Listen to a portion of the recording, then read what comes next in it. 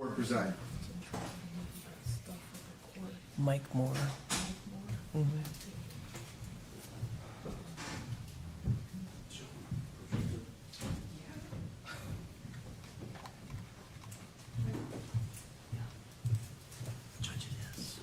Yeah.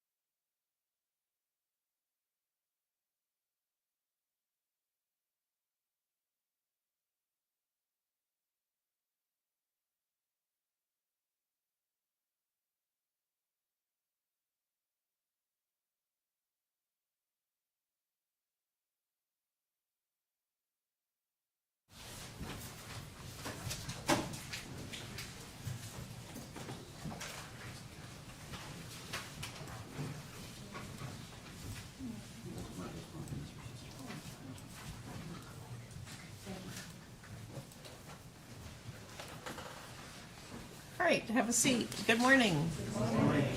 How is everyone? Good. Have any of you seen or heard or learned anything about this case or the people and places involved in this case? No media inundation or anything like that?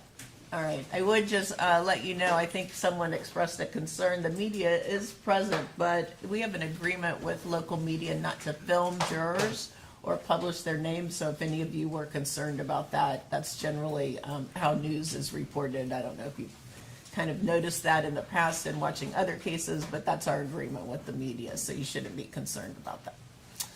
All right, state and call your next witness. Pseudo Corporal Michael Gabot.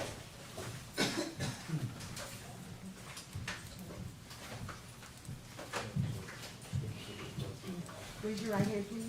Do you solemnly swear or affirm that the testimony that you're about to give in this cause will be the truth, the whole truth, and nothing but the truth? I do. Thank you, sir. Please come this way.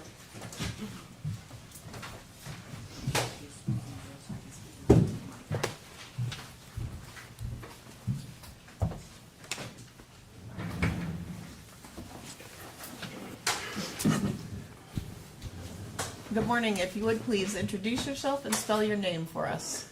My name is Corporal Michael Gabot. Last name is spelled G-A-B-O-T. Thank you. And Corporal, how are you employed? I'm employed with the Hillsborough County Sheriff's Office. And how long have you been working with the Hillsborough County Sheriff's Office? A little bit more than 14 years. And your current position is what? I'm a supervisor in District 4, which is our southern Hillsborough County area. All right. Back in August of 2022, what was your position at that time? I was a detective assigned to the HCSO homicide unit. All right. And at that time, about how long had you been working with the homicide unit? I believe at that point I'd been working with the homicide unit approximately 4 months. All right. And now you're a corporal. Is that considered a promotion within the sheriff's office? It is. Okay. Now, as a homicide detective, what were your general duties at that time? May I explain? Sure. So homicide detectives assigned to the homicide unit at the time that I was there had various duties. Those included death investigations of natural deaths, suicides, overdoses, homicides, kidnappings, and other violent crimes. Homicide lead investigators, those were people that were assigned to investigate actual murder investigations or homicides of any kinds. There are typically 3 roles in those sort of incidents. There's a lead investigator who's assigned by a supervisor to oversee an investigation. Their job is to draft affidavits, oversee and summarize the investigation for the attorneys, provide presentations, and conduct most of the interviews. There's an assistant detective whose job is to assist the lead detective. They're supposed to know as much of the case as they can in case something happens to the lead detective. They're incapacitated or unavailable. And then there's typically going to be a crime scene detective. The crime scene detective's role is to manage crime scenes for these types of incidents. So maybe there's 2 crime scenes, there may be 2 crime scene detectives. Any other roles outside of those are going to be ancillary duties assigned at various people within the division. All right. Now, in the death of Jayla Bass, were you given any particular assignment? I was assigned as the lead detective. All right. When did you first receive the call about the shooting? I believe I received the call on August 29th, 2022, sometime during the late evening. All right. And what did you do upon receiving that call? I ultimately responded to the area of the incident scene. All right. Were you provided on your way there any information regarding the call or regarding anything like that? In my initial receipt of the information for the call, regarding my response, I was informed that the shooting involved potentially an accidental shooting where 2 children were shot at a residence within our District 1 area, which is in the north part of Hillsborough County. All right. Were you able to hear the 911 call? I was. All right. And did you hear that before you went to the scene or on your way to the scene? I reviewed a 911 call as I responded to the scene, so prior to my arrival. All right. What did you do when you got to the scene? When I got to the scene, I met with my supervisor at the time, which was Corporal Florio, now Sergeant Florio, other detectives, and the deputies on scene, and I ultimately reviewed some body-worn camera. All right. And do you recall whose body-worn camera you reviewed at the time? Deputy Scott Rainey. All right. Did you go into the apartment at that time? I did not. All right. What did you do next? After reviewing the body-worn camera and receiving my assignment as a lead investigator, I responded to Tampa General Hospital. And why did you go out to Tampa General Hospital? I was informed that Jayla Bass was the, Sustained. Without telling us what you were informed, what was your purpose in going to the hospital versus staying at the scene? I responded to the hospital to check on the victims. Okay. When you got there, were you able to check on the victims? I was. All right. Who else were both victims there, or were they in separate hospitals? Both victims were in the same hospital in separate rooms. Okay. By the time you arrived there, was Jayla Bass pronounced deceased? She was. Okay. Was Jermaine Bass, the son, was he still alive at that point, obviously? He was. Okay. And what was his condition when you got there? He was incapacitated in a hospital room. Okay. Was he awake, coherent, anything like that? He was not awake. He was alive. I could see an obvious wound to his head, but he was unresponsive. Did you see anyone else there while you were there? Yes, I interviewed the mother of the children, Shirley Bass, in the presence of her sister. And how was she? What was her demeanor at that time? She had just been informed at the time that her child was deceased, that Jayla Bass was deceased, and she was very difficult. She was very difficult to interview. She was crying. She was in the process of what I determined to be grieving at that time. All right. So what did you do next? What did I do next from the hospital? From the hospital, after the hospital, where did you go? I responded back to the area of the incident scene. Okay. And what did you do when you got back there? At that point, there was a search warrant that had been authored for the residents. Detectives and crime scene investigators and other personnel from HCSO were inside of the residence. So I entered into the residence, met with personnel inside of there, received a brief walkthrough, and assisted with a search of a bedroom. All right. And the search of which bedroom did you assist with? It was the bedroom that was identified as belonging to the parents. Now, the jurors that by this point have now seen plenty of pictures of the residence and know, so they're familiar with the room you're discussing. Can you tell us what you did as far as assisting in the search of that particular room? Primarily, I assisted with a search of the closet. Okay. Were you there when the drawers, the dresser drawer was searched, the silver dresser? I was in the room when it was searched. All right. And were you there when the firearm was recovered? I was. All right. And did you see them remove the firearm from the actual dresser? I did.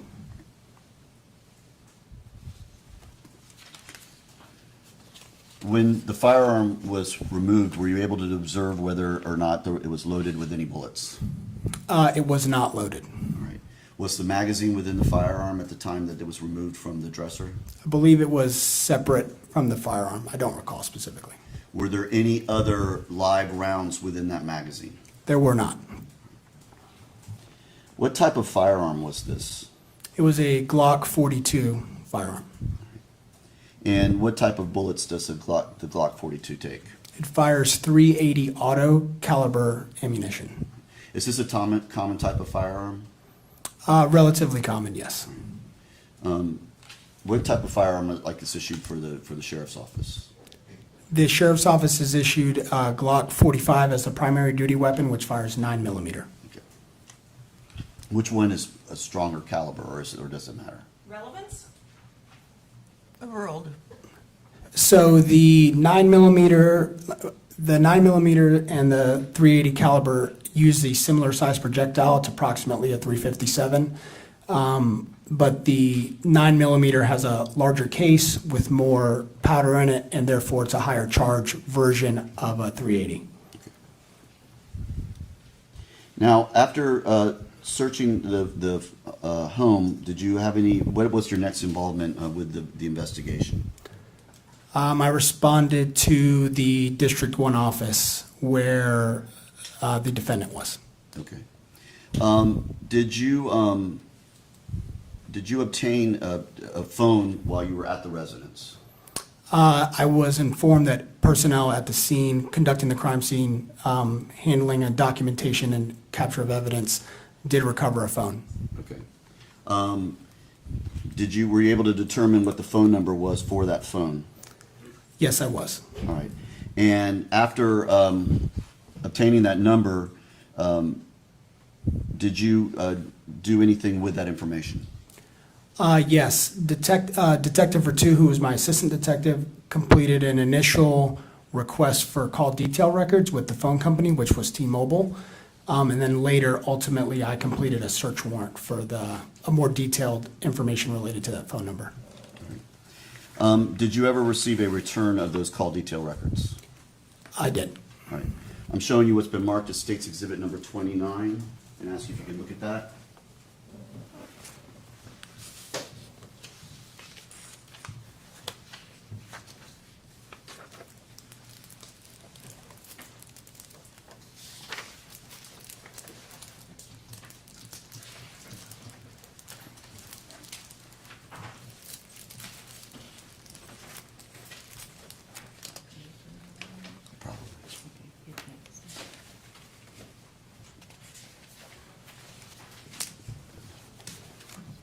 Do you recognize those? I do. And are those in fact the call detail records you received as a result of your subpoena? They are. Or it was from the search Or warrant. from the search warrant? Judge, at this time I would move to have State's Exhibit number 29 admitted into evidence.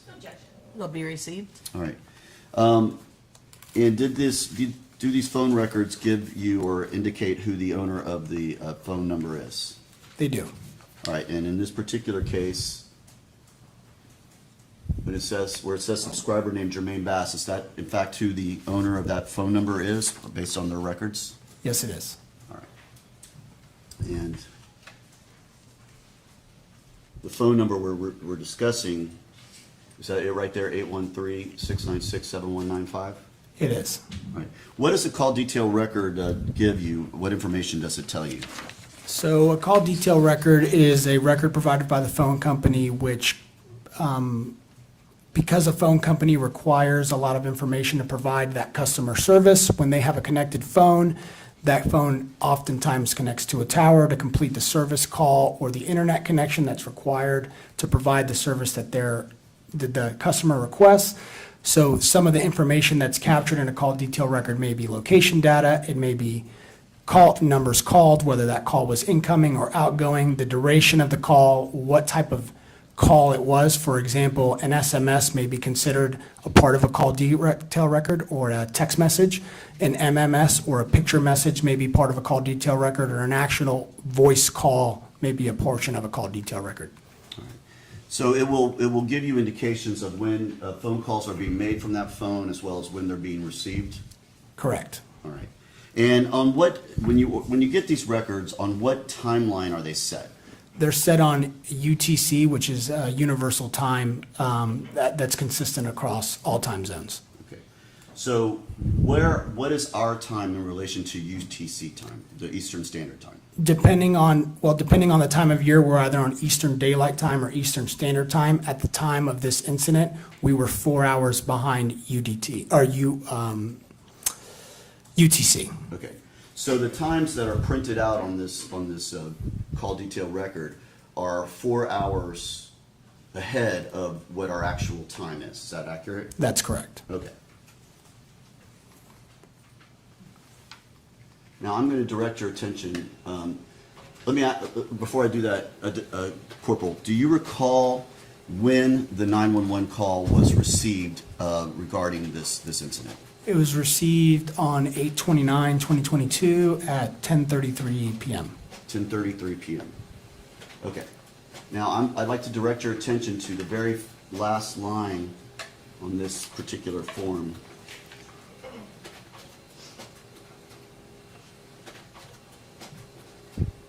It indicates an outgoing call on August 30th of 2022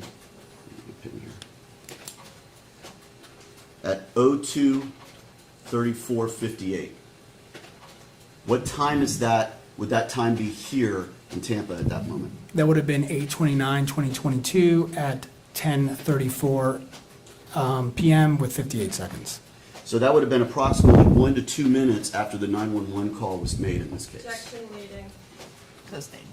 How long after the 911 call would that have been? Sometime between 1 and 2 minutes after the initial 911 call. All right. And what is that call, if you can tell the jury? That is an outgoing call to phone number 813-516-3376. All right. And that is a outgoing call, meaning someone made that call from that phone at that time. That's correct. Now, can you tell whether or not that phone was answered? From the duration of the call being 5 seconds, even though the call says it's completed successfully, in my experience as an investigator, that typically means the call was not answered and it went to voicemail. Okay. Were you able to determine who that phone number was that he was calling? I was. And whose number was that? It was LaQuanza Thomas, who is Jermaine Bass, the defendant's mother.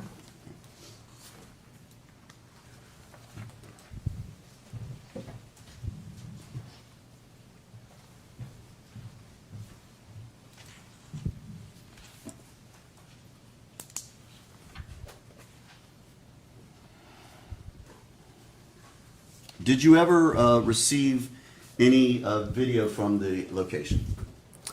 Yes, there was video surveillance recorded from a residence that was sort of across the street from where the incident occurs.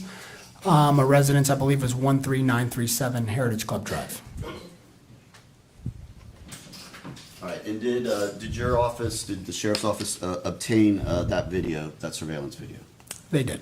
And did you notice anything of interest on those videos? Yes, I did. Okay. What did you see?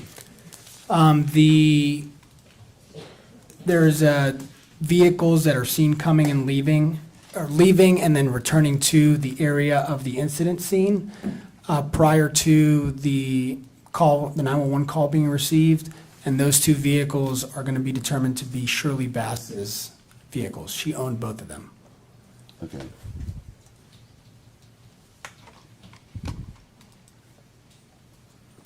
Okay, so you were, what two vehicles did she own? She owned a Mercedes C300 and a Nissan Titan pickup. Both of them were white. Sorry, Corporal, I got the wrong.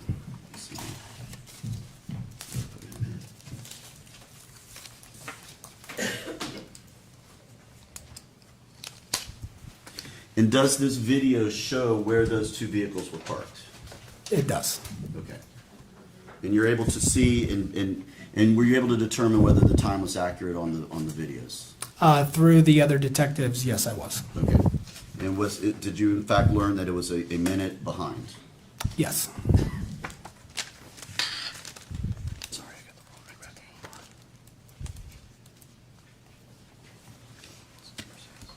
All right, so I've now put in State's Exhibit number 6, which has already been admitted into evidence. And I'm going to go through some of these with you, some of these videos. So I'm going to start with the first video that is an MP4 file dated 9/1/2022 at 8:07 a.m.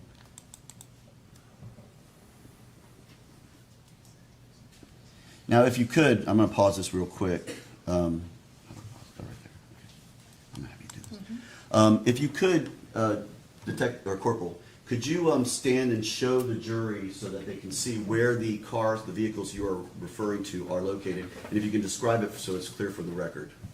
They're going to be to the top right of the screen, and the white vehicle, the white pickup truck here is going to be Shirley Bass's Nissan Titan, and the vehicle just to the left, or to the right of it, from the perspective of the vehicle, left of it on the screen, is going to be her white Mercedes C300. Okay. And the time on this is August 29th of 2022, and it's at 6:05:48, which we now know is actually 6:06:48, correct? That's correct. All right. And what do you, in this particular video, is this where you observed them, or observed her leave? This is the video where we observed I observed the white Mercedes C300 leave. Okay.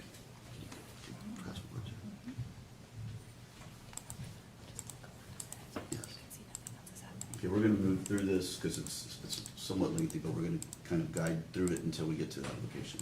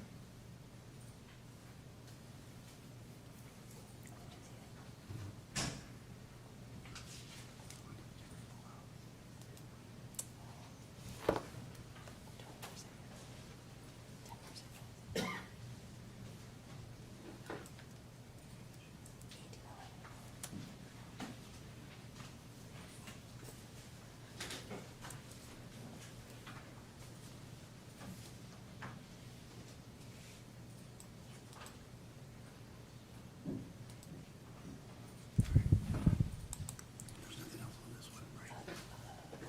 Does he pull out on this one? All right.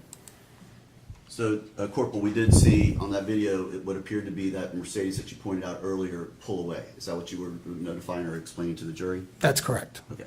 All right, so now let's go to the next one. No, I think we, yeah, it's up there. Got it. All right. This one's hard because it's not an MP4 file, so be careful. I have trouble with it.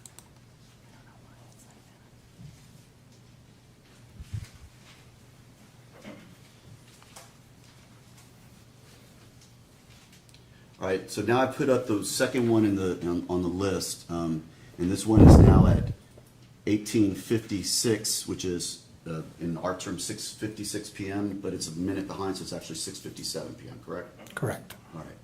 And what are we looking at here around this time? What of relevance comes up in this particular video?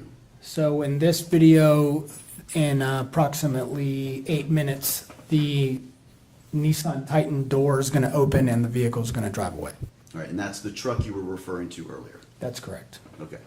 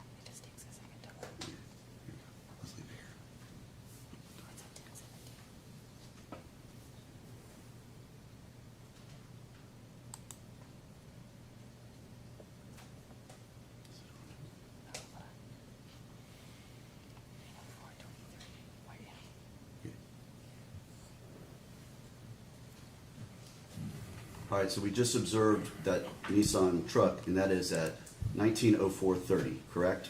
That's correct. So that would be 7:04:30 p.m., but which we now know is 7:05:30 p.m. That's correct. All right. Detective, real quick, because we just kind of looked through that. You've watched that video before, correct? I have. Do you see anyone get into that in the passenger side of that vehicle? Not that I can see from the video.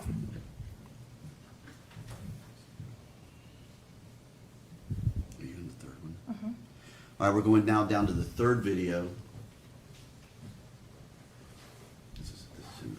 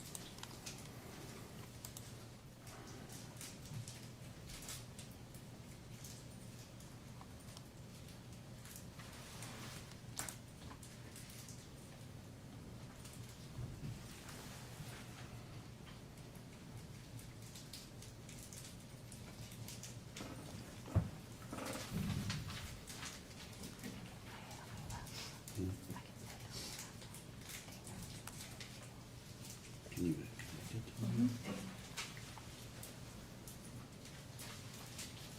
Sorry, Judge, we're having some technical. Okay.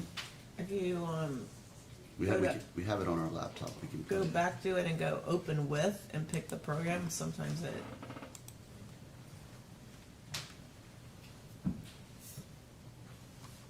Look it up.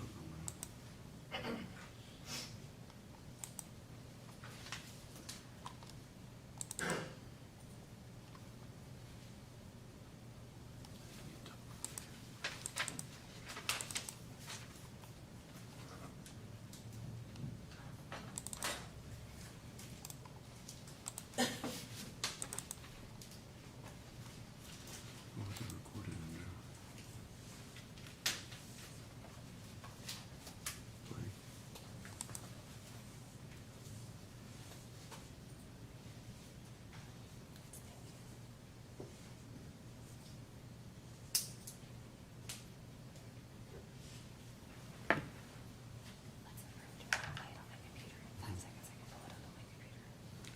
Do we want to do like actual evidence?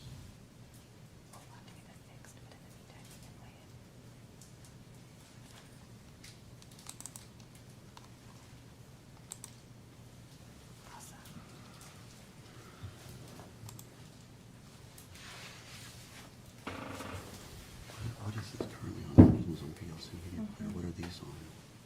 Can you tell? Okay.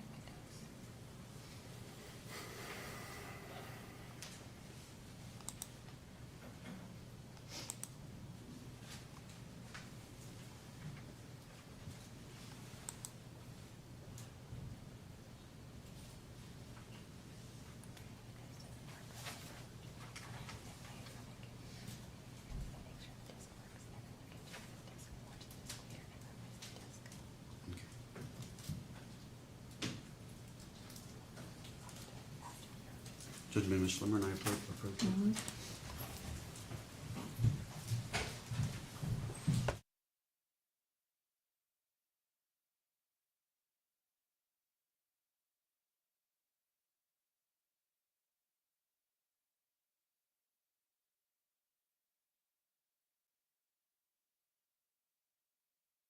Corporal, so we're going to connect the laptop. It's going to show the exact same thing, and we'll figure out why the disc isn't playing.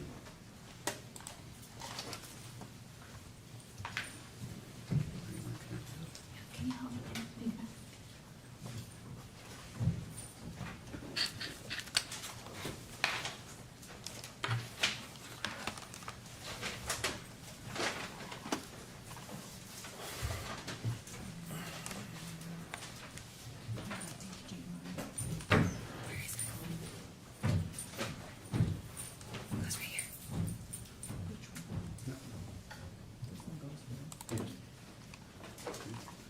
Oh, look, it's working.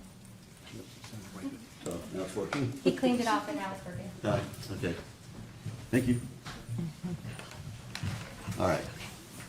So now, Corporal, we are now at 22:10:08. What time is that? And like for people who are not on military time? It's going to be 10:10 p.m. on the video. Okay. And which we know now is 10:11 p.m. Correct. Okay.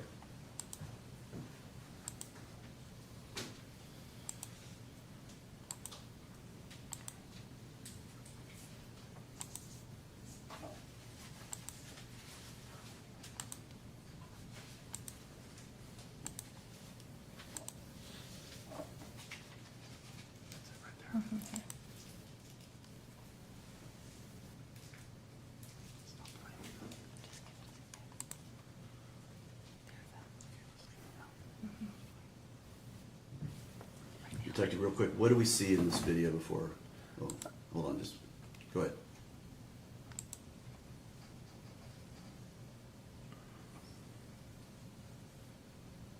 Judge, I'm just going to object to the corporal narrating the video. That's why I stopped.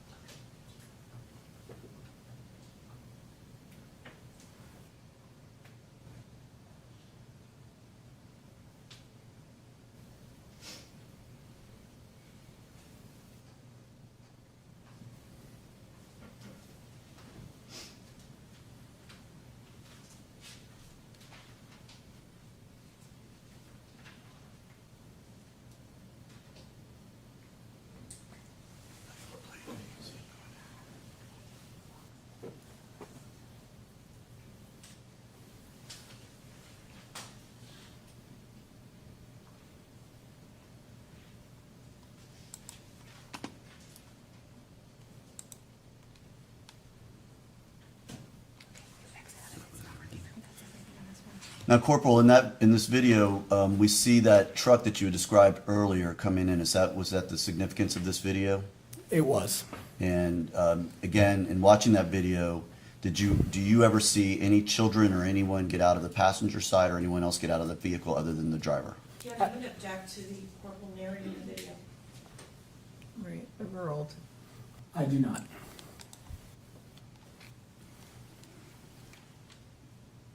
All right, I'm now going to the fourth one. That's labeled 8/30/2022, 9:09 a.m.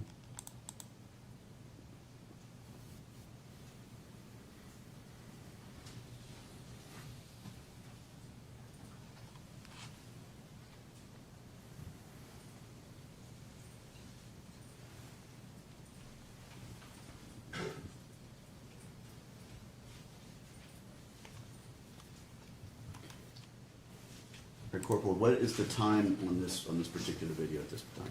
It's going to be 10:18 p.m. with 34 seconds on August 29, 2022 on the video. Okay. And what's the real time on that? It's going to be 1 minute ahead of that approximately. So it's 10 10:19 and 34 seconds.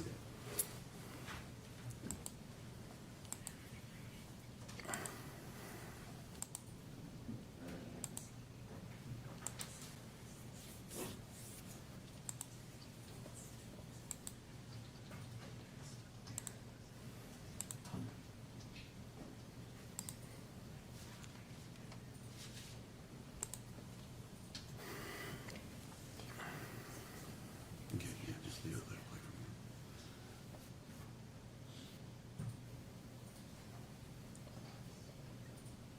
Corporal, just for jury, where are we looking at here? You're going to be looking just to the right of that Titan, to the left of it in the video, but to the right of it physically to the vehicle, which is where Shirley Bass's Mercedes is going to pull back in.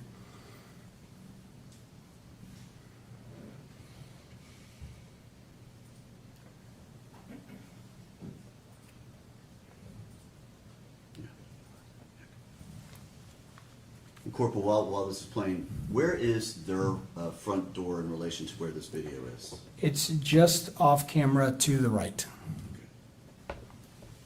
So somewhat behind that Nissan truck on the video? Correct. It's in the video would be in the area behind the truck, sort of obstructed by the leaves of the tree. Yeah, just leave it. Let it play through.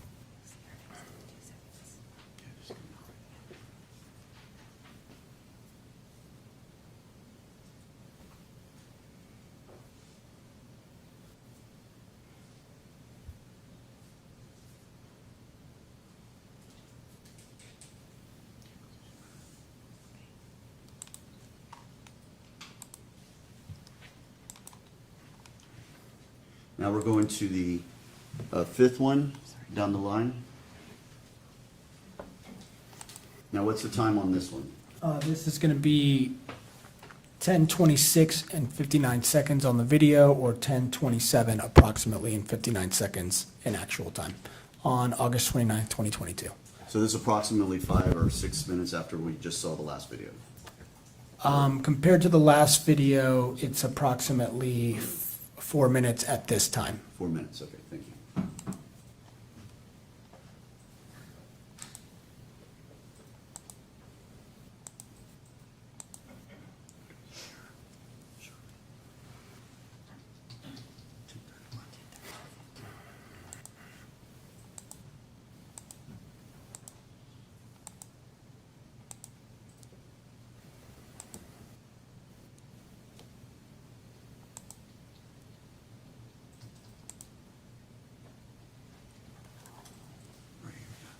So Detective, we've moved forward a little bit on the video. We're now at what would be 10:30, 37 seconds, or 10:31 in real time.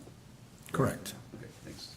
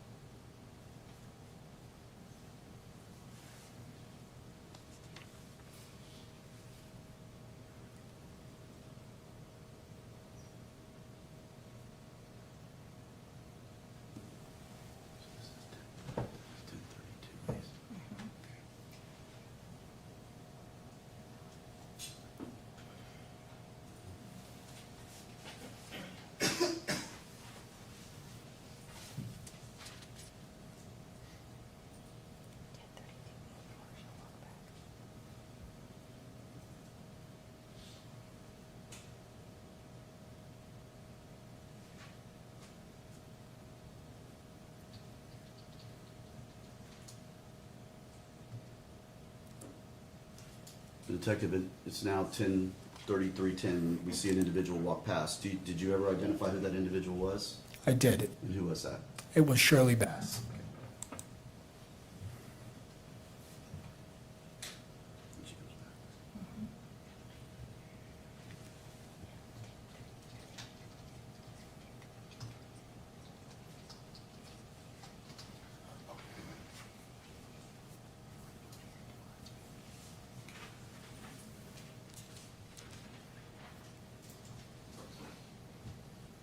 And Corporal, while this is playing, where the individual you identified as Shirley Bass walked to, the individual known as Daquan Evans who called 911, does he live back in that location where she was walking towards? Yes, he does. Okay.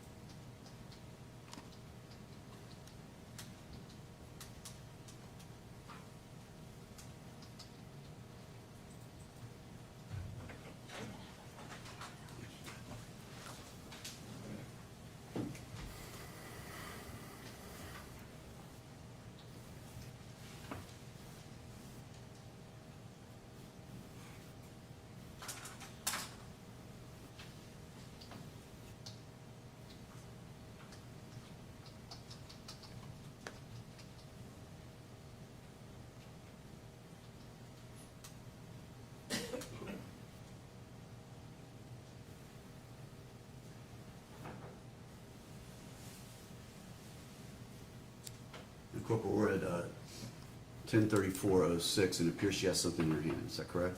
That's correct. It's up to her ear. That's at the phone. Correct. It looks like she has it at one point, at some points out at her ear, and then at some points in her hand, and she's looking down at it.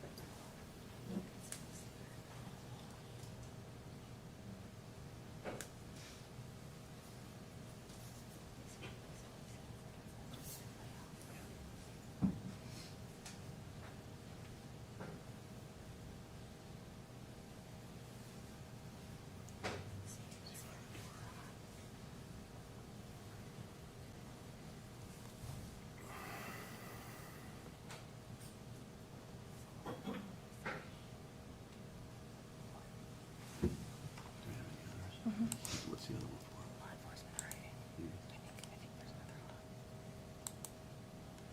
All right, we have one more. This is the last one.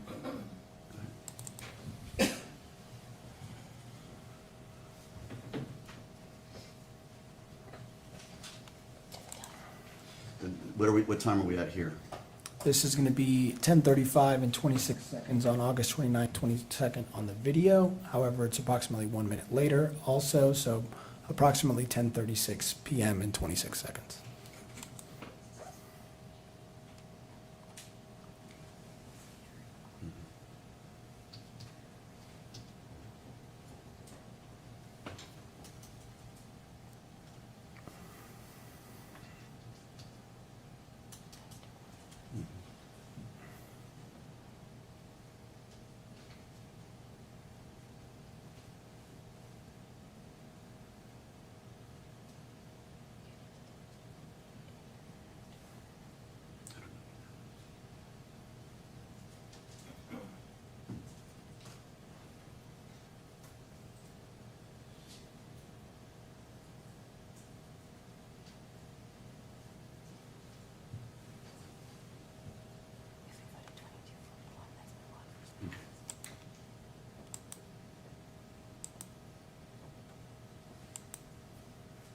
Corporal, we see an individual walking around out there. Were you able to identify who that was? The person at the far end or the person closer to the tree? Closer to the tree right there. I'm not aware if that person was identified personally. And what do you say the person at the far end? The person, there's a person walking around near the area where Shirley Bass's C-300 is, and I believe that's Shirley Bass. Okay.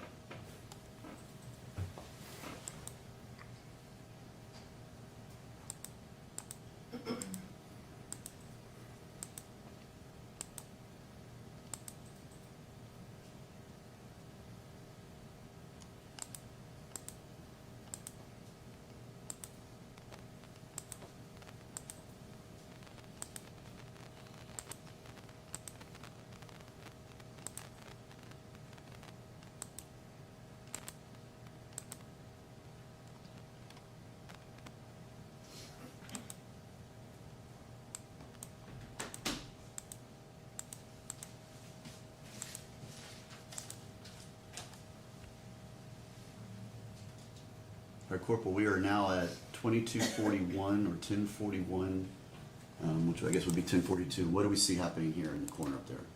This is capturing the arrival of law enforcement, the first law enforcement officers who arrived at the incident scene.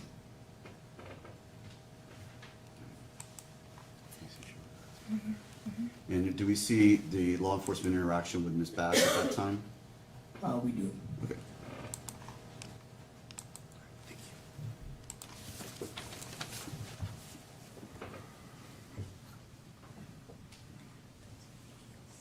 Yeah, I just remembered. All right, thanks. All right, Corporal, you had reviewed those videos back when you obtained it, correct? Correct. When the sheriff's office obtained the video, I was able to review it. Okay. Now, the person you identified as Shirley Bass, how long would you say, or how long were you able to time how long it was when the Mercedes arrived to when she's observed walking out of the house and walking around in the parking lot. Judge, just again, I'm going to object to the courtroom narrating the video to the jury. All right, overruled. It's approximately 8 minutes. Okay.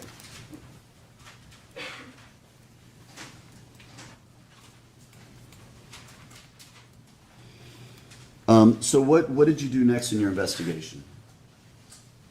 So I forget what our last discussion point was as far as where we were. You had obtained these videos and observed the videos.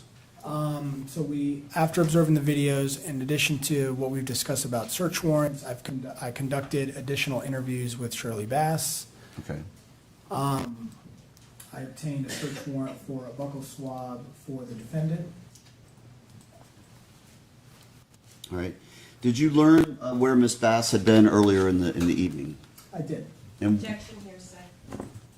Oh, not to that question. Overruled. And based on the information you learned about where she had been, did you follow up on that investigation? I did. And were you able to confirm that she was at the location that was identified? I did. And did you speak to people who were at that location who were there when Miss Bass was there? I did. All right.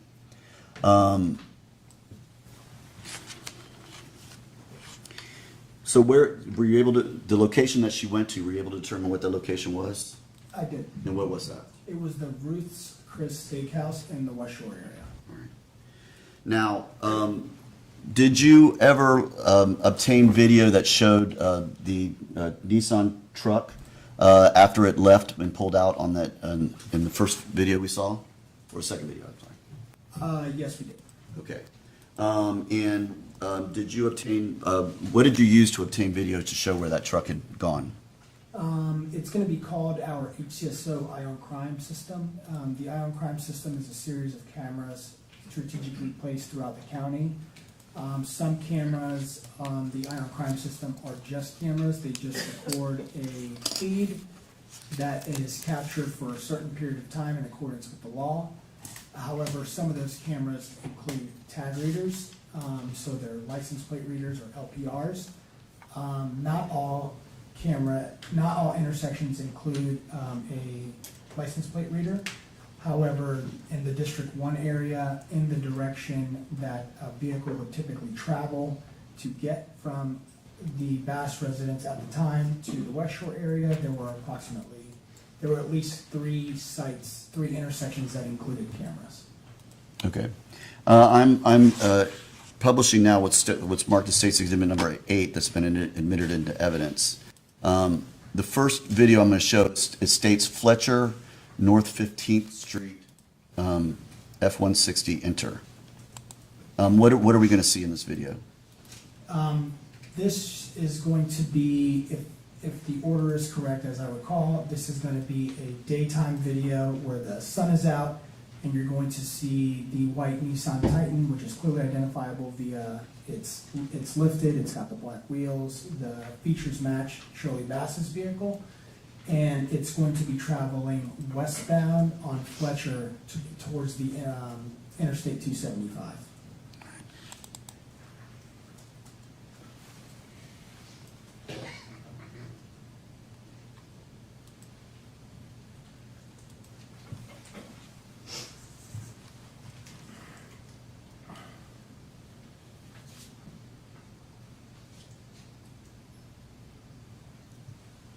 So just to orient the jury, that was Fletcher Avenue that we're looking at? That's correct. Okay. And you see that truck going towards from the right of the screen to the left of the screen. Is that the westbound direction? That is. And that would be heading towards the interstate? That's correct. Okay.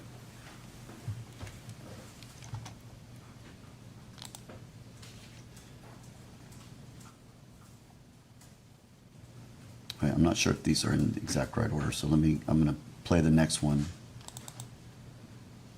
that says 15th Street pole.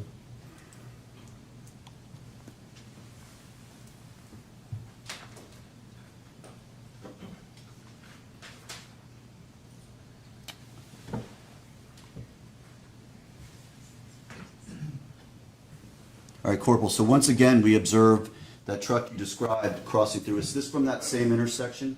It's the same intersection, however, this camera is pointed north on 15th Street. Okay. And so, again, the directionality of that truck on this would be heading west towards the interstate. That's correct.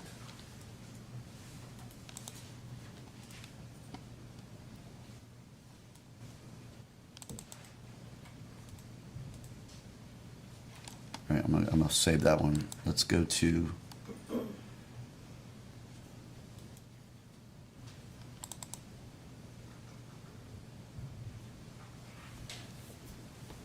All right, what are we looking at here? I believe this is 22nd Street, which is to the east. So it is actually going to be slightly before, and it is also going to be the Nissan Titan traveling westbound.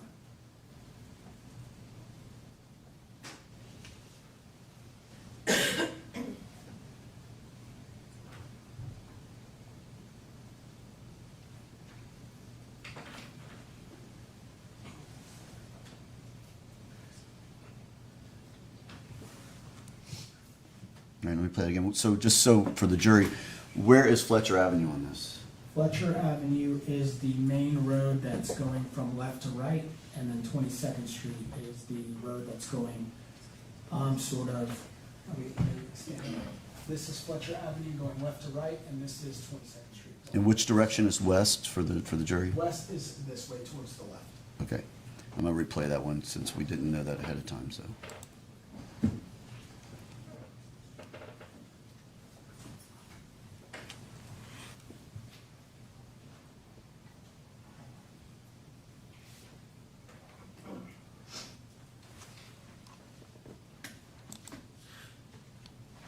So all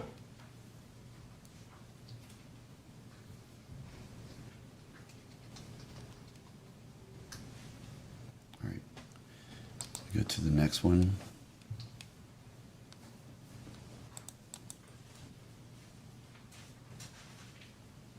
All right, I'm going to pause this real quick.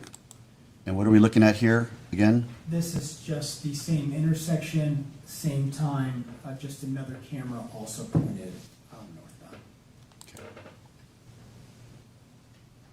Actually, I believe this camera may actually be pointed southbound. All right, so I paused it at 22 seconds into this, or I'm sorry, 11 seconds into this video. We see a vehicle near the Exxon. Is that the vehicle in question that we're talking about, the Nissan truck? It is, and I misspoke earlier, this camera is pointed northbound. Okay. And so that Nissan truck would be heading in a westbound direction, That's correct. which would be towards the interstate. That's correct. And this is before the prior video we saw from 15th Street, approximately 1 minute. Okay.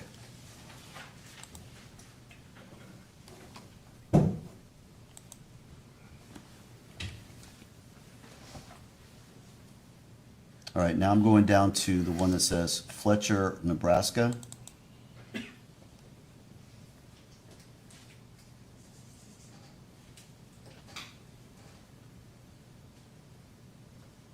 Oh, this didn't load properly.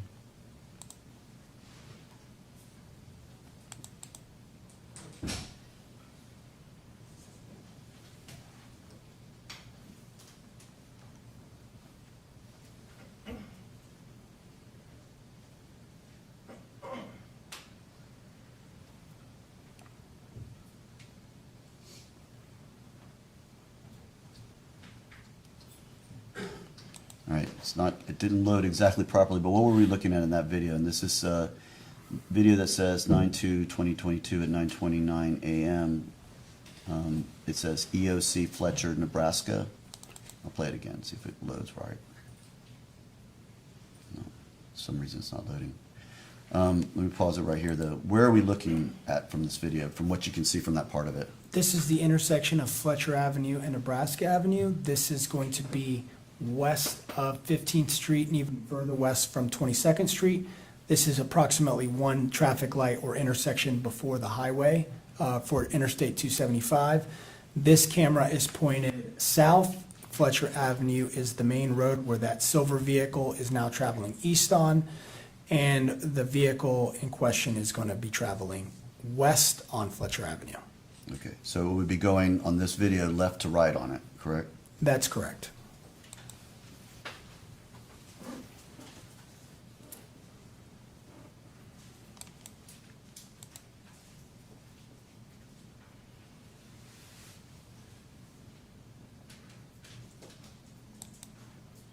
All right, we just saw it. Was that what we saw pass, the Nissan truck? That's correct. All right. Now, those were from earlier in the day. Did they correspond and match the times that you recovered those videos from the time that that you observed the Nissan truck leaving the residence at Heritage Club? The times that we see the vehicle on the Eye on Crime cameras traveling westbound were consistent with the vehicle leaving from the Heritage Club apartment complex and traveling west towards Interstate 275. All right. Did you obtain video from later in the day showing that vehicle coming in the opposite direction? Yes, we did.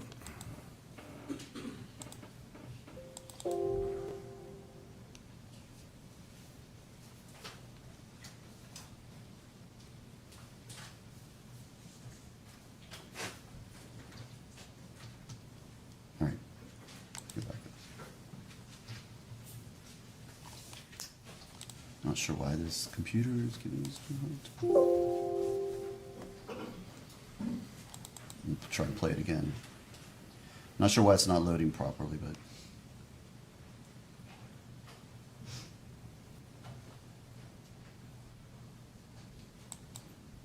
All right, at that point in time, we just see a white Nissan truck go by. Is that the truck that you are identifying as being the defendant's? It is. Okay, and do you recall what time it was that this was taken from the poll camera? This is 22, I believe, 11 hours, so 10:11 p.m.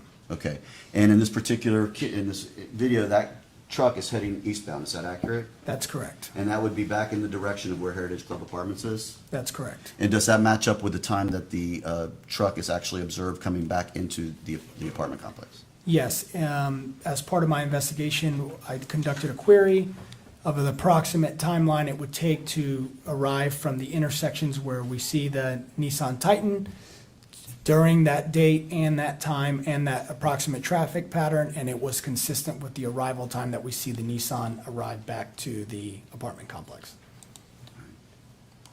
Finally, the last video, if it loads properly, we'll see. No. All right.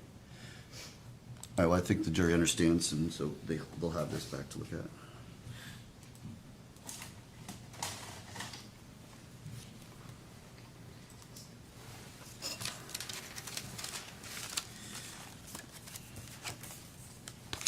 After obtaining the call detail records, do you obtain are you able to learn or follow where that phone goes there throughout that evening?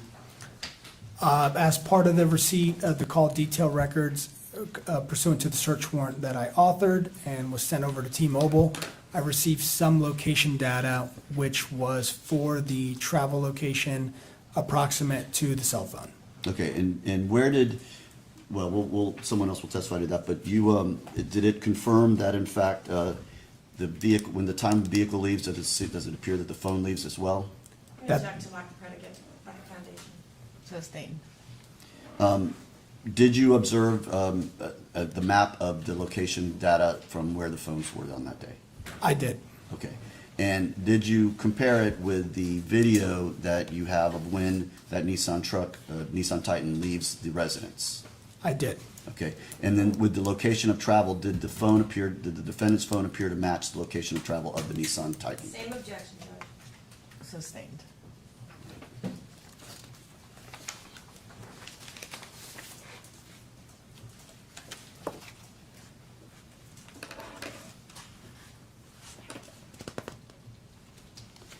Did the phone in question, the defendant's phone that you obtained those CDR records from, did it appear to ping or be at the location or near the location of West Shore? Same objection, lack of foundation. Sustained.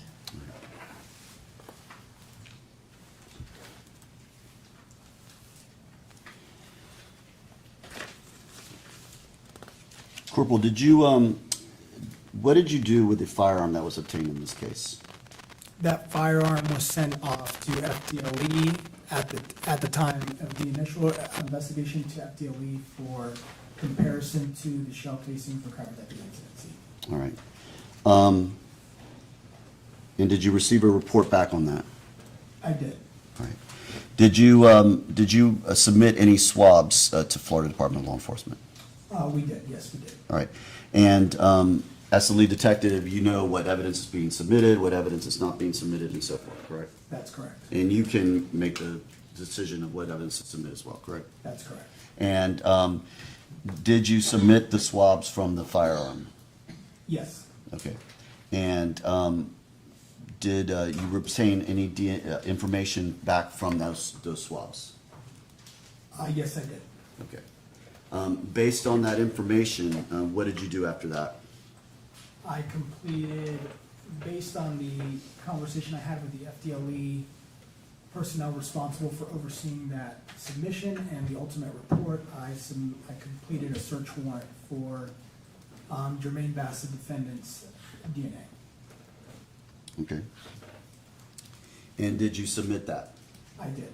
All right. And did you obtain a result back from that? I did.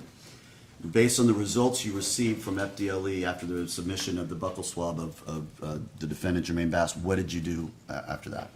I made a determination that I should also write a search warrant for Shirley Bass's DNA. All right. And did you submit that as well? After receiving the DNA, I did submit that as well. Okay.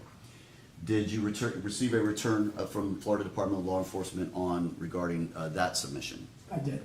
What did you do based on the return from that submission? I sought to obtain the DNA from Jermaine Bass, and I also submitted the DNA for Jayla Bass. Okay.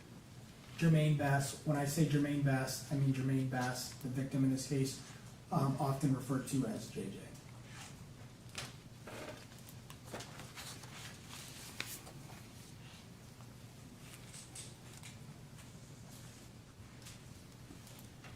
And for JJ, when you obtained the buccal swab, did you in fact go there yourself personally and meet with JJ and obtain the buccal swab?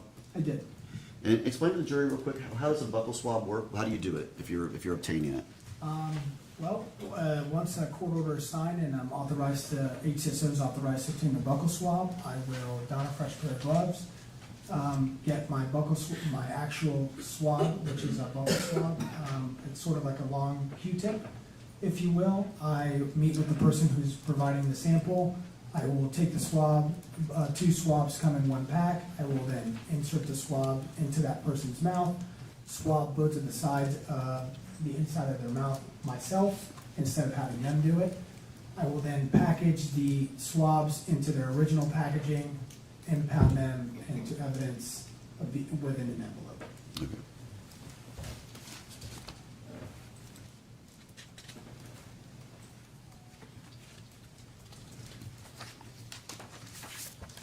Did you do anything else in this investigation?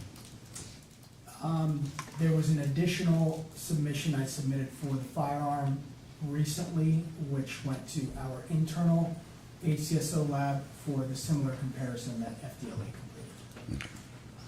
completed. Anything else that you did that you recall? Additional interviews and additional submissions, evidence impounds, and things of that nature, mostly administrative work. All right. Did you ever obtain the defendant's phone? Oh, you did, correct? I did. You testified to that earlier. Were you able to download the phone and to review its contents? The phone was downloaded, however, there was no data of, usable data on the download. Okay. Judge, if I may have a moment? Yes. All right, Judge, I'll pass the witness at this time.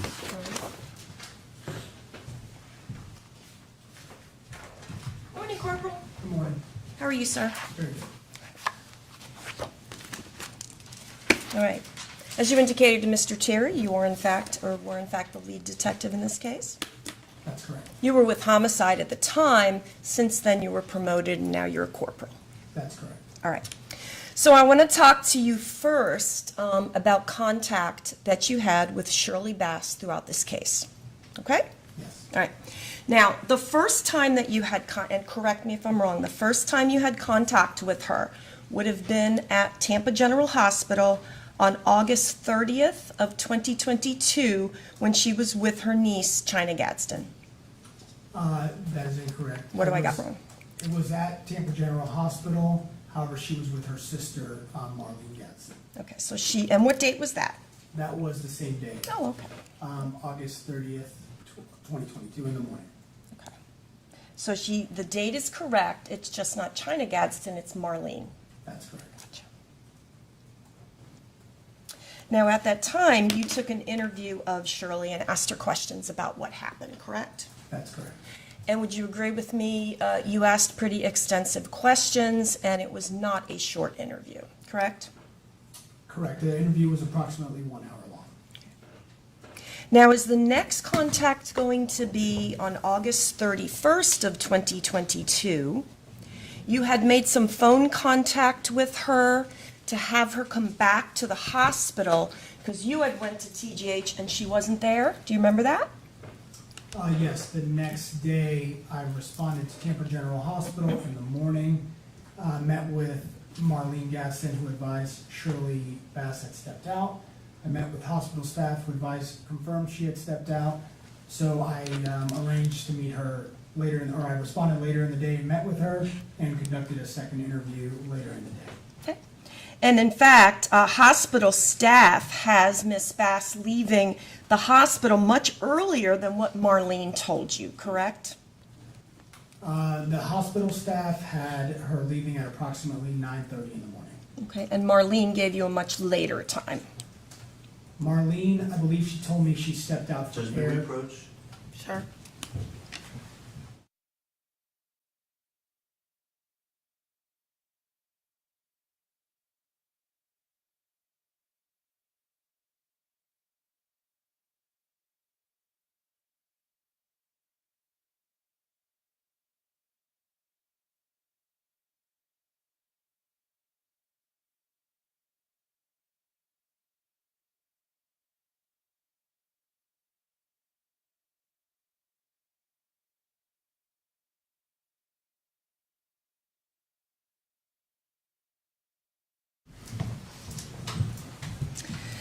Okay, so that's on August 31st, and then at some point Shirley Bass will return to the hospital.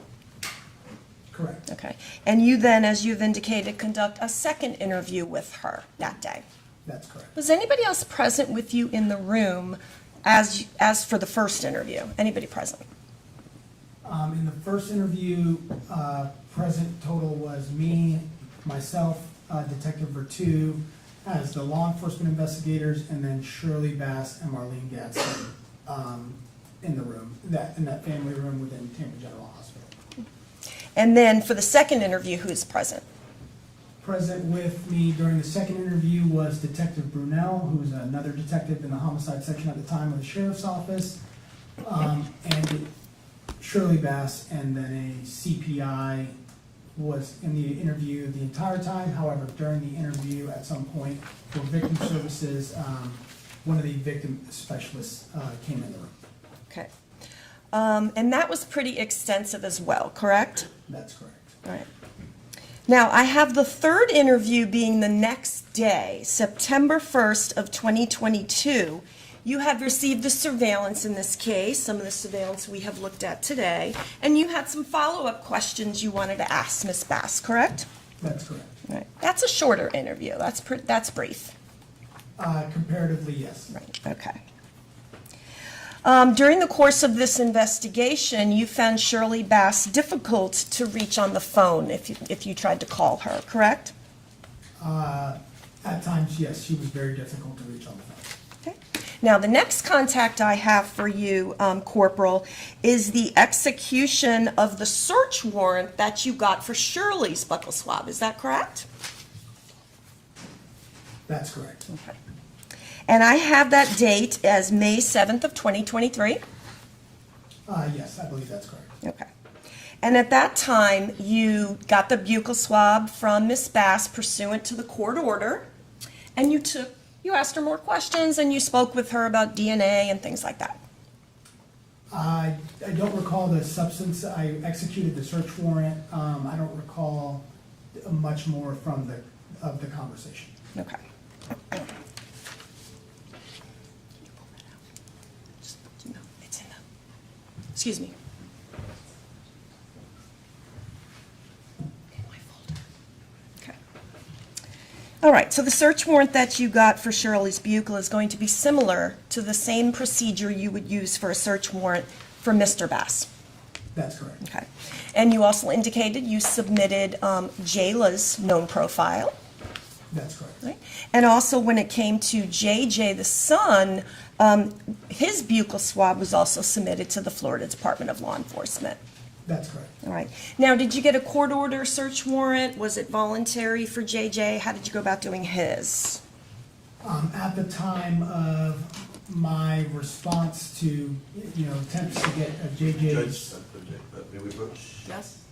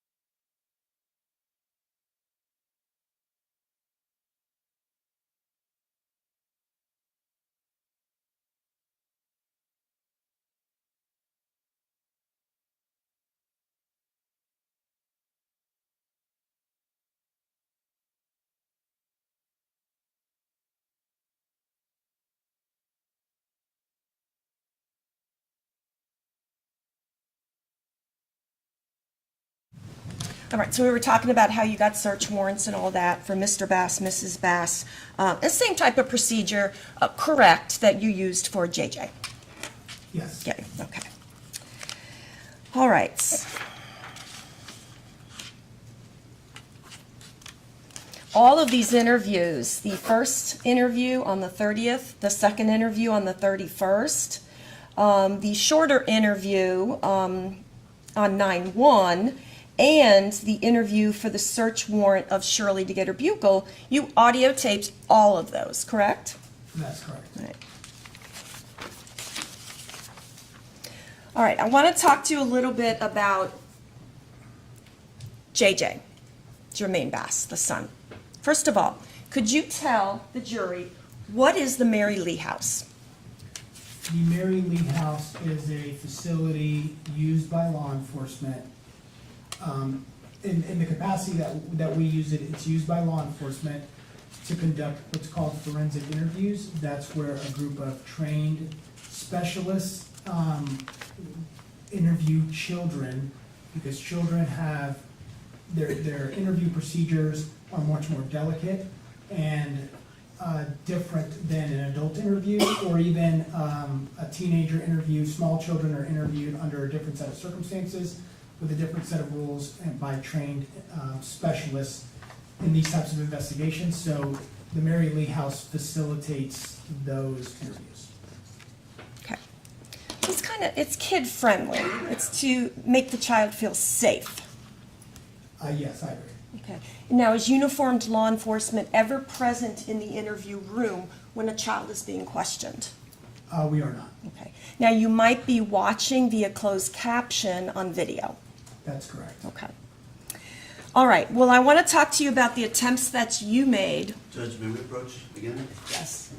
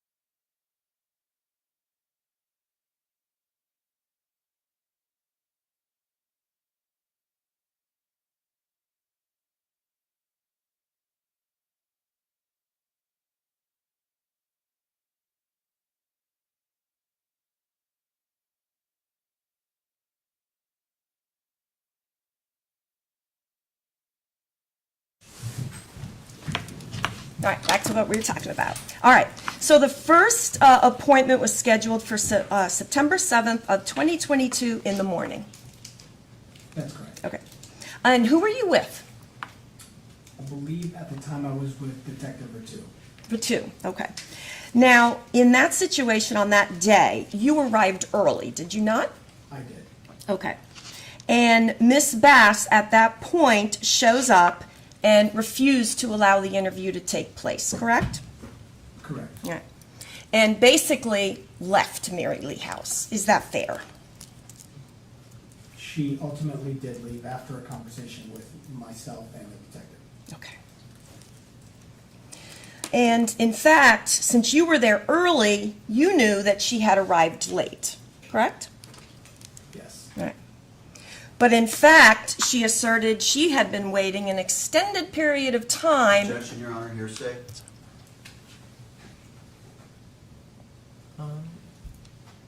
Sustained. Okay. All right. All right, so the interview did not take place in the morning of September 7th of 22 that day, correct? Correct. All right. And in fact, on that same day, is it true, Corporal, that you didn't even lay eyes on JJ? That's correct. Okay. Do you know if she had even brought him that morning? I'm unable to confirm that personally. Okay. Now, so when she refused to do the interview, did you take steps then to try to conduct a second interview, or actually a second attempt at an interview, later that day? I did. Okay. So we're on the same day, 9/7 of 22, and do you return to Mary Lee House now with Corporal Royal? I did. Okay. At that point, the interview did not take place either, did it? It did not. Okay. And it did not take place because JJ was uncooperative, correct? That's correct. Right. He was hitting his mother. Correct. He was poorly behaved. That's correct. He was disruptive and refused to speak.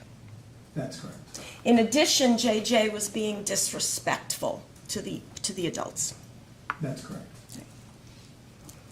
So no interview is able to be conducted that afternoon. That's correct. All right. Now, at some point, a third attempt at an interview is going to be scheduled for September 12th of 2022. That's correct. Okay. Now, at this point, do you go on military leave? I did. All right. And who takes over for you on September 12th? I believe Detective Brunel and or Detective Ratu. Okay. All right. And they both work with your agency, correct? That's correct. All right. And as lead detective, are you aware if the interview actually took place on that date? It did not. After that interview, the third attempt on September 12th, did the Sheriff's Department obtain an investigative subpoena and have it served on Shirley Bass? Yes, we did. Okay. Tell the jury, what is an investigative subpoena? An investigative subpoena is an order ultimately issued by the state attorney's office commanding a witness to be present for either an interview, typically for an interview, to provide testimony in relation to a case. Is it voluntary, in other words? Can a person just say, I'm not going to appear? No, it's not voluntary. Okay. What could happen if a person doesn't respond to an investigative subpoena? Potentially, they could face criminal sanctions. Okay. All right. And as lead detective, you're aware that in fact was served on Miss Bass? That's correct. Okay. And it is served by, I believe, Detective Ratu and or Detective Brunel? Correct. All right. Now, then, as lead detective, are you aware that the interview was finally completed on September 23rd of 22? And again, is Detective Ratu in your absence? That's correct. Okay. The interview was then able to be completed with JJ. That's correct. All right, so is it fair to say then, Corporal, that Shirley Bass was uncooperative with the attempts that were made by the Hillsborough County Sheriff's Office to have her son interviewed? May I explain? Well, was she cooperative or not? There were times where Shirley Bass was uncooperative, and then there were other times where I personally spoke with her where she appeared fully cooperative. Oh, okay. So half and half. She's cooperative at times, and she's uncooperative. Correct. Right. When it comes specifically to her trying to bring her son JJ into the Mary Lee house, however, you found her to specifically be uncooperative, did you not? Not fully, because there was the occasion in the afternoon where she brought him in and was cooperative with us as we spoke with her.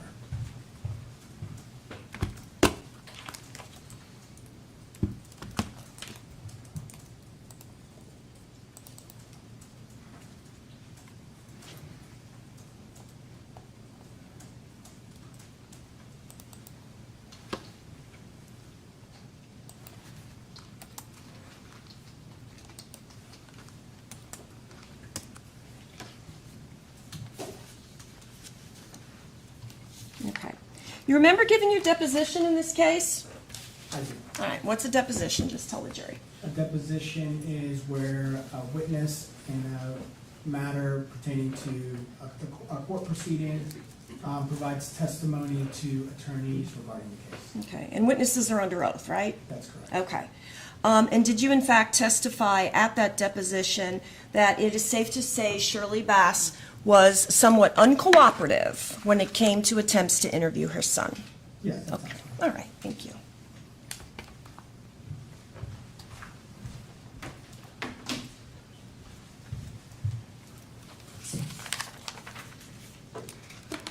And finally, before I leave discussing Mrs. Bass, I want to show you a transcript of the audio you did when you executed the search warrant on Shirley Bass, and it is just to refresh your memory if you discussed other things, okay?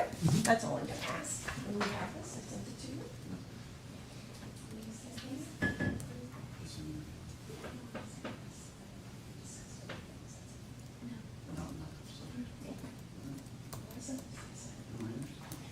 All right, may I put you witness, Judge? Yes. Okay, I'm handing you a copy of what has been transcribed as Shirley Bass search warrant execution. And this has been previously supplied to Mr. Terry. I don't want you to discuss the contents, just look through it. And I'm gonna ask you again if that refreshes your memory of when you took the buckle, did you discuss other things with her?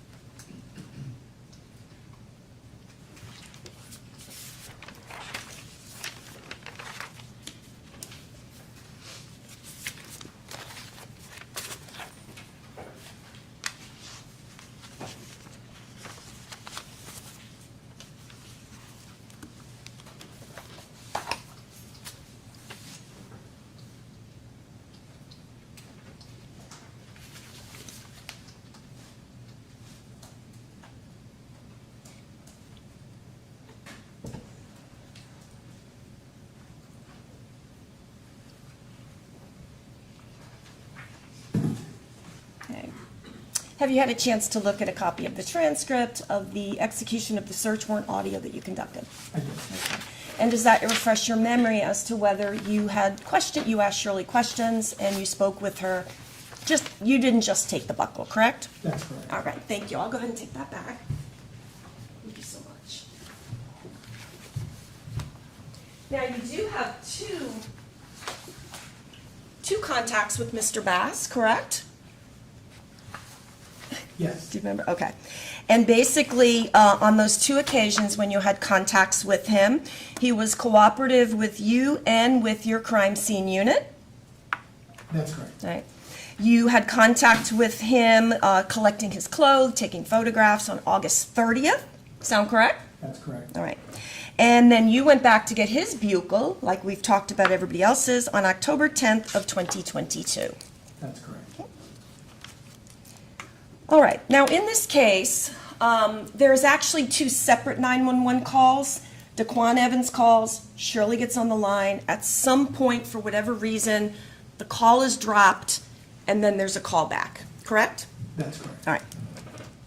And it is a true statement to say that you cannot fire 9mm ammo in a .380 automatic, semi-automatic. As I understand from my experience with firearms, that is correct. Okay. All right. Now, did you know anything as lead detective about the brown purse that was located in the children's closet? No, Okay. Were you aware, or are you aware as you sit here today, that there was .380 ammo in a box in a purse in the children's closet? I was made aware shortly, or during this trial that Okay. You found out during the trial. like, I found out during the trial. 2.5 years after this incident. That's correct. Okay. All right. Now, you had indicated that Mr. Bass's blue iPhone had been collected at the crime scene, correct? That's correct. All right. And you indicated you did looked at it and there was no significant or anything of evidentiary value for you to tell the jury about, correct? That's correct. And in fact, you did a Cellbrite download I or don't, tried to? I don't conduct the downloads, but I believe at the time, Cellbrite was the application used to download the phone. So that's what Cellbrite is. It's just kind of like you connect it to the phone and it'll shoot out all the data from the phone. Yes. Cellbrite is a program that is, I believe, generates the report for reviewing the phones. Okay. And that's pretty standard and routine that you will do that in cases where you'll have a phone, you get the search warrant, and you're able to attempt to do downloads of the phone. Correct. Photographs, you could get text messages, phone calls, social media, all of that. That's correct. And getting a search warrant for Mr. Bass's phone, that is also fairly routine as part of your job, correct? That's correct. All right. I wanted to ask you what you got in relation to that search warrant that you did for Mr. Bass's iPhone that was in the crime scene. You requested in your search warrant cell site lists. Do you remember that? In the search warrant for the physical phone or the search warrant for the data? The data. Yes. Okay. And in paragraph 7 of your search warrant, do you remember requesting timing advance records? That's correct. Okay. Do you know, as you sit here today, Corporal, what records you received in this case from T-Mobile pursuant to that search warrant? I don't recall all of the records as I sit here right now. However, I do recall receiving call detail records and I believe data sessions, which are related internet connection, location information. Do you know, and if you don't, it's fine, if you received anything above the call detailed record? I don't recall. Okay. And did you, in fact, ask Bethany Ross to do some work concerning Mr. Bass's call detail records? I did. Okay. I want to talk just a little bit about Mr. Bass's call detail records that we looked at here today. You had mentioned something about a phone call. It looks like it was 2234. Mr. Bass's phone makes an outgoing call to a number you believe to belong to his mother. That's correct. Okay. And was that call answered, do you know? Based on the time, the duration of the call, it says completed successfully. However, based on the 5-second duration, Like I stated previously, that is consistent with me to be where the voicemail answered the call. The call was not answered by a person, it went straight to voicemail. Okay, in fact, the CDR lists 5 seconds. That's correct. All right. So, and as lead detective in this case, you're aware that the 911 call was at 22:33. That's correct. Right. So the 911 call is being made at 22:33, and a minute later, Mr. Bass attempts to call his mother, correct? That's correct. Right.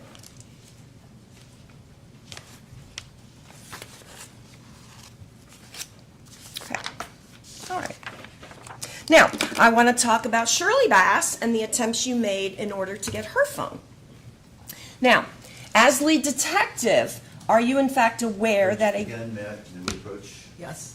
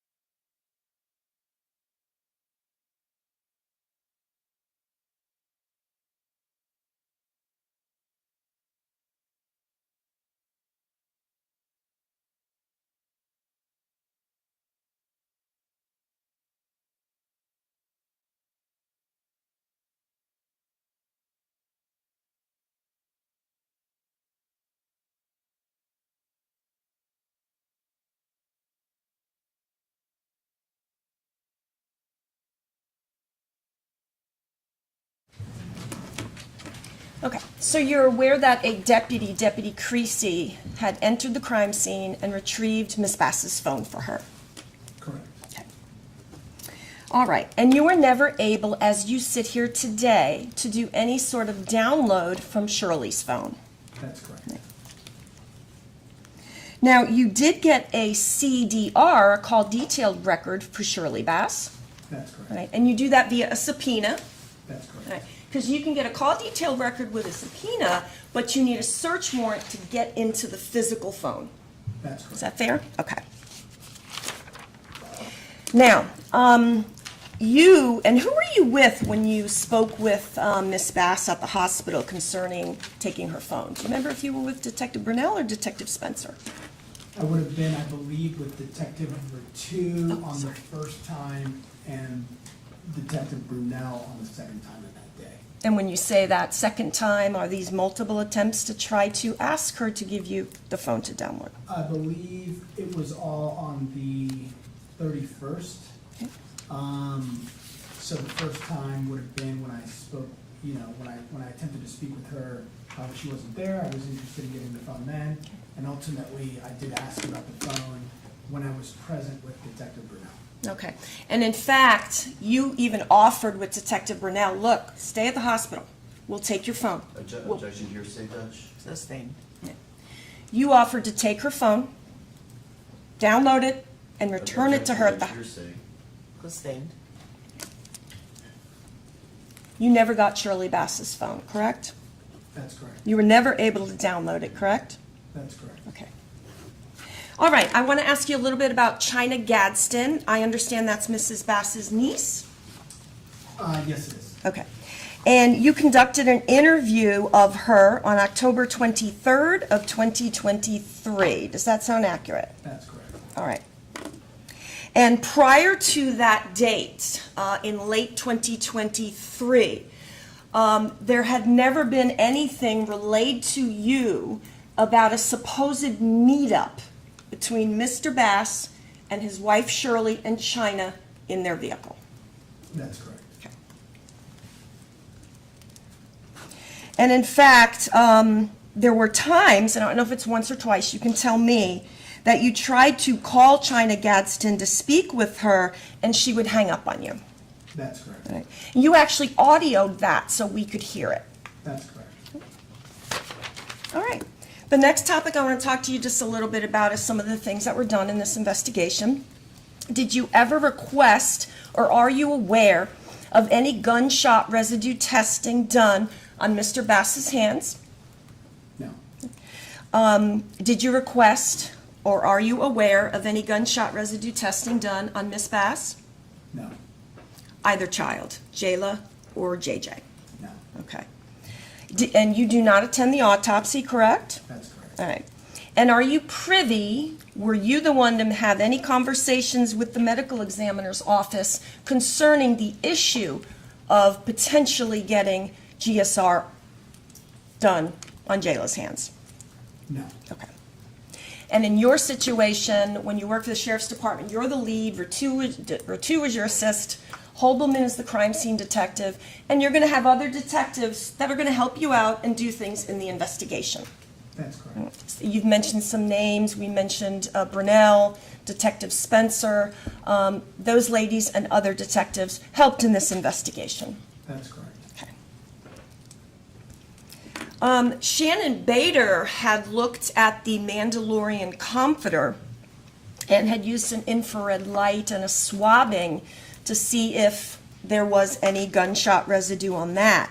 So I wanted to ask you, what follow-up did you do concerning what she took off the blanket or what she photographed?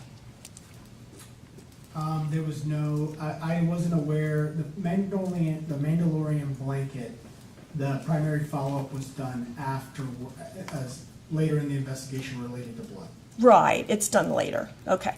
So as lead detective, are you aware that she used infrared light and looked to see if there was gunshot residue and actually swabbed it? Are you aware of that? Not specifically. Okay.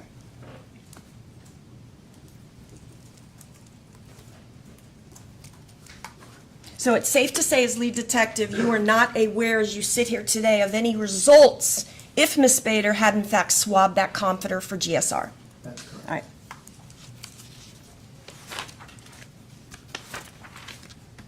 Let's talk to you just a little bit then about the video we looked at. You had mentioned, I want to make sure I have the times correctly. Did you say that the Mercedes leaves the apartment at 16:18? Was that right? That was, so the 16-18 time is what I documented in my report. Okay. That is ultimately going to be because of a miscommunication in the initial message I received from Detective, I believe her name is, it was Detective Wheaton at the time, who was with Detective Spencer in the video collection. And the initial report I received was that the time was 16:18, but that ended up being incorrect. It was a typo. It was approximately 18:10 or 18:11. Okay, about 18:10. And I'm not counting the 1 minute Mr. Terry has fixed with you because there was like a minute behind. Right? Yes. Okay. All right, so that's then 6:10 p.m.? 6:10 p.m. Okay. And the Titan leaves 19:04? Correct. Okay, so that's going to be about 7:04. Correct. Okay. So then you do admit to this jury that you documented throughout your report that it was 16:18 that the Mercedes left and 19:04 that the Titan left, being a difference of 3 hours. That's correct. Okay. And do you also admit to this jury that you in fact did testify to that in your deposition as well? Potentially, yes, Okay, yes. all right. And in fact, one other spot, do you admit to this jury that in fact that's what you put in the search warrant in this case? But, potentially, yes, because that's what would have been at the time, what I would have been relayed, that would have been relayed to me until I fully watched the video myself. Okay, and I'm not asking what was relayed to you, but who did you speak to about that? That would have been, I believe, again, Detective Spencer and Detective Wheaton, whose name is now Detective Miley, would have been working together at that time. I believe I actually spoke with now Detective Miley.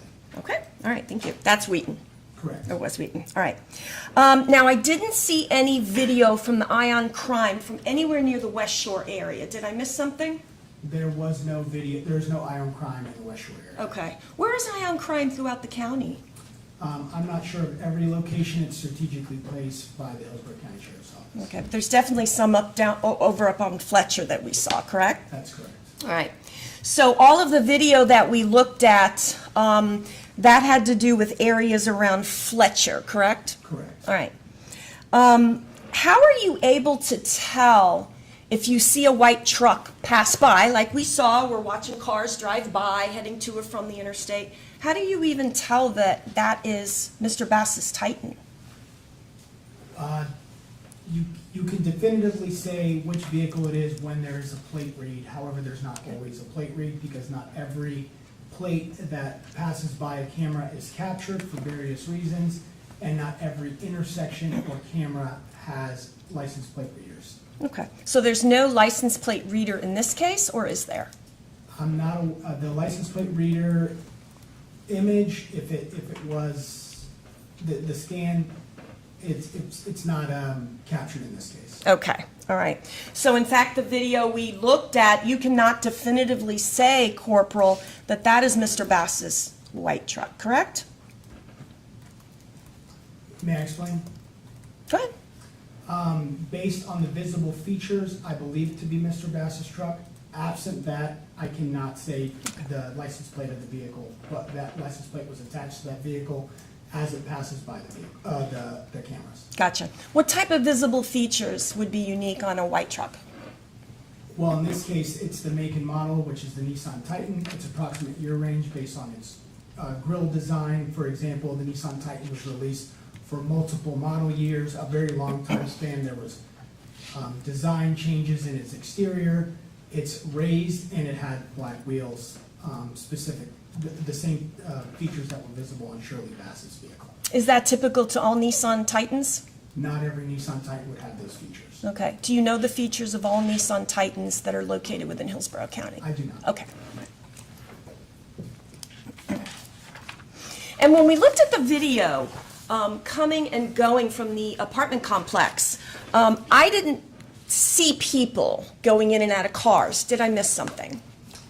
In both the vehicles, there is a figure that walks to the driver door of both vehicles that is visible in the video. However, their distinguishing features, who they are, is not visible in the video. Okay.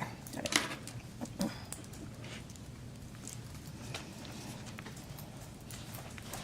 Okay. And may I have a moment?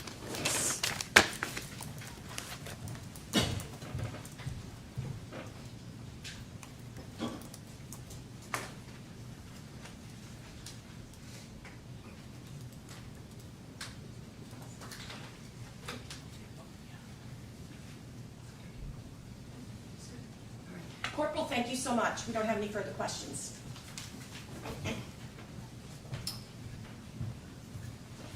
Morning again, Corporal. Morning. So, Corporal, you told the jury, when it comes to regards to Shirley Bass, she was cooperative at times, correct? That's correct. Okay. In fact, the day her child was murdered, she spoke with you for over an hour. Objection, leading. Sustained. On the day she was murdered, did you attempt to interview her then? I did. And did she speak with you then? She did. How long did she speak with you? Approximately 1 hour. All right. And was it the day after, or how long after that you spoke with her the second time?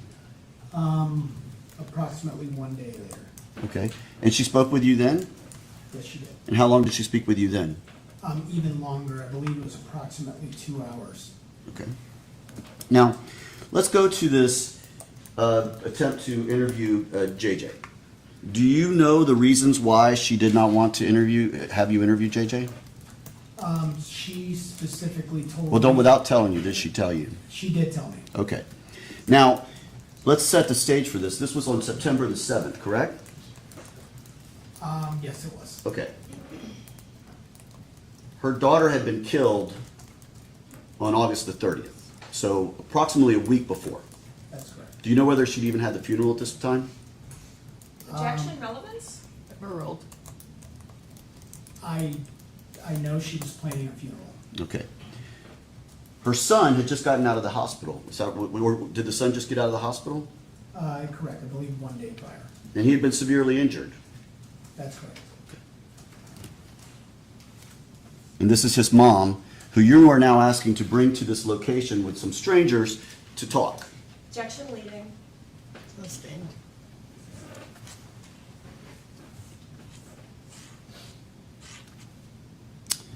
The phone in question, Miss Bass's phone, she did not give you the phone. Did she give you the phone? She did not. Okay. There are ways you can get a search warrant, right, for a phone? That's correct. But you need, what do you need to get a search warrant for a phone? To get a search warrant for a phone requires probable cause. Did you have any probable cause to get a search warrant for her phone? I did not believe I did, based on the facts known to me at the time of the investigation. And let's go back to the facts known to you at the time of the investigation. She asked, did you test for gunshot residue on the defendant's hand? Did you? You didn't do that. Correct, I did not. Did you know at the time that the defendant admitted he fired that gun? I did.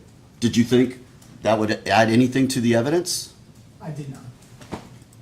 In fact, your understanding when you got there based on his statements was that he fired that gun. Objection leading. Sustained. Based on your understanding of what the defendant said, based on what the defendant said, what was your understanding of what happened there that day? Objection, improper opinion. Sustained. Did what he tell you affect how you do your investigation? Did what you hear what he said happen affect how you conduct an investigation? It did. Okay. Thank you, Judge. Nothing further. All right. You can step down, sir. Thank you. He released from his subpoena? He is not. Okay. Is he to remain at the courthouse? He is. All right. Thank you. We'll take a quick comfort break, I believe the jurors have asked, so we'll be in recess. All rise.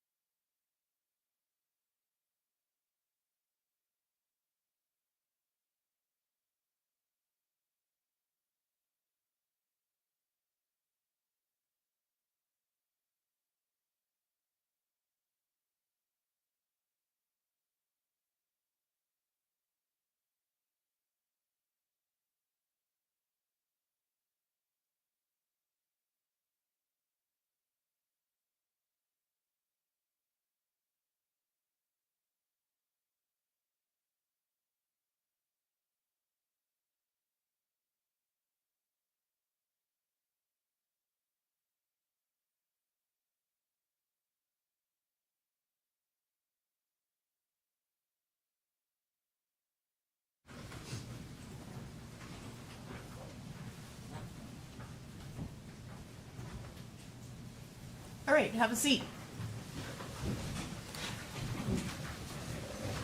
All right, ladies and gentlemen, I have one more, another stipulation to read you again. I'll just remind you, a stipulation is an agreement between both parties that it is a fact you are to consider having been proved beyond a reasonable doubt, in that the parties are not in dispute about this evidence. And in this case, the stipulation is as follows. Jermaine Bass, JJ, the son of the defendant, the victim named in counts 3 and 4 in the indictment in this cause, has been interviewed by both the defense and the state of Florida. Both sides agree that JJ has no memory of the events leading up to or occurring on the night of August 29th, 2022. Due to his lack of memory, the state and defense agree that he will not be called as a witness. And this stipulation or agreement is signed by Ms. Schlemmer, by Mr. Bass, and by Mr. Terry, the state attorney, and dated today's date. Any questions on that? All right. You can call your next witness. State Trooper Bethany Ross.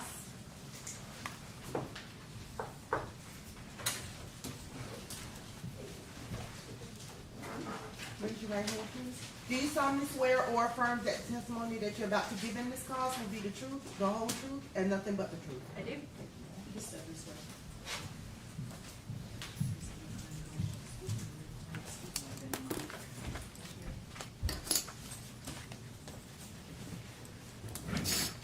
If you would please introduce yourself and spell your name for us.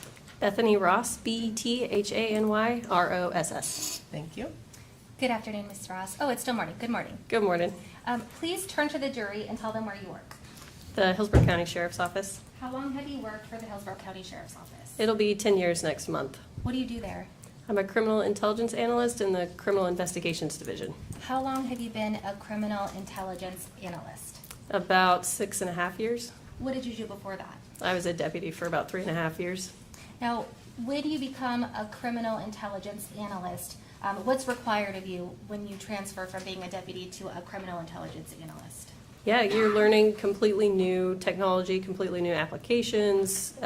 It's all about getting information that the detectives may need for their case, and then obviously in a prosecution of a case later as well. Give us some examples so the jury can understand what kind of things do you work on during your experience as a criminal intelligence analyst. So I help identify people in a case, I help give them vehicle information, stuff like that, and then I also map a lot of different things such as cell records. So when you're talking about mapping cell records, help us understand the process. What goes into mapping cell phone records? We get provider information such as T-Mobile, AT&T, and Verizon. They give us like an Excel document that has latitude and longitude of, say, like the cell phone tower that cell phone connected to, and from there you can map that information. Are you the one who generally requests these records from providers such as T-Mobile or Verizon? No, Who usually does that? the detectives. Now, once the detectives receive that information, what kind of information is usually inside of the packet that you get? Yeah, there's got to be a date, a time, that phone number, the target phone number that they were looking for, who that phone number was talking to, if it was voice records, and then it would also be the tower information so that you can map that information. I'm showing you what's been entered into evidence, and I'll put it on the Elmo here if I can have some help. Thank you.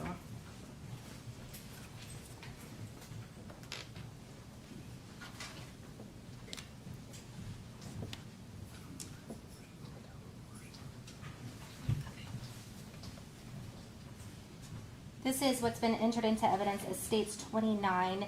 Is this an example of some of those records that you would receive in order to do your job as a criminal intelligence analyst? Yes. Okay, and did you in fact receive the documents from T-Mobile in this case that are included in this States 29 involving the defendant, in this case, Jermaine Bass? I did. When you receive these documents, help us understand what is the first thing you do when you receive call records from, in this case, for instance, T-Mobile? I make sure that it has the relevant time that we are looking for, that it is the correct phone number, and then that there is mappable information within those records. How do you know whether or not there is mappable information in the records when you receive it?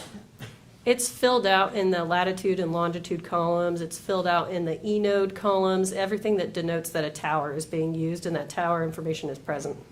Explain to the jury how you became involved in this investigation involving the defendant in this case, Jermaine Bass Jr. The lead detective, Detective Gabot, asked me to map a certain time period of these records.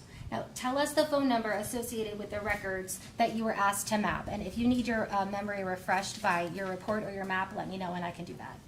Yes, I would have to look at the records for that. Okay, I'm showing you what's been entered into evidence as State's Exhibit 21. Is this a map you created along with your experience and involvement in this investigation? It is, yeah. Can you read out to the jury the phone number that was used in order to map in this investigation? That's 813-696-7195. Do I have permission to publish to the jury, Your Honor? Yes. To aid in your testimony, before I do that, so you receive these T-Mobile records, you make sure that they have information that is mappable. What do you do after that? From there, we use a program called CellHawk that actually takes that file and creates that map so that it's not like I'm hand drawing it. It can make that map. You told us that you've been a criminal intelligence analyst for, what, 6 years? Yes. During that process of becoming a criminal intelligence analyst, did you receive training in how to use this program that you described as being called CellHawk? Yes. What's the training involved? Just briefly describe it for us. Yeah, they take you through every step of getting the records, looking at the records, and then mapping those records and how to interpret that information. When you put the records into the program, does it map it for you? It does. Then what do you do after this program produces the map? I take a screenshot of that in order to put it in a document with all of that original information that we got from T-Mobile so that we can see it together. So when you initially become a criminal intelligence analyst and you learn how to use CellHawk, do you maintain any sort of continuing education on the changes that happens with updating technology? I do. I have to keep up to date with that stuff because it changes constantly. So at least once a year, there's webinars and a lot of different information out there that I'll keep up with. And do you maintain that continuing education for the CellHawk process? I do. Tell the jury approximately how many times during your career as a criminal intelligence analyst that you've used this mapping process with this program called CellHawk. Hundreds of times. So in this case, the investigation involving Jermaine Bass Jr., the defendant, you receive his cell phone records from, who's the provider? T-Mobile. And tell the jury what you do next. Once I have that screenshot, then I will put it together in a document to give to detectives and put in the case. So I'm placing on the Elmo what's been entered into evidence as States 21. Is what we're looking at in States 21 an example of the mapping that you just discussed? Yes. So you use the information provided within the T-Mobile records, you put it in this program, and this is what it spits out. This screenshot is, exactly. Okay, so I want to talk about the map. Let's orient the jury what we're looking for in the map, okay? On the bottom left-hand portion, I see West Shore. I'm pointing to it with my finger. In fact, there is a line right through the word West Shore. Is that West Shore Boulevard here in Tampa? Yeah, West Shore Boulevard is in that area, and that West Shore is denoting that that's kind of the area, West Shore. Right above that, we see another line and it's two lines together. It looks like almost kind of a pie chart situation right above Tampa International Airport. Is that correct? Exactly. Can you zoom for the jurors? Oh, sure. And for the record, I'm zooming in so that we get a closer look at what I just pointed out to be the West Shore in the bottom left-hand corner area and what the witness has described as Tampa International Airport right before that. Right to the left of Tampa International Airport, we see symbols that look like it would be some sort of highway with a circle, a white circle that has numbers on it. What is that representing? Yeah, that's showing 589, excuse me, and this is using actually like Google Maps information. And then if we go up in the middle, we're seeing two half pie graph almost situations. To the right of that, we're seeing University Square. Tell us what area we're looking at now. Yeah, the university area or the University Square area. Right through that, we see yellow lines and a marker that is commonly known to be an interstate marker. Tell the jury what interstate marker that would be. I-275. Tell us about the text boxes that we see on the map. We're going to go one by one, but a general understanding of where does this information come from? Does the CellHawk program produce the map along with these text boxes? No, the CellHawk program gave me that map, and from there I go back to those records to copy paste this tower information, the date and time, and that incoming or outgoing call information along with the duration into these little text boxes so that I can show exactly how that tower relates to the information that T-Mobile gave us. Now, throughout the map, and again, we'll go one by one, we see what looks like lines that have like a half circle on them. I also see one that is a full circle. What do those symbolize? Just so the jury understands before we go one by one. For that full circle, T-Mobile is not able to give us a direction, so we just have a 360 around the tower. For example, to the left of that, it's showing kind of southeast, and that means T-Mobile was able to give us a direction, which is southeast of that tower. So what do these markers or the pie graphs or the circle, what does it indicate? You're saying it indicates a tower, but what about the tower? That tower was in communication with that cell phone during that incoming or outgoing call. So the purpose of the shape or the marker on the map shows us where the cell phone is at any given time? It at least shows the direction from the tower that the cell phone was in. Okay, so I want to start at the top text box.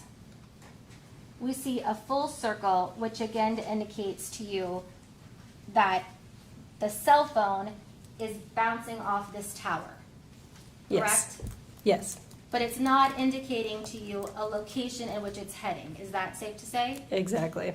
Now, we see a line with, it's an arrow, to the right of the circle, and we see a text box that I'm pointing to. It's the topmost portion on the right side text box. Explain to us what that means, that text box. It starts with the E node B, the sector, and the azimuth, which is all going to be tower information. That azimuth is blank. I just have a dash there because we don't have a direction, and that's actually where that would come from. The location is followed by that, and that's literally the latitude and longitude of the tower. And then we have the date and the time, and it was an incoming call from this phone number, 361-217-7632, and the duration is 0 seconds. There was no duration. So we have that at 6:04:03 p.m. Next in time, we see to the left two lines intersecting, two lines intersecting, right encompassing the words University Mall. It encompasses the two first letters U and N. Explain to the jury, and if you need to stand up and point or come over here and point, Judge, does she have permission to do that? Sure. If you Probably can, going to you is probably best. yes, ma'am. If you can please come around so that you can point to yourself on the Elmo. Make sure you describe with words too. So specifically, and I'm going to rearrange. We see a top text box on the top left corner. I'm pointing to it right now. From that text box, we see a red or orange arrow pointing to the pie graph encompassing the first two letters of the word University Mall. Now, I noticed that this graph we're looking at, the symbol is different than the circle. And if you don't mind, can you come around this way and stand right there to point so that we're just not blocking the jurors? Can you point to the University Mall one and explain to the jury the difference between the circle we just saw and the information that it provides to you and this pie graph that we're looking at that's kind of like a semicircle with two lines? What's the difference? So in the original one, the circle, right in the middle of that is going to be where that tower is, where that line is inside that circle. Instead, on this one, it's where these two lines meet. The tower is actually going to be right there, and we get that southeast direction because it's kind of facing southeast. The semicircle that we see shaded in connecting those two lines, what does the semicircle symbolize to you? This is just a display. It's half a mile out from the tower. That does not mean that the cell phone was half a mile out from the tower. It's a traditional kind of display for this type of information. And let's talk about the text box that's associated. We pointed out before the topmost left one. We see it says the E node B, the sector, and explain to us, the one before didn't have an azimuth. What is an azimuth? Yeah, this azimuth is 120, and that's a degree out of 360 of a circle. So that 120 gives us the southeast. That's what the azimuth is. So the 120 or the numbers next to the word azimuth indicate to you a directionality Exactly. of the cell phone itself or of the tower. That's the direction the cell phone was in from the tower. So the cell phone in relation to the tower, you can tell to a certain degree. Yes. Okay, so in this one we see 120. Now we see the location, which you indicated before is latitude and longitude, is that correct? Exactly. We see the date 8/29/2022 at 7:15:21 p.m. Tell us what the outgoing call number is. That's 813-516-3376. Now, outgoing call, does that mean the number listed above, 813-696-7195, is the one who dialed out? Exactly. And if we see a label later on, incoming call, does that mean that the number listed below the words incoming call placed the call and dialed to 813-696-7195? Exactly. Okay, so the next in time, we see 7:16:04 p.m. For the record, I am pointing out a text box that is the second from the top on the top left side. We see an arrow coming from that, pointing to two lines that intersect with a semicircle. It is right below, encompassing the bottom portion of the N on North Tampa. I see that to be to the left of Busch Gardens, Tampa Bay. Is that correct? Yes. Now, tell us what information you were able to receive and what that line and semicircle means to you based on this information. So exactly like before, those two lines intersect, and that's where that tower is. But what's different this time is it's facing northeast. In addition, we've got this incoming call from 813-516-3376, and it was a duration of 65 seconds. So this number, 813-516-3376, placed a call that was answered by 813-696-7195, and we previously identified that the 696-7195 belongs to the defendant. So let's talk about the next call in time. We see, let me get it on the map correctly. 8:37 p.m. We see it's the third text box on the left side, touching the left portion of the map. We see arrow coming below, and we see two lines with a semicircle right above the words Tampa International Airport. Tell us what information you were able to gather during your investigation about this specific time, August 29th, 2022 at 8:37:56 p.m. There's actually another one that's at 8:20, which was just before it. Oh, thank you. Okay, so 8:20, here we go. 8:20 and 43 seconds. We see this one almost looks like a straight line with more of a semicircle than we've seen before, right below the words West Shore, with an arrow coming out the bottom corner of a text box. If you're looking at the graph, it would be second from the bottom text box to the left. We see at 8:29:22 at 8:20:43 p.m. Tell us what that symbol is, because it looks a little different than the other ones that we've seen so far. I had to divide this one into the left sector and the right sector because that tower is used multiple times, but with different sectors. So this one in particular, 8:20, is the left sector, this one right here. Okay. And that's going to be an incoming call from the 727-315 3379 number, and the duration. It's 3329. Oh, I'm sorry about Well, that. you are 3329. backwards, so it's okay. It's upside down. Yes. And that duration is 0 seconds on that one. Okay, so what is the 0 seconds indicate to you? It most likely was not answered, or it didn't complete. Okay, so that's 8:20 and 43 seconds. Then we have 8:37 and 56 seconds. This is the one that we were talking about before, where there is a symbols above Tampa International Airport. Tell us what you know from your investigation of this specific symbol at 8:29 on August 29th of 2022 at 8:37:56 p.m.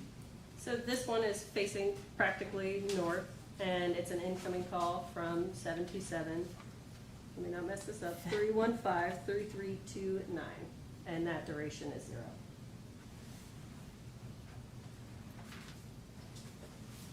Let me just, I'm sorry.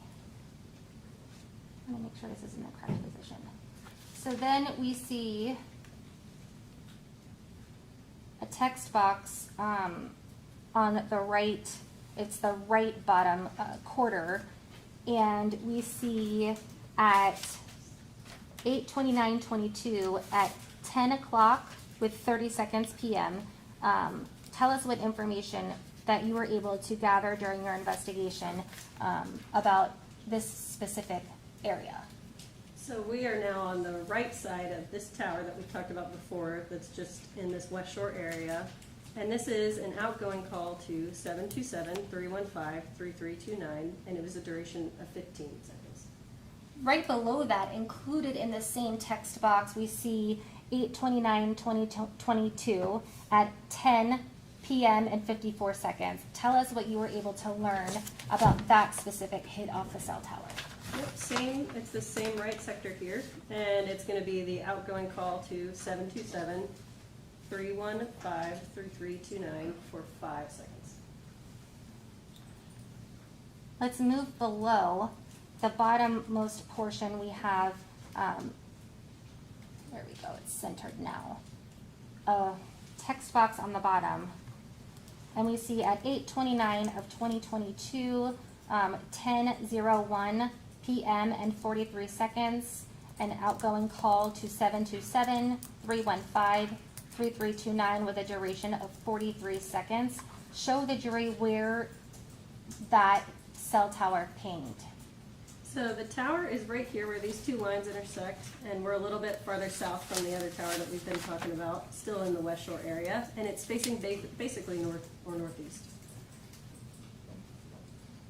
Now we're going to, we're looking at the top quadrant. We've already discussed the topmost portion of the text box. And we see that the circle that we have has an arrow next to it with a text box we already talked about from 6:04 p.m. But below that, it looks like there's 2 other phone calls. So I want to discuss 8:29:2022 at 10:19 p.m. and 37 seconds. Tell us what you learned during your investigation. So it is this one with the full circle here, and it is an incoming call from 727-315-3329. Below that, oh, sorry, go ahead. Okay. Below that, we see it's within the same text box, August 29th of 2022. We see at 10:34 p.m. and 58 seconds. Tell the jury what you found out during your investigation. That one is an outgoing call, and it is to 813-516-3379, and that duration is 5 seconds. And that information indicates to you that this phone number belonging to the defendant called out at 10:34 p.m. and 58 seconds, correct? Yes. May I have just a moment, Judge? I don't have any further questions. All right. Do you want this? Russ? Good morning.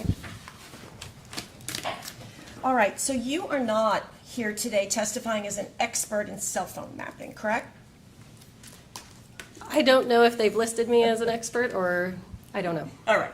Have you ever been in court before and you are declared an expert? Are you aware of anything like that? There was one time during a federal trial, yes. Oh, okay. All right.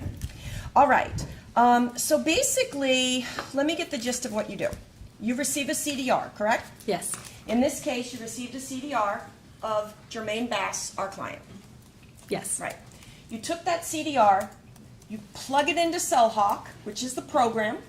Yes. All right. And in your own words, CellHawk spits out the data, right? It creates the map, yes. Creates the map, right? And you said something about a screenshot. So CellHawk creates the map. Is it going to create exactly what we're looking at besides your additional boxes? Exactly. Okay. You take a screenshot of it, and then you're going to go, what, back to the CDR, the same CDR you used, and make your little boxes? Exactly. Got it. Okay. What else do you do? After that, I need to put it all together in this document, and this is a header that we typically use on all of these documents, so I add that header, and I'll like add my signature and the date. Okay. Like prepared by Exactly. CIA Ross, and then up here HCO case. Okay. What do you do to validate what CellHawk has told you? So what's good is with latitude and longitude, you're able to throw that into Google Earth, Google Map, whatever, and that is able to show the exact pinpoint that CellHawk has made where that tower is. That's how you can verify those records. Okay. So is that your testimony that that's how you're verifying the CDR? Yes. Okay. But that again is going to come, the latitude and longitude, from that CDR. From T-Mobile, yes. Okay. Now, in terms of where a tower is located, did you do any verification of what CellHawk spit out by doing a drive test? No, that's not typical for us. Were you ever requested to do a drive test? No. All right. This CDR that you were given it by Detective Gabot, correct? Yes. All right. He gave you a specific date and a specific time. Yes. All right. You did not receive CDRs from any other individuals, correct? No, not that I recall. Okay. I wanted to ask you a little bit about, for example, when we see a 0 duration in the map you made. You agree with me that T-Mobile doesn't really give you in very plain, simple English if a specific call with a 0, if it was answered or not, correct? Exactly. You have to, yeah, you don't know. You don't know, okay. And in fact, isn't it true that there could actually be other calls as well that are not mapped? CellHawk doesn't map them. Because, for example, there are some reasons it just didn't connect, that call didn't connect to the tower, it was iPhone to iPhone, or there could be signal issues. So there might be other calls, and for some of those reasons, they won't get spit out by CellHawk. Yes, they can't be mapped because that mapping information just doesn't exist. Right, okay. Now, did you use a cell site list to verify your data? Yes. Okay. Which cell site list did you use? So T-Mobile has uploaded to the CAST team on LEAP. It's a government website that the FBI uses. They have cell phone towers uploaded into there on a regular basis, and that's the one that we use within CellHawk. Okay. Did you use it specifically in this case? I did. Okay. Which version, or what was the date, or approximate date, of the cell site list from T-Mobile did you use? October of 2022. All right. Were you aware that in August of 2022, T-Mobile and Sprint merged? I don't know the exact date, but I know that they merged. Okay. Yes. And you used October. Is there another one also in December of 2022? There should be, yes. Okay. Now, when you're on CellHawk, you get a little box that even pops up and tells you, you better use that cell site list because that's the best practice, right? Exactly. All right. And it's your testimony you did that in this case. Yes. I wanted to ask you and just clarify a little bit about this azimuth. So let's look at the one from 715. For example, we have it as upper left-hand corner of your map, 71521, pointing over to that very first, what do you call that? With the lines in the shaded circle. Right here. What do you call that? This is like a sector. Sector, okay. And so that's that first sector, correct? Yes. All right. So now, what is the azimuth for that sector? That one's 120. What does that mean? It's 120 degrees of that 360 degree of a full circle. So they choose 120 to be that southeast portion. Southeast portion, all right. So you're not telling us that that phone is in that shaded portion, correct? Exactly, that is not the case. Right. What's the radius? Can you tell us what the radius would be of where that phone may be? No, these towers, this information does not have like a radius and a distance from the tower, just the direction. Right. So in fact, all you can tell us is what you have plotted, that that cell phone is in that direction from that tower. Exactly. Okay. It doesn't mean it's in that shaded area at the time. Right, exactly. It just means it's in the direction from the tower. So in this case, we would have, I think you said, is it southeast, or for that first one it's 715? Southeast. Southeast, okay. So we don't know how far, it's not in the shaded area, but somewhere that phone is in that direction, southeast, from that area. Exactly. Okay, simple as that, right? Yes. All right. So you're not telling this jury you can place an exact location of a phone? I cannot. Okay, you cannot give us a location if it's at a restaurant or sitting on the interstate, you can't give us any of that, correct? Right. Okay.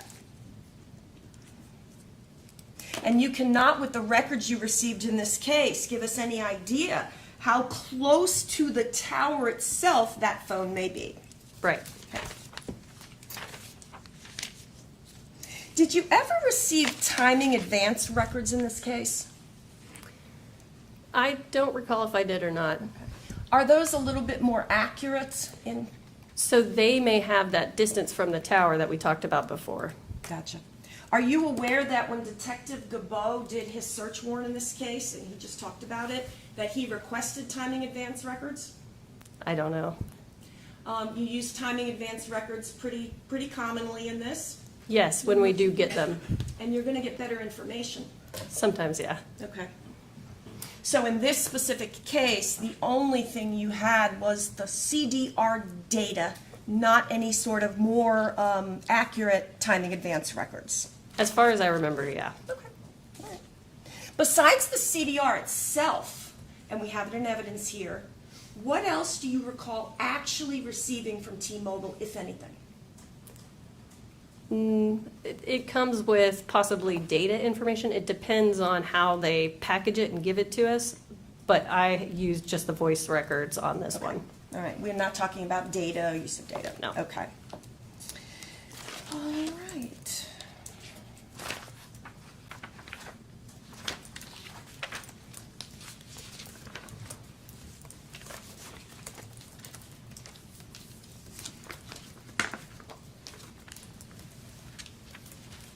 Looking at my notes to see if I have any other questions for you. May I have a moment? Yes. Thank you, Judge.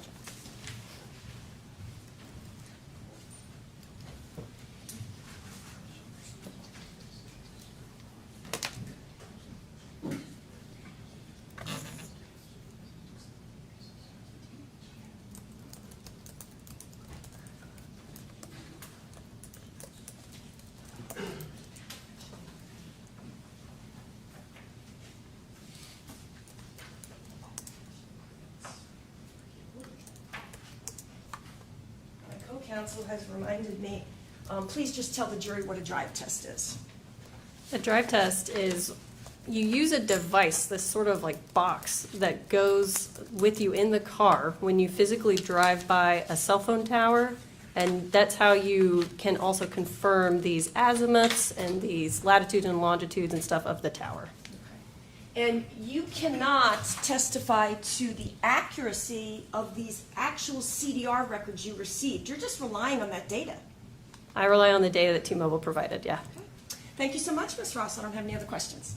No redirect, Judge. All right, you can step down. Thank you. Thank you, Your Honor. Is she released from her subpoena? Yes, Judge. She is not, but she can leave the court. She is not, but she can leave the courthouse? Yes. All right, thank you. Thank you, Your Honor. All right, we will go ahead and take our lunch break at this time. It's 5 till 12. I will see you back here at 1:15. Same admonitions you always get, and enjoy your lunch. All rise.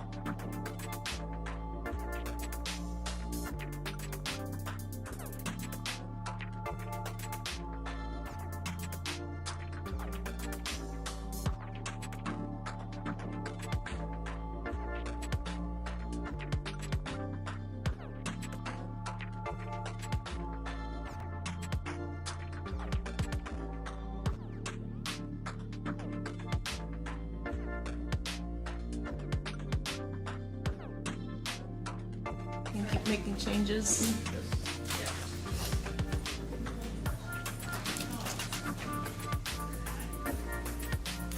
Okay, so on page 2, the lessers. The lessers of first-degree murder or second-degree murder, manslaughter. Well, yes, on the first page, the middle, this is the only page where I saw it, the middle name is ANDA.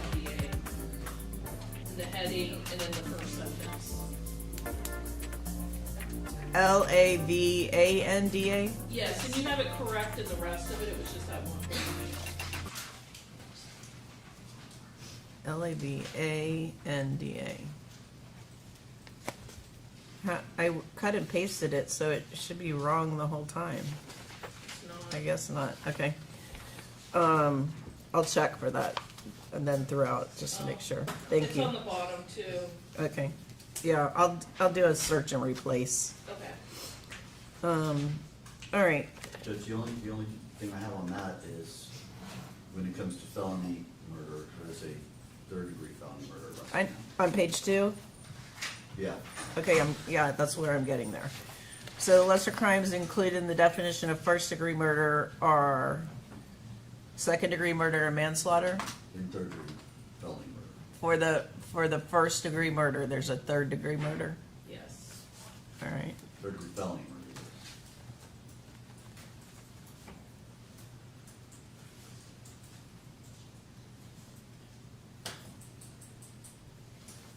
All right. Lesser crime for ag child abuse is ag battery and third-degree felony murder? No, it's just aggravated battery. Third-degree battery. Okay. That's what you were trying to explain to me that I didn't comprehend. Yeah. Got it now. Thank you. Lesser crimes and attempted first or attempted second, attempted manslaughter. There's no attempted third though, right? No. No. Right, okay. So, page 2, intro to homicide is all standard.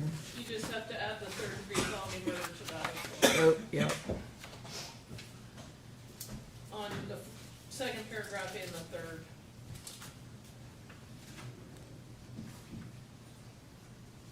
Okay.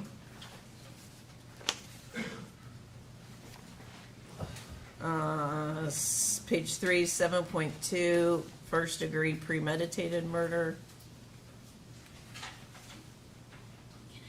Are you asking for heat of passion? I don't, Yes, Your Honor. I don't know what evidence there has been of any heat of passion, Judge. I just think based on the timing of the events and the fact that it's gonna be a circumstantial case as to what happened in there, I think that, that should be given. well, his own statement says it's an accident. That's the only evidence I have right now.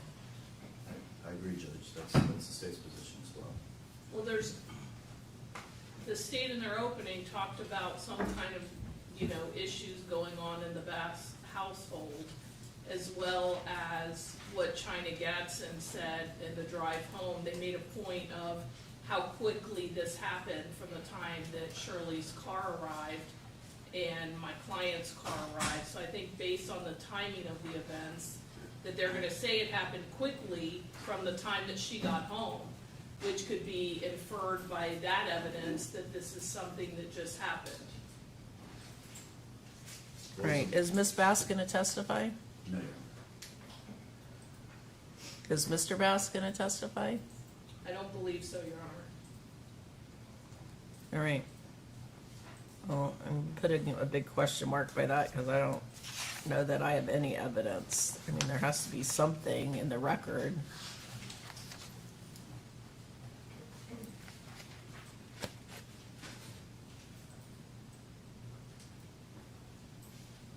Sudden event, suspended the exercise of judgment, lost normal self-control, no time to cool off. I mean, there's just no evidence that anything like that happened.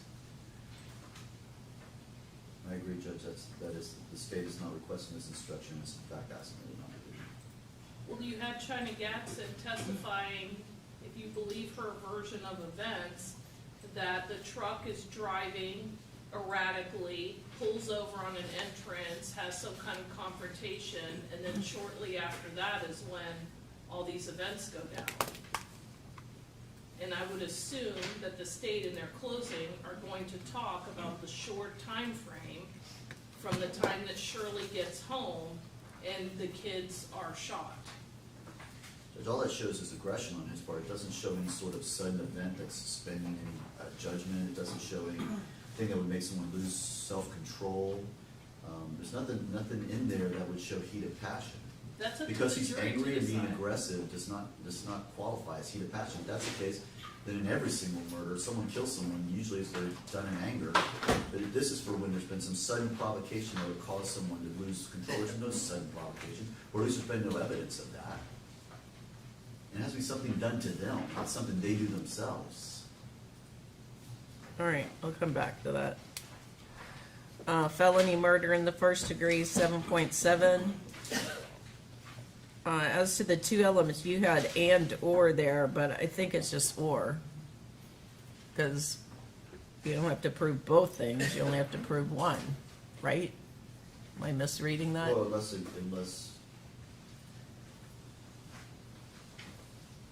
I mean, it could just be or, but it also could be and, like for both of them. But yeah, if you want to just do or, that's fine. I just don't want them to think that they have to choose one or the other. But I see what you're saying. And that's fine, Judge. If you want to take out the and, let me put it the state. There's no objection.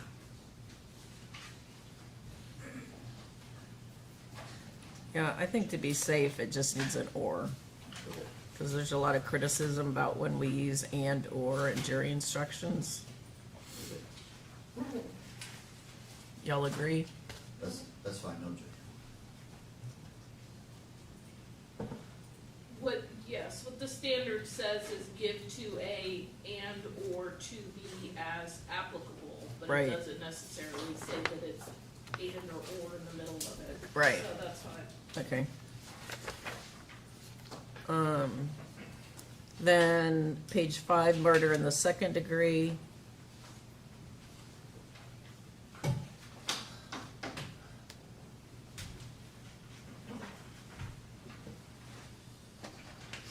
Again, you're asking for a heat of passion.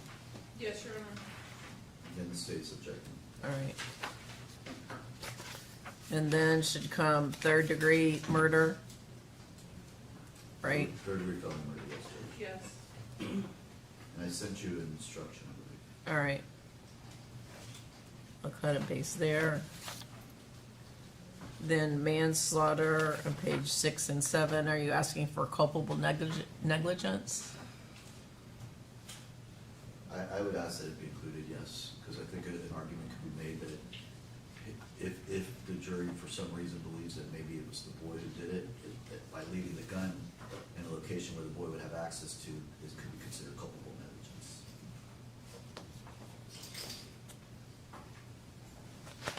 All right. And for count 2 and 4, count 2 and 3, ag child abuse.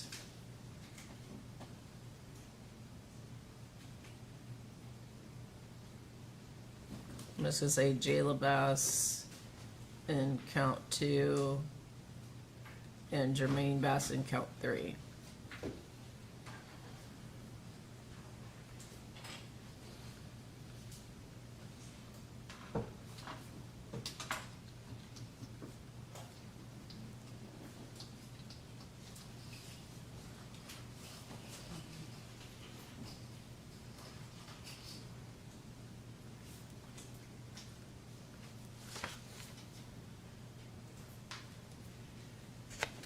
And aggravated battery is a lesser on page 8.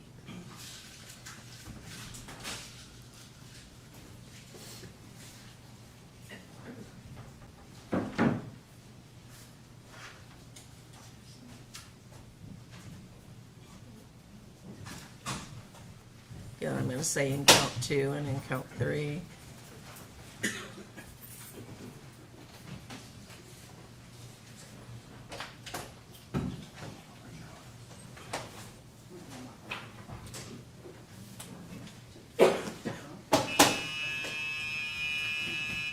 Then intro to attempted homicide for count 4.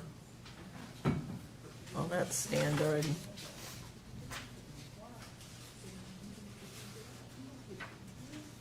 Page 9, attempted first-degree premeditated murder.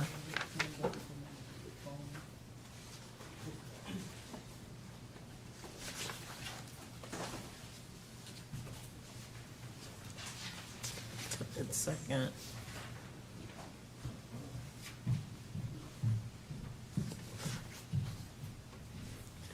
Attempted manslaughter.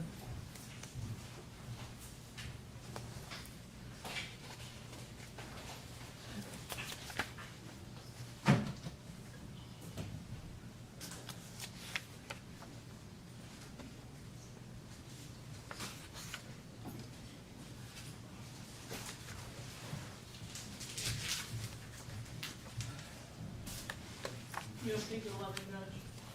Pardon? You on page 11? Yeah. I'm looking back to see if the heat of passion would apply to attempted first, then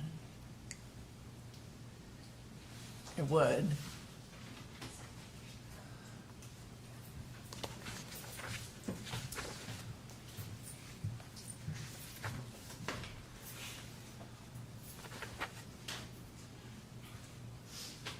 I don't think you can have heat of passion for an attempted. I don't think so. I was just thinking that either. Yeah, it doesn't have it in the standard. Right. Okay. Yeah, so on page 11, attempted manslaughter.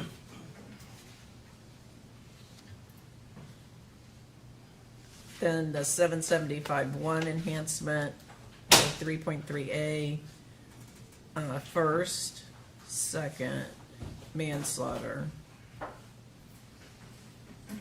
Attempted first, attempted second, attempted manslaughter.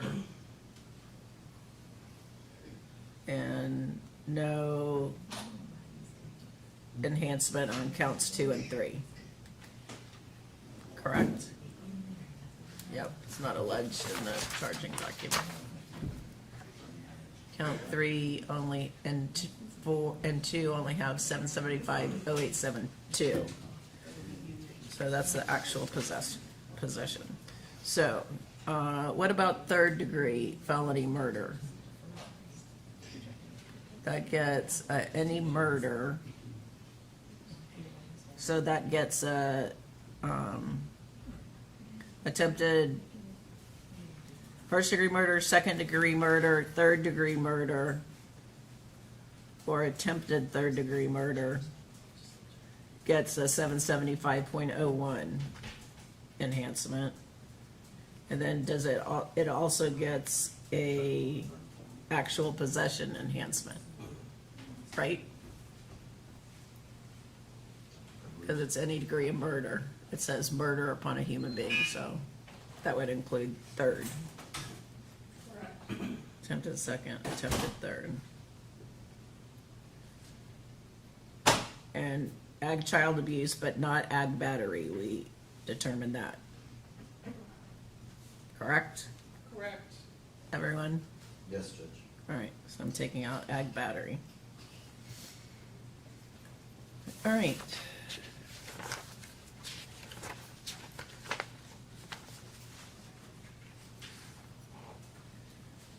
Defendant statements, 3.9B. Voluntariness of them on page 15. Yes, Your Honor. Yes, okay. In weighing the evidence on 13, I assume you want inconsistent statements? Yes, Your Honor. Money, preferred treatment, or other benefit, Yes. pressure or threat, Yes. conviction of a felony or misdemeanor, No. general reputation, No. expert, yes, accomplice, no, child, no. 14, no. I don't believe so, Your Honor. All right. Not testifying, yes.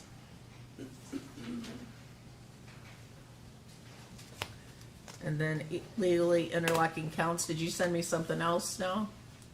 I sent something over lunch, Judge. Okay, I haven't read that yet, so I'll keep working on that. Did you happen to look at what he sent over lunch? Yes. Any thoughts? No, it looks similar to what he sent last night. He only just added an additional paragraph for third-degree felony murder. Right. And how about the verdict forms?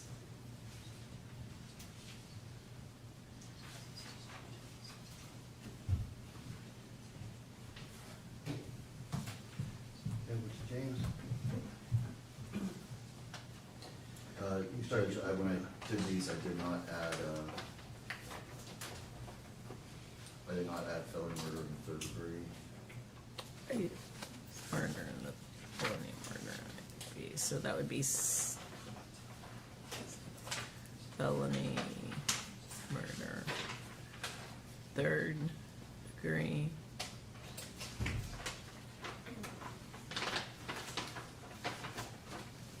Manslaughter.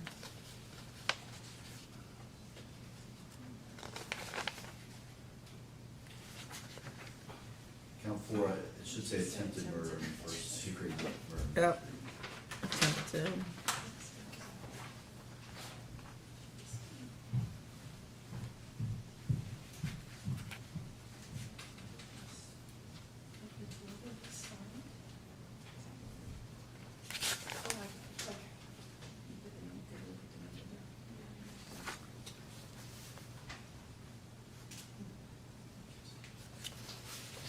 And on count 4, they don't have to choose between felony and premeditated, do they? Like we did in count 1? I don't know, I've never done that before in that count. I haven't either, that's why I was wondering.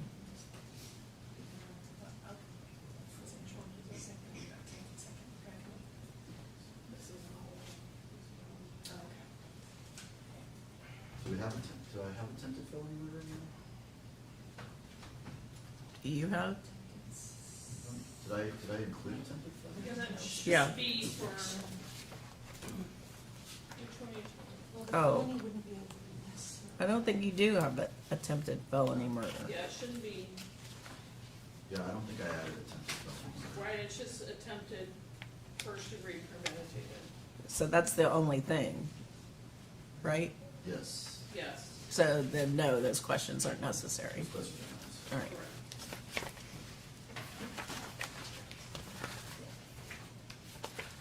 Because it's viewed as a felony applicable to count 1. Yes. I Yeah. believe so. All right, let me make these changes then. And we're ready. Your witness ready? Yes, Judge. Still no Shirley Bass? Yes, Judge. Okay, thank you.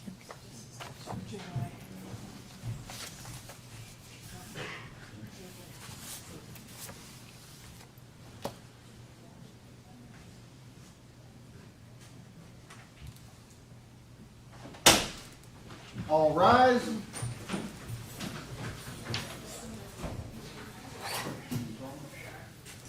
Jennifer Michelon.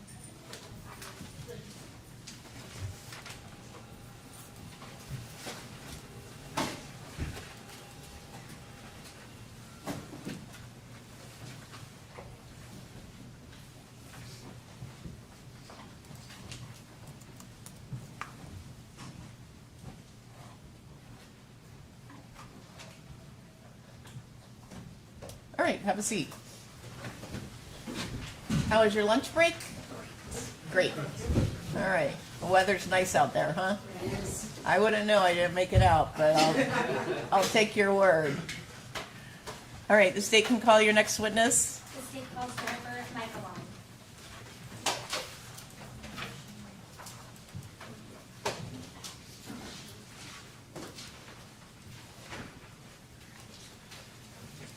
Raise your right hand, please. Do you solemnly swear or affirm that the testimony that you're about to give in this cause will be the truth, the whole truth, and nothing but the truth? I do. Thank you, ma'am. Come this way.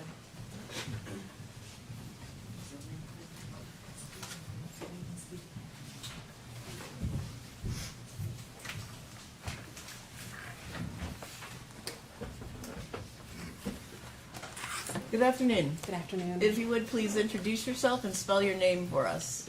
My name is Jennifer Michelon, Jennifer, Michelon, Michelon. Good afternoon. Good afternoon. Tell the jury, where do you work? I work for the Hillsborough County Sheriff's Office in the Firearms section of the Forensic Service Bureau. How long have you worked with HCSO in the firearms section? I've worked there for 2 years. What's your title? I'm a Forensic Laboratory Firearms Analyst. I'm writing that down so I don't get it wrong. Forensic Laboratory Firearms Analyst. What does a forensic laboratory firearms analyst do? My main duties are to determine whether or not ammunition components, such as a fired bullet or a fired cartridge case, were fired in the same firearm or from a specific firearm, firearm function and safety testing, serial number restoration, and database entry. Before you started at HCSO, did you work elsewhere also with firearms? Yes, I did. Where did you work? I worked for the Florida Department of Law Enforcement in the firearms section of the Tampa Crime Lab. What was your title when you worked for the Florida Department of Law Enforcement, we also call it FDLE, in the firearms department?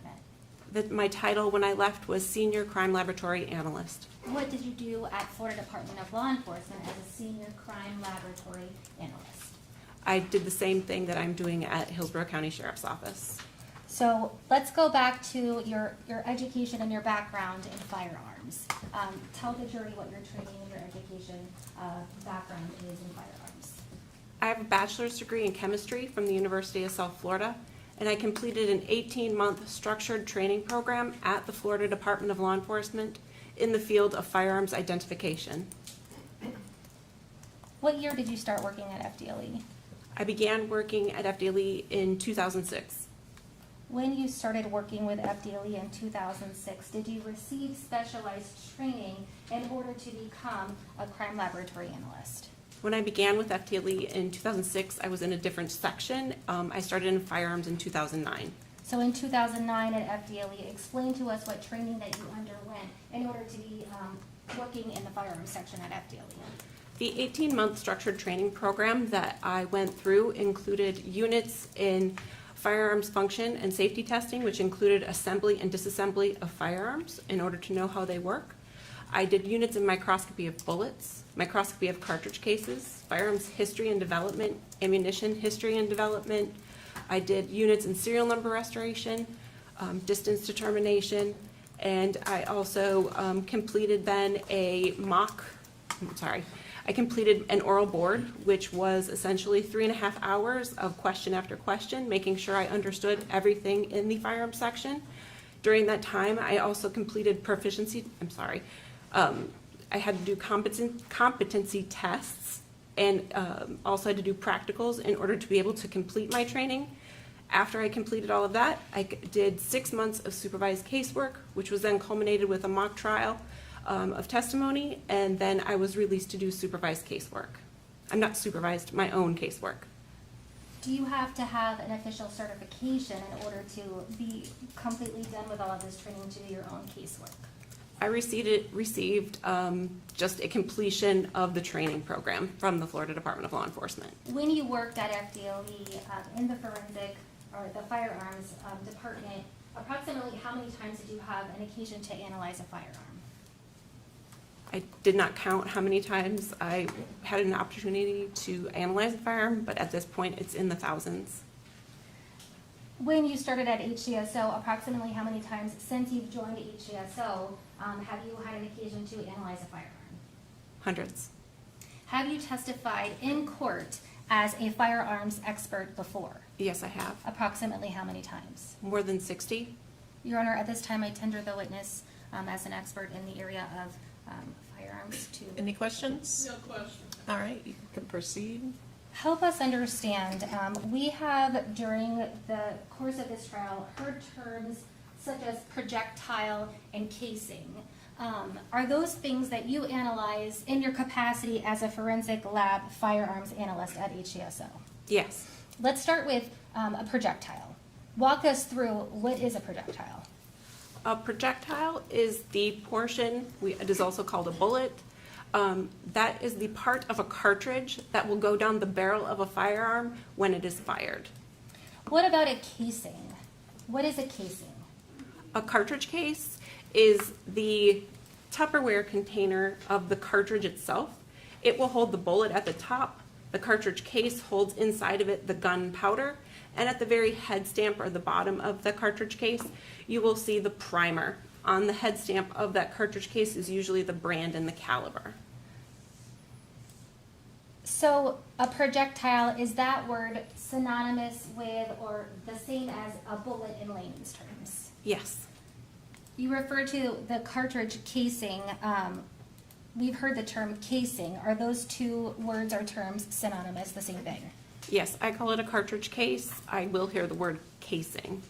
Now, when you are analyzing a firearm, what is the purpose of analyzing a firearm?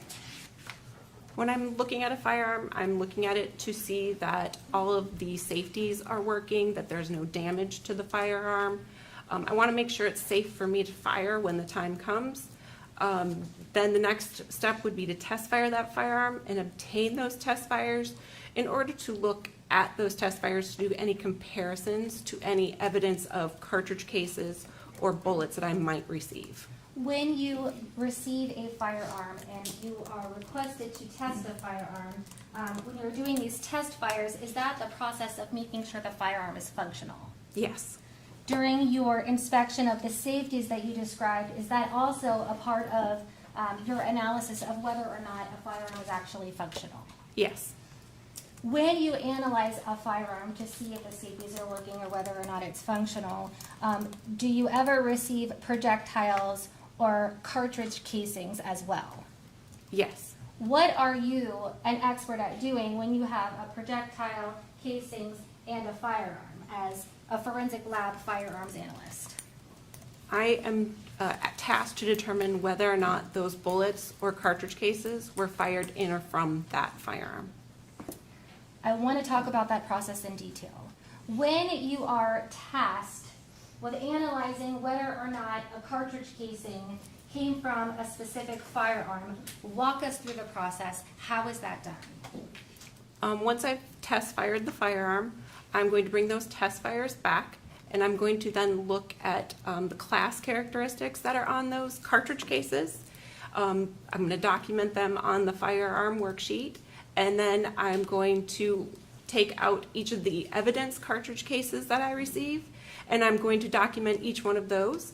I'm going to look to see what the class characteristics are on that particular cartridge case. So a class characteristic is something that's predetermined by the manufacturer, and it could be typical of other guns, not just that particular gun.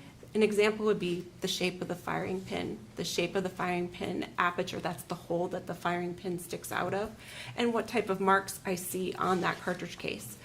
In order for me to do that, I use a comparison microscope, which allows me to see two things at the same time at the same magnification. Now, if those class characteristics on the cartridge cases are the same class characteristics that I see on the firearm, I can then begin another part of the examination, which is called looking for the individual characteristics or the pattern of individual characteristics. The pattern of individual characteristics is unique to that firearm, and it's caused by the manufacturing process itself, and it also can come from the use, abuse, erosion, corrosion of the firearm. So when I'm looking, I want to see if those individual characteristics that I see on the cartridge case are the same individual characteristics that are on the test fire or the other cartridge cases that I have received. That was a lot of information. Let's go back. Class characteristics. When you are test firing a firearm and, for instance, looking at the casing that comes out during the test fire, help us understand, how do those class characteristics get there?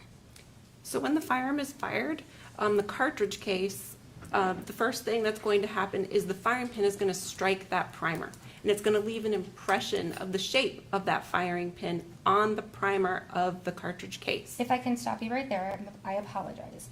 You've used the term firing pin and primer. Yes. What are those, and where are they located within a firearm? The firing pin is located inside the slide, in the center of the slide, back portion of it, in the firearm. It's the portion that will be released forward when you are ready to fire the firearm. And a primer is that circle that you see on the back of a cartridge case, and that is where the spark comes from on a cartridge. Okay, so the firing pin and the primer, you were explaining the process of how those class characteristics get on the actual casing that is expelled. Please continue, I'm sorry. So the firing pin will make an impression onto that primer, which will then cause an explosion. The light that, or I'm sorry, the spark that comes from the primer will ignite the gunpowder that's inside the cartridge, which in turn will make the bullet go down the barrel, but it will also force that cartridge case back against the back portion of the slide, and it will also leave marks in the on the back or the primer of that cartridge case. At that point, then the cartridge case gets expelled from the firearm. Now, what about individual characteristics? You said the individual characteristics that are left on a cartridge casing differ. They're not the same. From firearm to firearm. Okay, so let's talk about a projectile, for instance.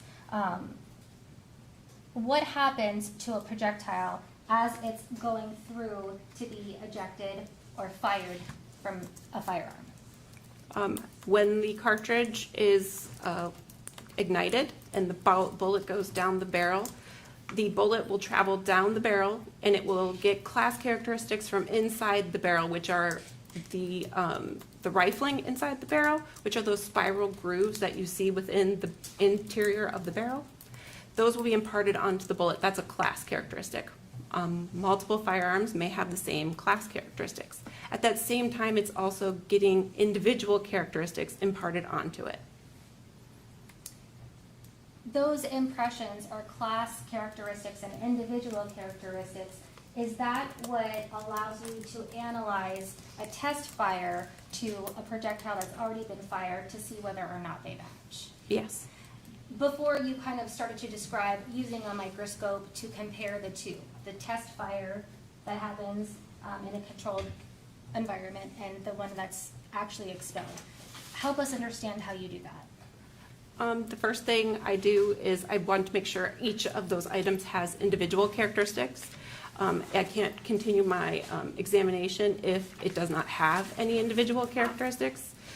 If it does have individual characteristics, I can compare the item of evidence to a test fire or to other items of evidence. In this case, tell the jury, so what happens next? If I see repeating patterns of individual characteristics on the item, then I can make identifications. And again, you're looking at these class characteristics and individual characteristics on a test fire and a projectile provided to you under a microscope, correct? Correct. Now, tell us about the test firing process. When you receive a firearm and you're requested to test fire it, where do you do that?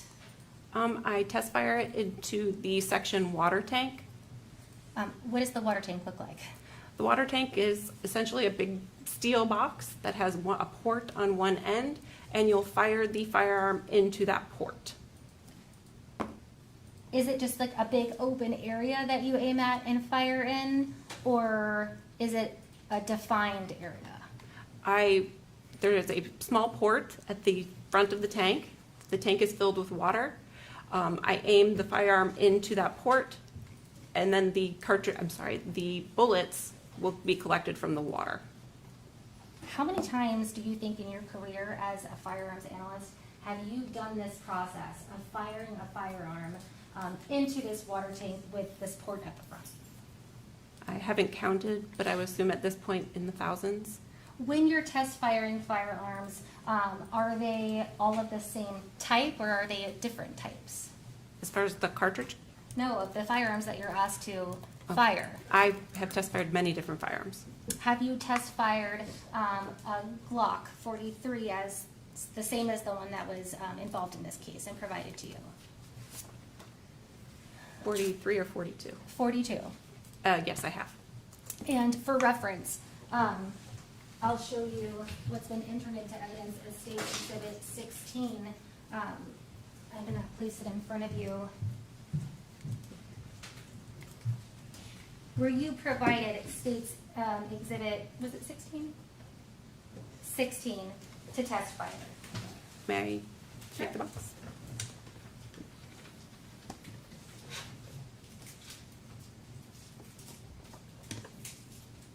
Yes, I was. How do you know? I could see the case number, the exhibit number, and my initials in my handwriting on the firearm and the magazine.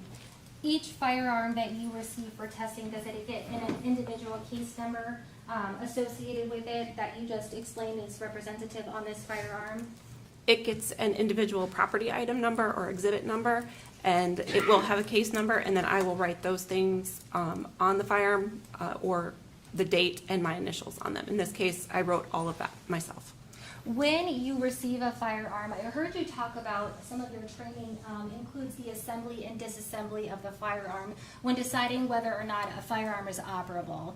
Is that correct? Yes. Did you do that in this case? Is that a part of your evaluation when you receive a firearm, is assembling and disassembling, disassembling and then assembling the firearm?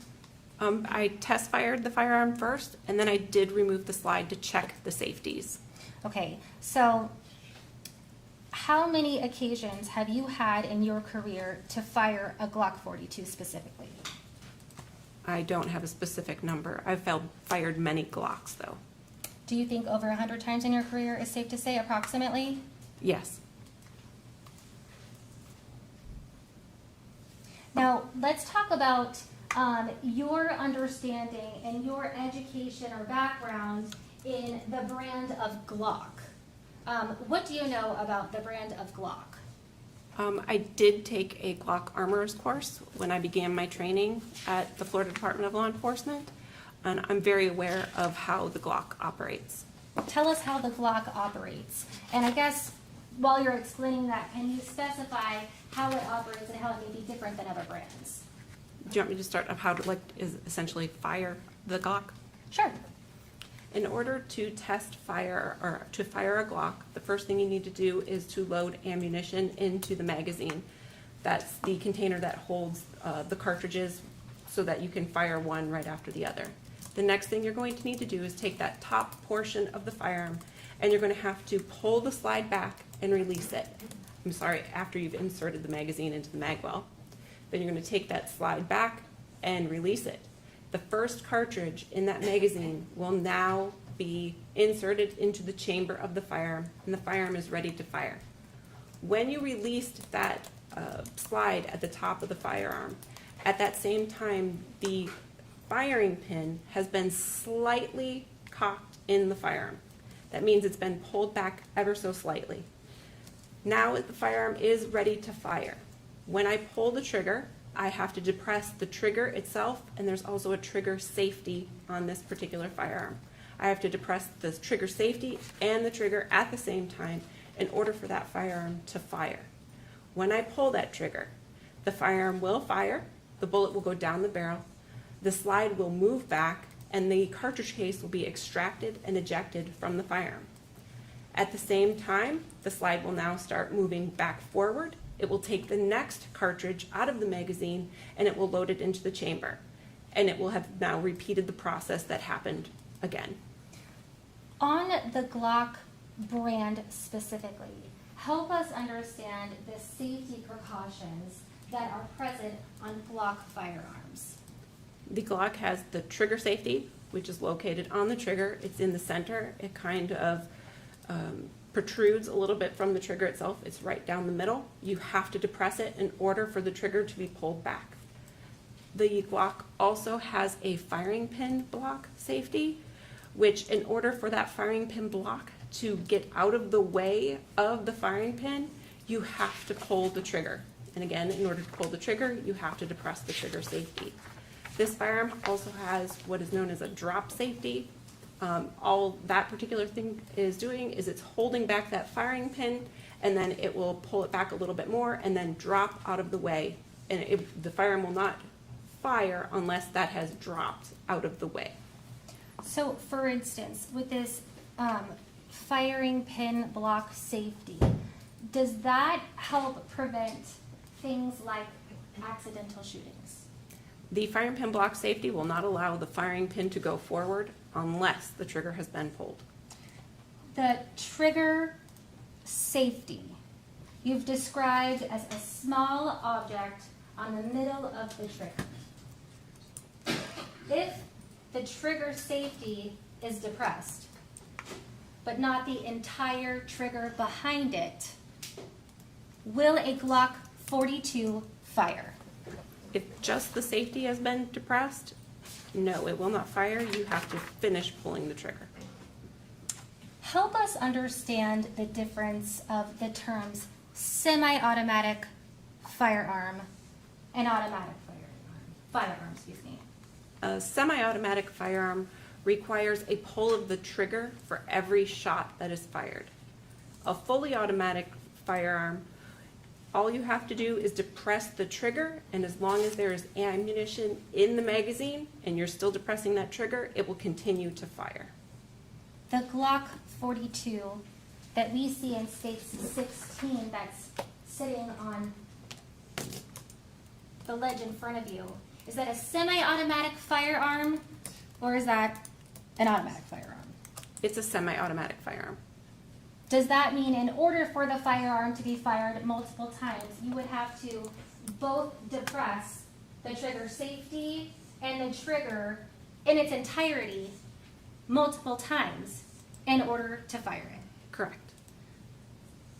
Asked in another way, does it require you to completely pull and then release it before pulling it again to continue firing it?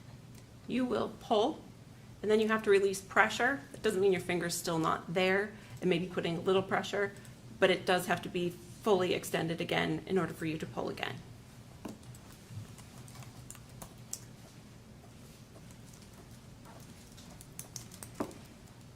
If a Glock 42 with these safety features, which you've described on the Glock 42 in front of you, were to, for instance, be dropped, would it be able to go off? With the firing pin block safety, it would not go off. I want to talk about the process of test firing again. You described to us the water tank that you fire into. Using your hands, can you raise your hands up and show the jury exactly how big is that, I forget what you called it, oh, the port that you fire into? It's approximately 6 inches wide. Approximately 6 inches wide. And is that standard for you? You've done that in every case where you've fired firearms into this water tank? Not every firearm will get fired into the water tank, but most do.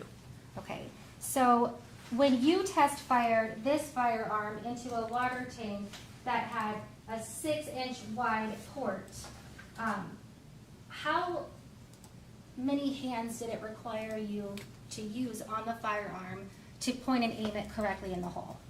I used to. Question relevance? Overruled. You can answer it. I use 2 hands. Why did you use 2 hands? I want to make sure I'm holding the firearm firmly so it will cycle properly. We sometimes hear in conjunction with firearms terms such as recoil. What is recoil? Recoil is the amount of force that's going to come back at you after you have test fired a firearm or fired a firearm. It causes a little bit of force into your hand.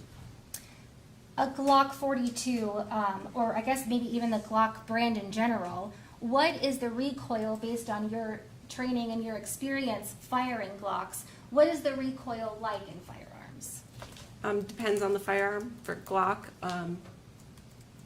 I do have some recoil when I'm firing the firearm. It's not the same as other firearms. Does the recoil depend on the caliber and type of firearm? It can. So when you're holding a firearm and you're firing, for instance, into your water tank or you're trying to aim, how do you combat the recoil that you would experience of the firearm after it, or as it's firing, excuse me? I am using two hands when I test fire, and then I just wait in between shots to make sure I can aim and make sure I am aimed properly into the port. May I have just a moment, Judge? Yes.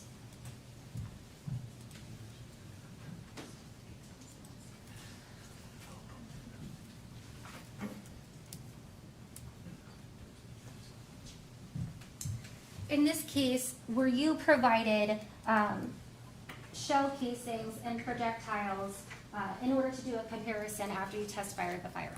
Yes. Tell us about that process. I received bullets and cartridge cases in this case, and I obtained them from the evidence section, and then I brought them back in order to compare them to my test fires of this firearm. How many test fires did you have when you test fired this firearm? I test fired this firearm twice. How many do you use of the?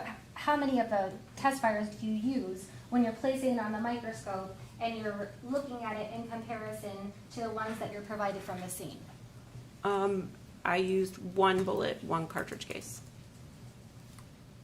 Is that standard?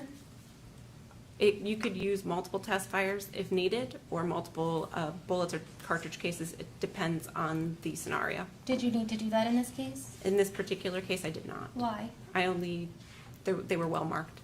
Okay, so you test fire it, you have a test casing and a test projectile. How many projectiles did you receive either from the scene or from the deceased? I received 3 fired bullets and 1 fired bullet core. Did you compare those bullets to your test fire? I compared the fired bullets to each other and to the test fire. What's the purpose of comparing the fired bullets to each other? I had originally, when I was going through to see the individual characteristics, I noticed that they all had the same individual characteristics, and I could see marks that looked similar on each of them as I put each one up individually, and then I put them up together to just index them or mark them to see those patterns were the same at that point. After you compared the test fires to each other, did you choose one and compare it to each projectile or bullet that you were provided in this case? In this particular case, I compared the bullets to each other first, and I took one of them and I compared it to a test fire. Why do you compare the bullets provided to you from the scene or the deceased to each other first? In this particular case, there was no reason why I did that over looking at them to the test fire. It's just I had seen the pattern when I was looking at them individually, so I marked them at the time. What is your expert opinion about the projectiles that you were provided associated with this case that you received from either the scene or the deceased? I identified them to the firearm. And are you talking the firearm in front of you, State's Exhibit 16? Yes. Does that mean that the projectiles that you were provided and used during your analysis came from State's Exhibit 16, the Glock 42 that's in front of you? Yes. What about the cartridge casings? Were you provided cartridge casings and asked to compare them in this case? Yes. How did you do that? I took those cartridge cases, I looked at them each individually and made sure they had individual characteristics, and then I compared them. In this particular instance, I compared each cartridge case to a test fire. When you compared each cartridge case that was found at the scene of this event to the test fire, tell the jury what your results were. I determined that they were identified to the firearm here in front of me. Does that mean that those cartridge casings were expelled from the firearm that's sitting in front of you? Yes. Judge, may I have just a moment? Yes. I don't have any further questions. I will take just one moment to return.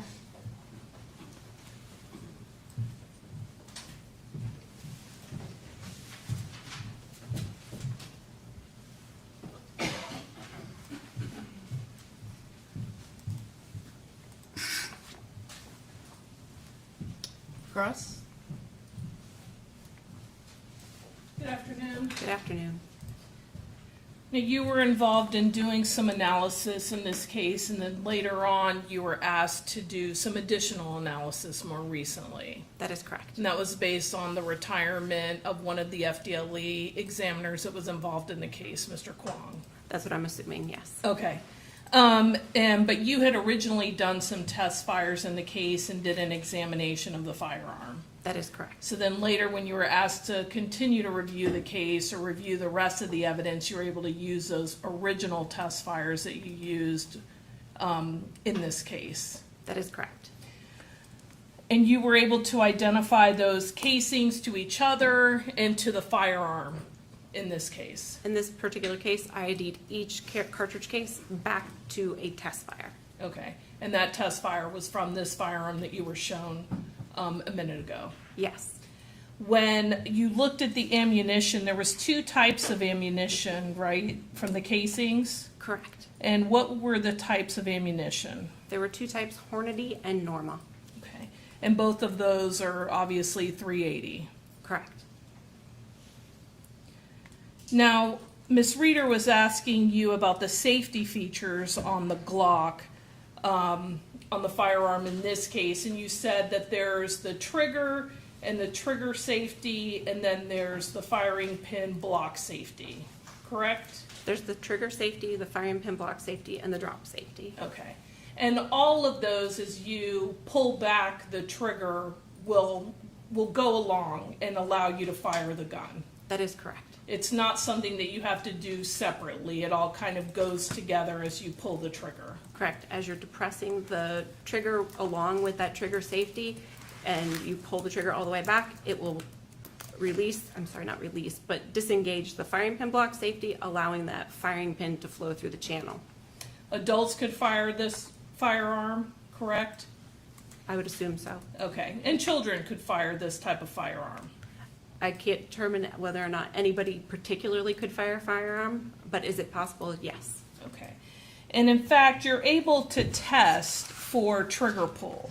Is that correct? I do have a way of measuring trigger pull, yes. But in this case, you did not do that. No. And that would tell you the force needed to pull the trigger with this particular firearm. That is correct. When you did do the test fires, you didn't find anything unique about this firearm versus any other kind of Glock that you've used before. The trigger pull didn't seem any different than any other Glock that I've fired. And typically, you've stated that the trigger pull for a firearm is about like opening a can of soda. Correct. Nothing further.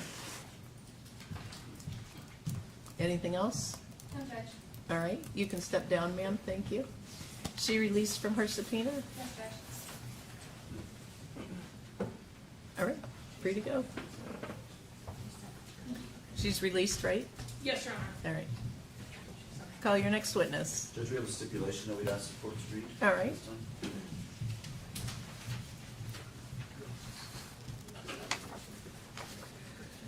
All right, so the parties have stipulated to an additional fact. The state of Florida and the defendant Jermaine Bass stipulate to the following. The person who died on the 29th day of August 2022 has been identified as Jayla Bass, the individual named in counts 1 and 2 of the indictment in this cause. We're hereby certify the foregoing stipulation is made in good faith for the reasons alleged here and dated the 26th day of February 2025, signed by Mr. Terry, Ms. Schlemmer, and the defendant, Mr. Bass. And it's commonly called the stipulation as to identity, and that the parties are not contesting the identity of the individual that died and the autopsy was performed upon in this case. Go. All right, Your Honor, this time the state rests. the state rests. All right, we will take a recess at this time. All rise.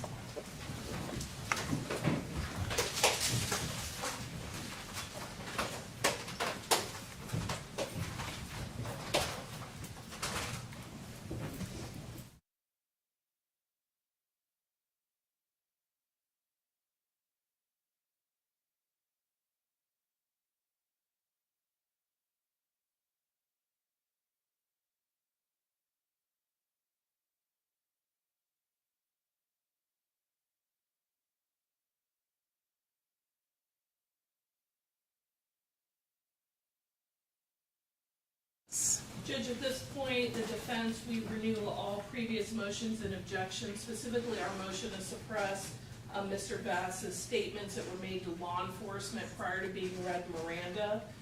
We'll move for a judgment of acquittal as to the entire indictment and specifically draw the court's attention to the issue of premeditation and the premeditated murder.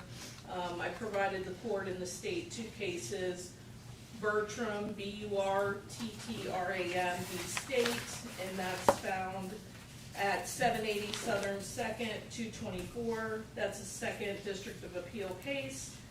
And Tillman, T-I-L-L-M-A-N, v. State, and that is at 842 Southern 2nd, 922. Both talk about the standard related to premeditation. While premeditation may be proven by circumstantial evidence, the evidence relied upon by the state must be inconsistent with every other reasonable inference. Where the state's proof fails to exclude a reasonable hypothesis that the homicide occurred other than by premeditated design, a verdict of first-degree murder cannot be sustained. Related to the events in this case, there's been really no testimony put forward as to any kind of marital discord or any issues between Mr. Bass and either of his children prior to August 29th, 2022. The only evidence, frankly, about what happened at that scene comes from crime scene, the ballistics, DNA, and the brief statement made by my client to law enforcement saying that he was cleaning the gun and the gun went off. There are some additional statements from Shirley Bass on the 911 call, also talking briefly about the gun being cleaned, and at one point even saying that her son was supposed to be awake and he was running. There's been no testimony as to any kind of issues going on that would cause Mr. Bass to injure or kill or attempt to kill his children in this case. There's been no testimony as to when he became armed. There's no eyewitness testimony from any other witnesses about what happened inside of that room. We're just relying on those 2 brief statements. The evidence in the case also shows that not only was my client's DNA on the firearm, but his son's DNA was on the trigger and grip as well. And based on all of those issues, as well as the testimony that's been put forward, we would move for a judgment of acquittal as to all counts.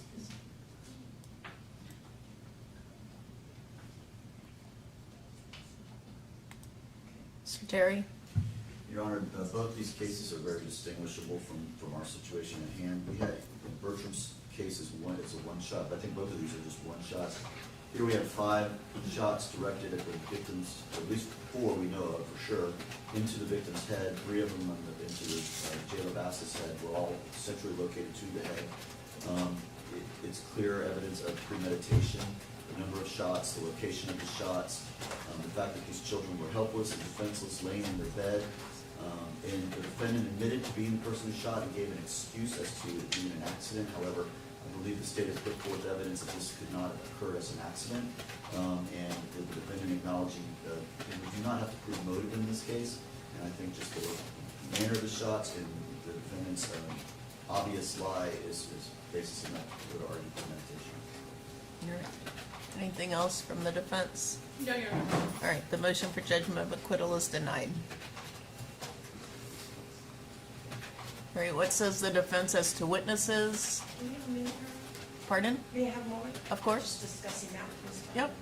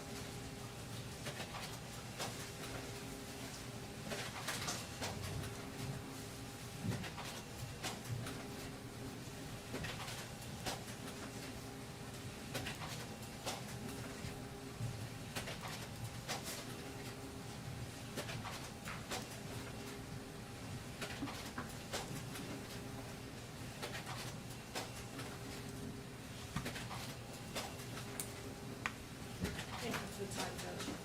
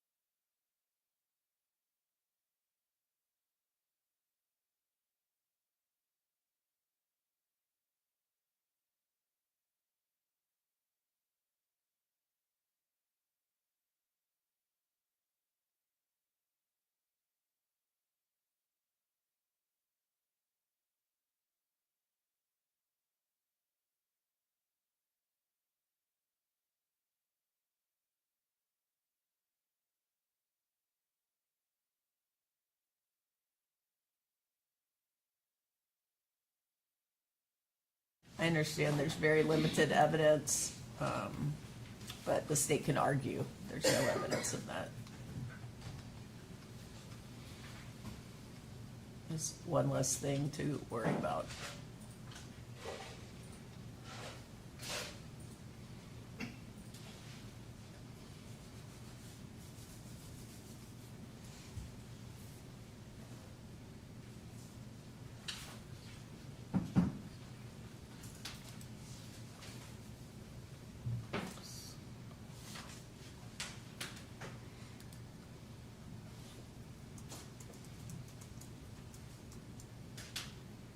And I'm just formatting it to make sure that there's no titles at the end of a page without some words after it, but.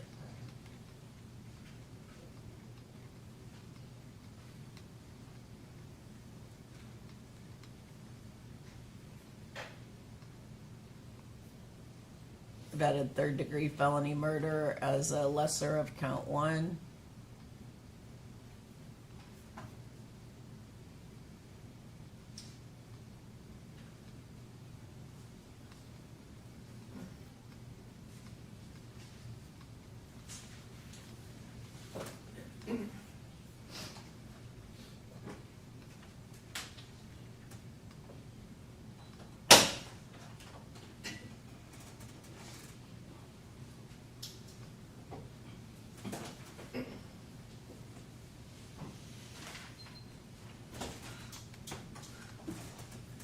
And then make sure you look at the verdict form. I don't know if it matters to you, but the heading for 7.2 is not centered. I know, but I can't, I don't know what. It's Mr. Cherry's fault. Something that he gave me won't turn off the, I had the same problem, Judge, with a couple of things. That's I why know, I don't know how to unturn off his margins when I put it in mine, so I'm just leaving it looking like I don't know how to format a document. So I obviously do not.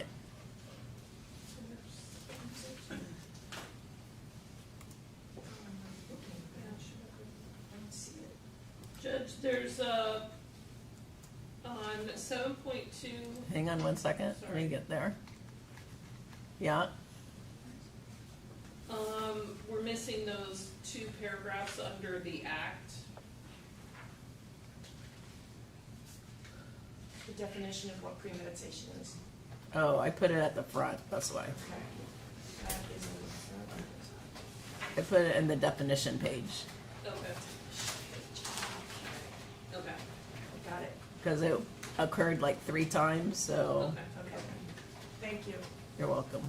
So they get it at the beginning, and then when I say it, they can refer back.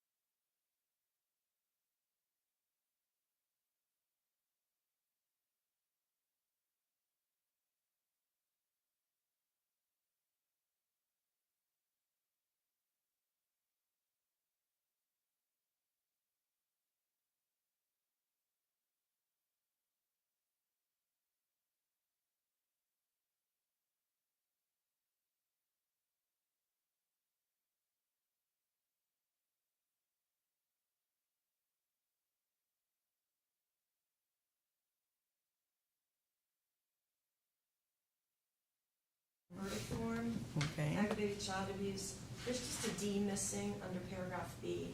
The defendant is guilty of aggravated battery. Okay.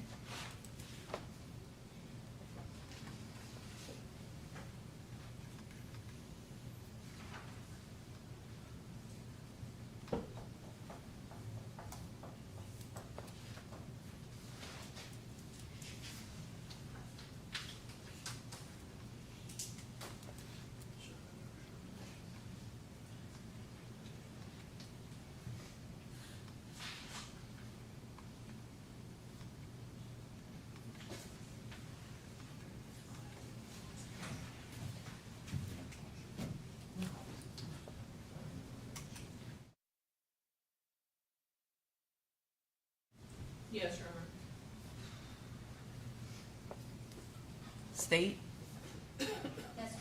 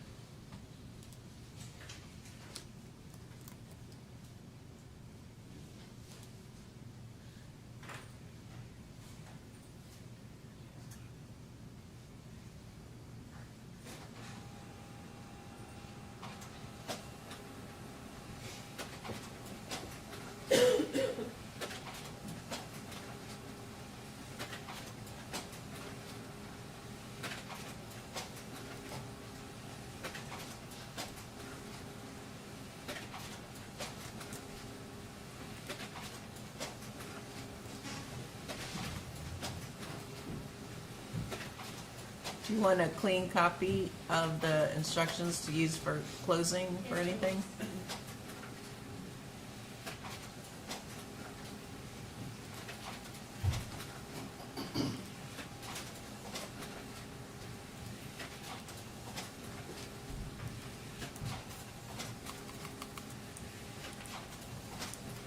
Ladies and gentlemen, when the jury comes back in, we're supposed to have the judges, these jury instructions. I think they're about 30 minutes, but you read the jury instructions, no in and out. You need to go to this restroom, or now, or you want to stay outside, which is the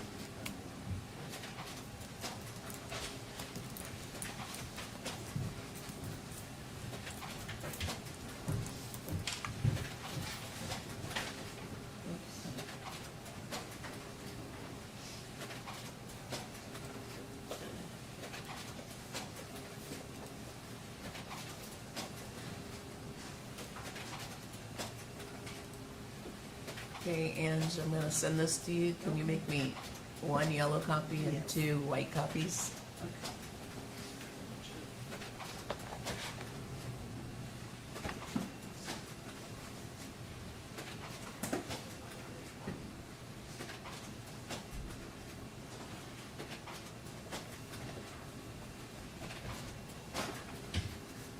And then all the witnesses that were kept on standby have been released? Yes, Your Honor. You had a couple that were still on standby or that we didn't release. Can you just make sure they're released? In case anyone wanted to come back into the courtroom or not.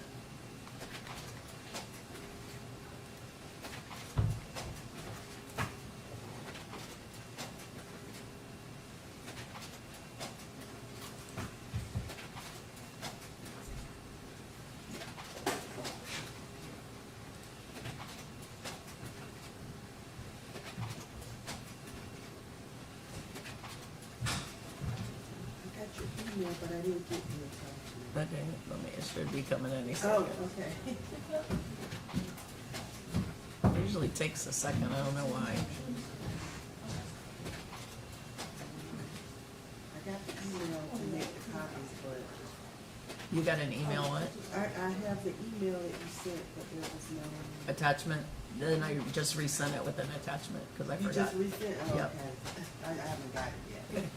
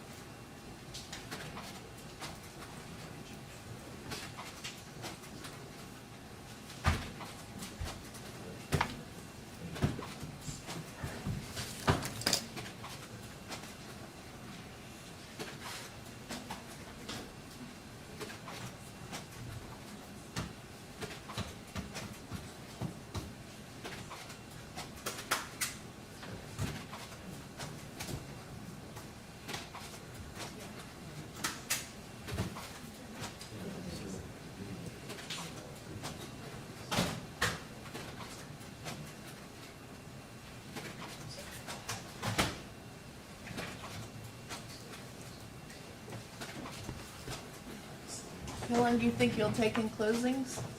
I'm sorry? How long do you think you'll take in closings?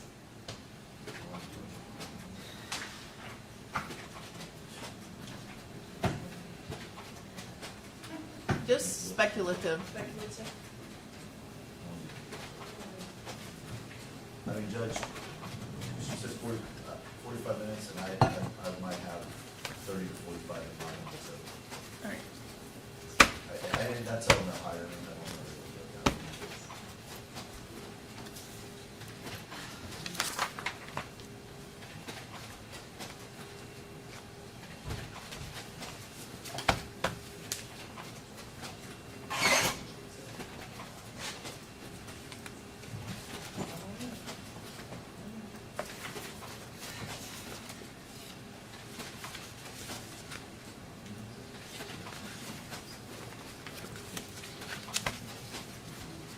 Are you still printing? Okay. Gotcha. Yeah, just for Yeah, I them. printed the other one. I don't Thank know you. why my settings didn't print at the same time. No problem.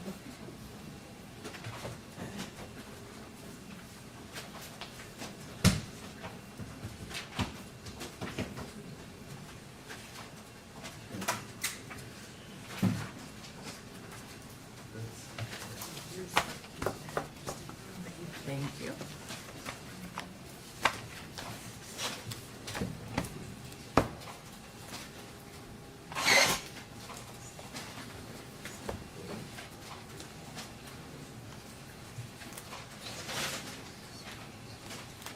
There's 11.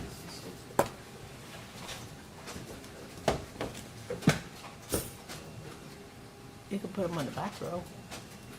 Do it all at the same time. Go on walks. Over to James, you start lining them up. Instructions in the home. Huh? Instructions in the home. Close the door. No, I'm gonna send them out.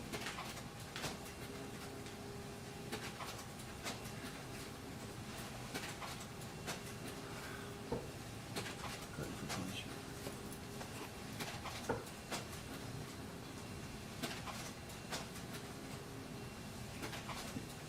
I'll ask them.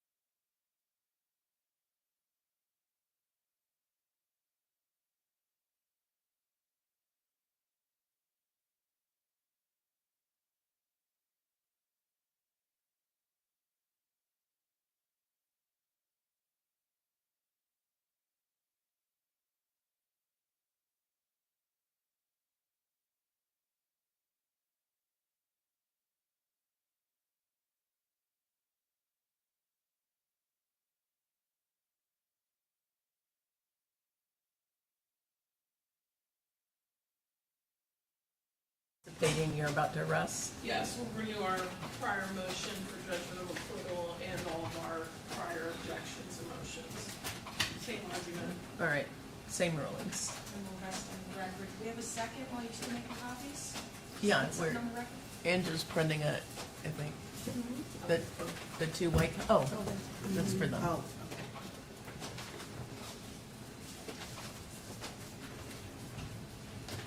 As I discussed with Mr. Terry an issue, I just wanted to make sure that there wasn't a specific reason that Ms. Bass was not going to testify. At what? That Oh, Ms. Bass was not going to testify, like she changed her story. Right. Prep, like a Brady or Giglio issue. I have discussed it with Mr. Terry. I do believe he's making a strategic decision. He has advised me there weren't any different statements. but I just wanted to make sure that the record was clear for that. All right. What we discussed. Sure. And by not different statements, not different than you've heard Correct. a couple of varieties of statements, but Right. something And new from what we've already she's heard. here, and you're certainly welcome to talk to her if that would affect your ability about whether or not you wanted to call her too, so, all right. Thank you, Judge.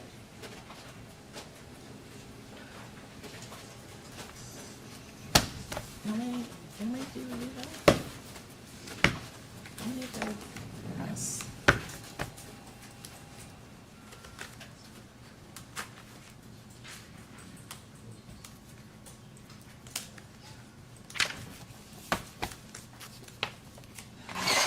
What?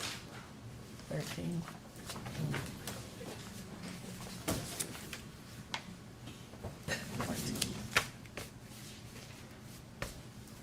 Why don't you just give them to them as they walk in? There you go.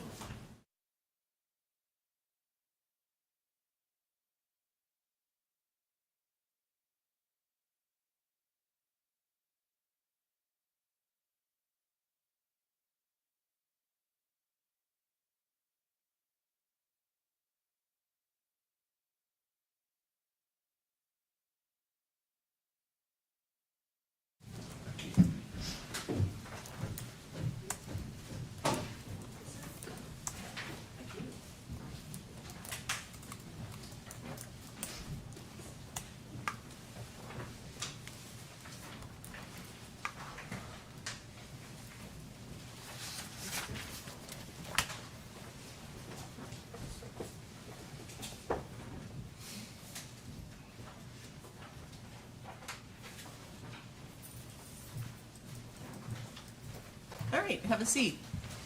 State having rested what says the defense? Defense at this time will rest, Your Honor. All right, so both the state and the defense have rested their cases. As I warned you, now is my opportunity to instruct you on the law. As I also told you, you each have your own set of written instructions that have been just handed out to you, so you can use these.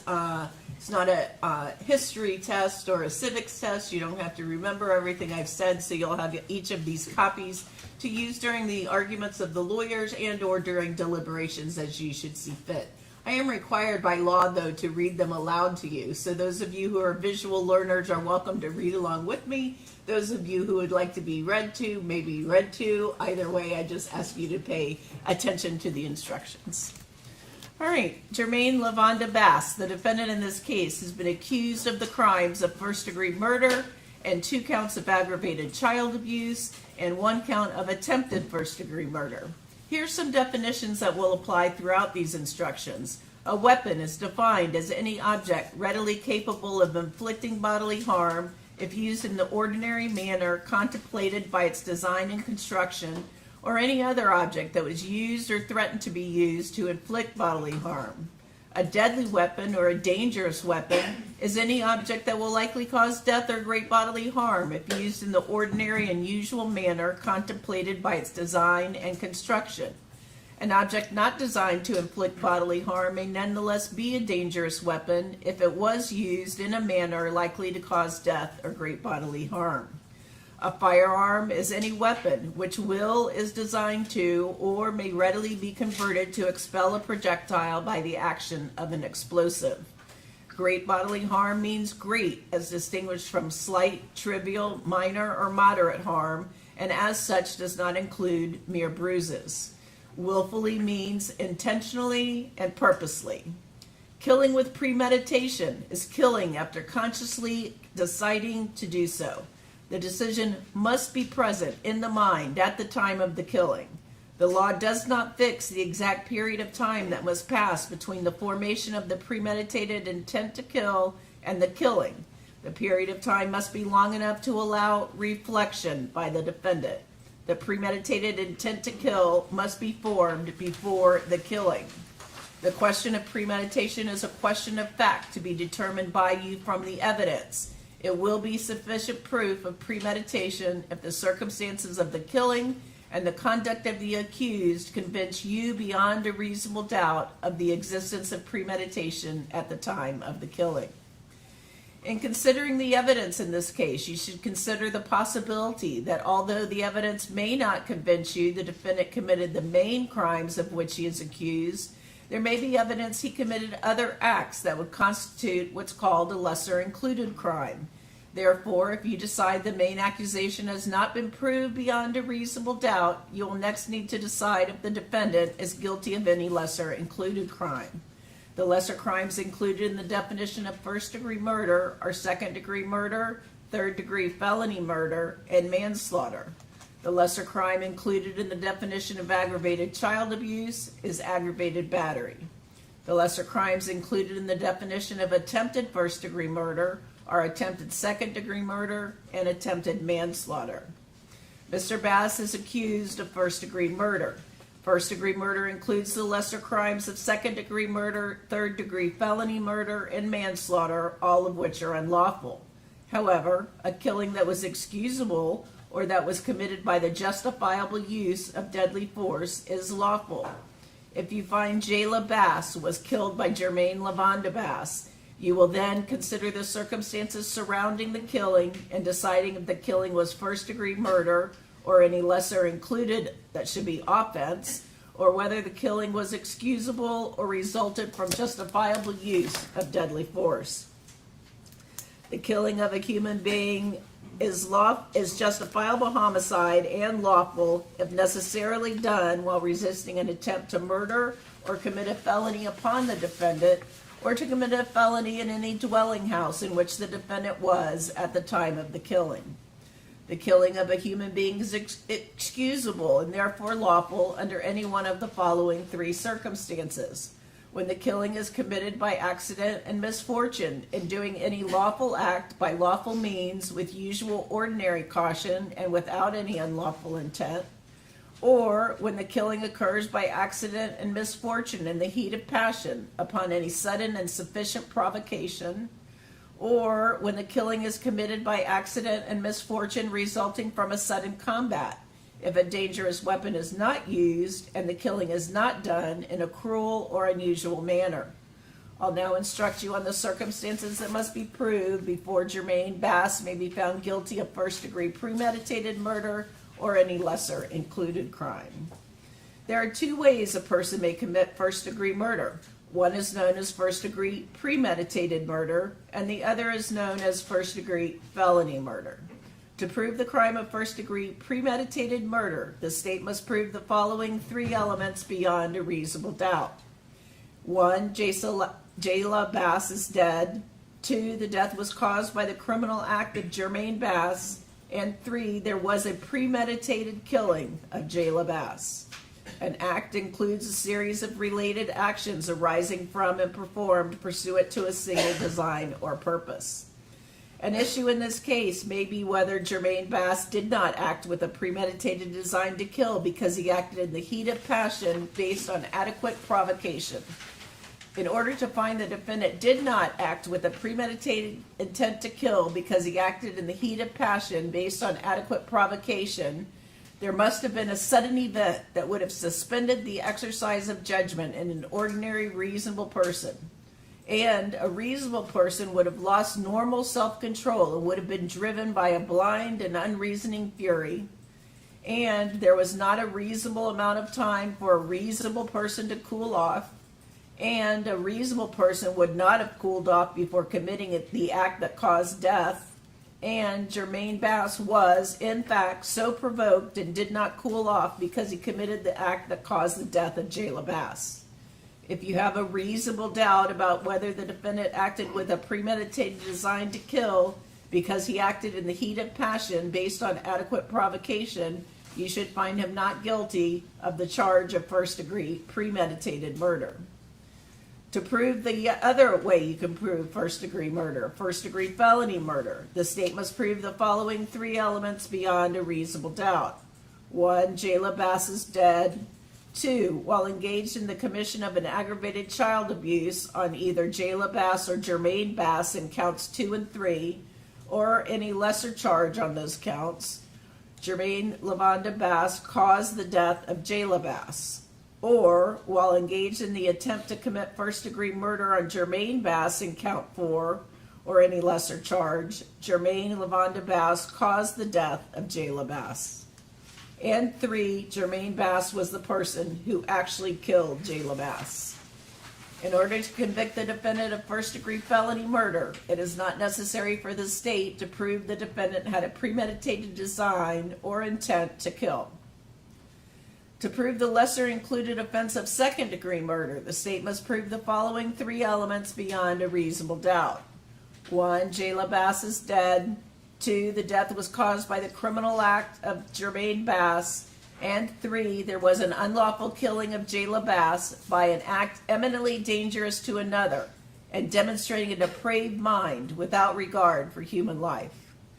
An act includes a series of related actions arising from and performed pursuant to a single design or purpose, and an act is eminently dangerous to another and demonstrating a depraved mind if it is an act or series of acts that a person of ordinary judgment would know is reasonably certain to kill or do serious bodily injury to another, and is done from ill will, hatred, spite, or an evil intent, and is of such a nature that the act itself indicates an indifference to human life.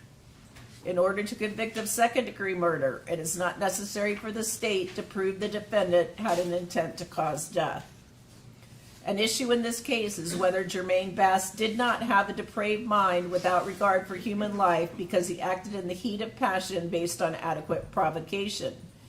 And again, in order to find the defendant did not have a depraved mind without regard for human life because he acted in the heat of passion based on adequate provocation, there must have been a sudden event that would have suspended the exercise of judgment in an ordinary reasonable person, and a reasonable person would have lost normal self-control and would have been driven by a blind and unreasoning fury, and there was not a reasonable amount of time for a reasonable person to cool off, and a reasonable person would not have cooled off before committing the act that caused death, and Jermaine Bass was in fact so provoked and did not cool off before he committed the act that caused the death of Jayla Bass. If you do have a reasonable doubt about whether the defendant had a depraved mind without regard for human life because he acted in the heat of passion based on adequate provocation, you should find him not guilty of the charge of second-degree murder. To prove the lesser crime of third-degree felony murder, the state must prove the following beyond a reasonable doubt. 1, Jayla Bass is dead. And 2, her death occurred as a consequence of and while Jermaine LaVonda Bass was engaged in the commission of the felony lesser offense of aggravated battery, and Jermaine Bass is the person who actually killed Jayla Bass. In order to convict of third-degree felony murder, it is not necessary for the state to prove the defendant had a premeditated design or intent to kill. The lesser offense of aggravated battery for the purpose of this instruction is defined in Instruction 8.4 in the following instructions. See also Instruction 3.12D, interlocking counts, that we'll get to in a minute as it pertains to this lesser offense. To prove the lesser included offense in Count 1 of manslaughter, the state must prove the following 2 elements beyond a reasonable doubt. 1, Jayla Bass is dead. 2, Jermaine LaVonda Bass intentionally committed an act or acts that caused the death of Jayla Bass, or the death of Jayla Bass was caused by the culpable negligence of Jermaine Bass. Every person has a duty to act reasonably toward others. If there's a violation of that duty without any conscious intention to harm, that violation is negligence. The defendant cannot be guilty of manslaughter by committing a merely negligent act, or if the killing was either justifiable or excusable homicide, as I previously instructed you. In order to convict of manslaughter by act, it is not necessary for the state to prove the defendant had an intent to cause death, only an intent to commit an act that was not merely negligent, justified, or excusable, and which did cause death. I'll now define culpable negligence for you. As I've said, every person has a duty to act reasonably toward others, and a violation of that duty without conscious intention to harm is negligence. But culpable negligence is more than a failure to use ordinary care toward others. In order for negligence to be culpable, it must be gross and flagrant. Culpable negligence is a course of conduct showing reckless disregard of human life or of the safety of persons exposed to its dangerous effects, or such an entire want of care as to raise a presumption of a conscious indifference to consequences, or which shows wantonness or recklessness or a grossly careless disregard for the safety and welfare of the public, or such an indifference to the rights of others as is equivalent to an intentional violation of such rights. The negligent act or omission must have been committed with an utter disregard for the safety of others. Culpable negligence is consciously doing an act or following a course of conduct the defendant must have known or reasonably should have known was likely to cause death or great bodily injury. To prove the crime of aggravated child abuse for counts 2 and 3, the state must prove the following two elements beyond a reasonable doubt. 1, Jermaine Bass committed an aggravated battery upon Jayla Bass in count 2, or Jermaine Bass for count 3. And 2, Jayla Bass in count 2, or Jermaine Bass in count 3, was under the age of 18 years. In order to prove that an aggravated battery was committed, the state must prove the following two elements. The first element is a definition of battery. 1, Jermaine Bass actually and intentionally caused bodily harm to Jayla Bass in count 2, or Jermaine Bass in count 3. And 2, in doing so, Jermaine Bass intentionally or knowingly caused great bodily harm. It is not a crime for a parent of a child to impose reasonable physical discipline on a child for misbehavior under the circumstances, even though physical injury resulted from the discipline. To prove the lesser included crime of aggravated battery for counts 2 and 3, the state must prove the following two elements beyond a reasonable doubt. And the first element is a definition of battery. 1, Jermaine Bass intentionally caused bodily harm to Jayla Bass in count 2, or Jermaine Bass in count 3. And 2, Jermaine Bass in committing the battery intentionally or knowingly caused great bodily harm to the victim. For count 4, in order, Jermaine Bass is accused of attempted first-degree murder. Attempted first-degree murder includes the lesser crime of attempted second-degree murder and attempted manslaughter, all of which are forms of attempted homicide, and all of which are unlawful. However, an attempted homicide that was excusable or was committed by the justifiable use of deadly force is lawful. If you find there was an attempted homicide of Jermaine Bass by Jermaine LaVonda Bass, you will then consider the circumstances surrounding the attempted homicide in deciding whether it was attempted first-degree murder or attempted second-degree murder or attempted manslaughter, or whether the attempted homicide was excusable or resulted from the justifiable use of deadly force. An attempted homicide is justifiable and lawful if necessarily done while resisting an attempt to murder or commit a felony upon the defendant, or to commit a felony in any dwelling house in which the defendant was at the time of the killing. An attempted homicide is excusable and therefore lawful under any one of the following three circumstances. When the attempted homicide is committed by accident and misfortune and doing any lawful act by lawful means with usual ordinary caution and without any unlawful intent, or when the attempted homicide occurs by accident and misfortune in the heat of passion upon any sudden and sufficient provocation, or when the attempted homicide is committed by accident and misfortune resulting from a sudden combat, if a dangerous weapon is not used and the attempted killing is not done in a cruel or unusual manner.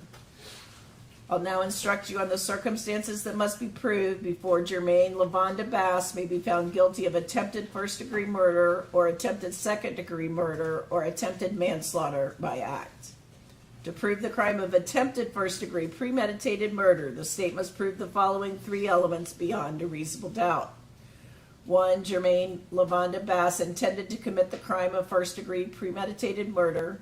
And 2, he committed an overt act toward the commission of first-degree premeditated murder that went beyond mere preparation. And 3, Jermaine Bass failed to complete the first-degree premeditated murder. The line between mere preparation and an overt act is a question of fact for you to decide. Mere preparation consists of devising or arranging the means or measures necessary to commit the crime.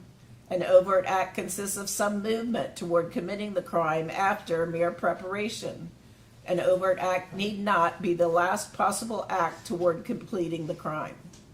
To prove that a first-degree premeditated murder had taken place, the state would have had to prove the following three elements beyond a reasonable doubt.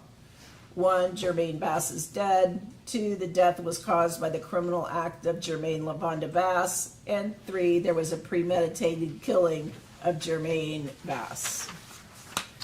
To prove the crime of attempted second-degree murder, a lesser-included offense of count 4, the state must prove the following three elements beyond a reasonable doubt.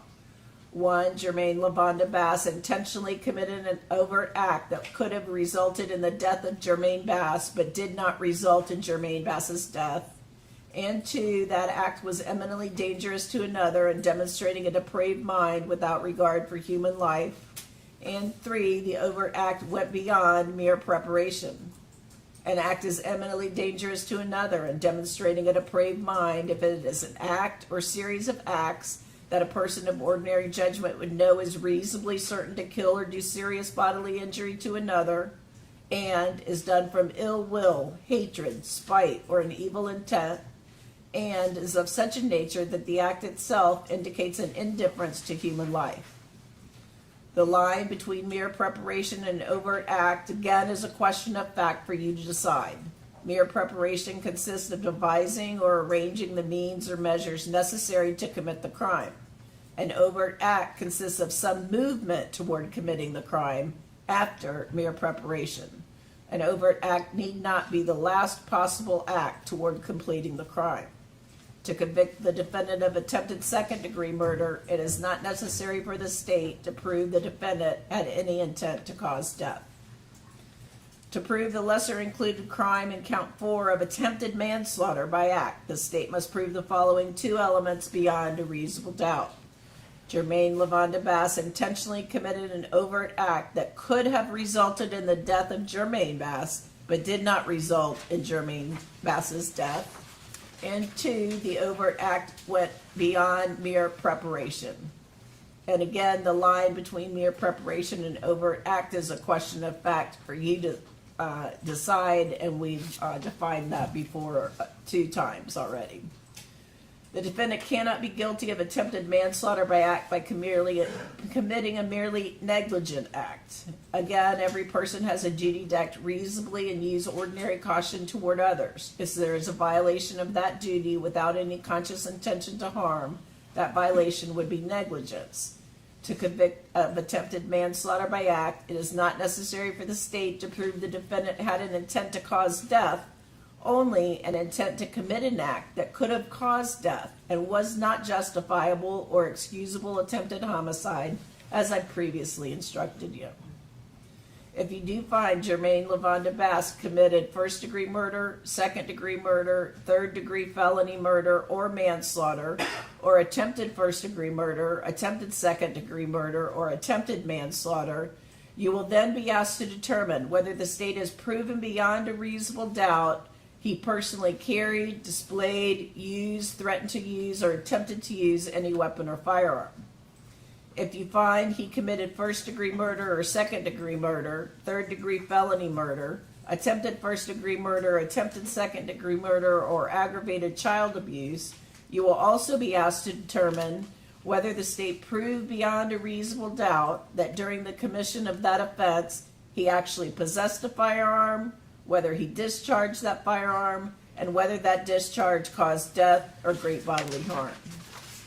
To actually possess a firearm means the defendant carried a firearm on his person or had a firearm within immediate physical reach with ready access with the intent to use the firearm during the commission of the crime.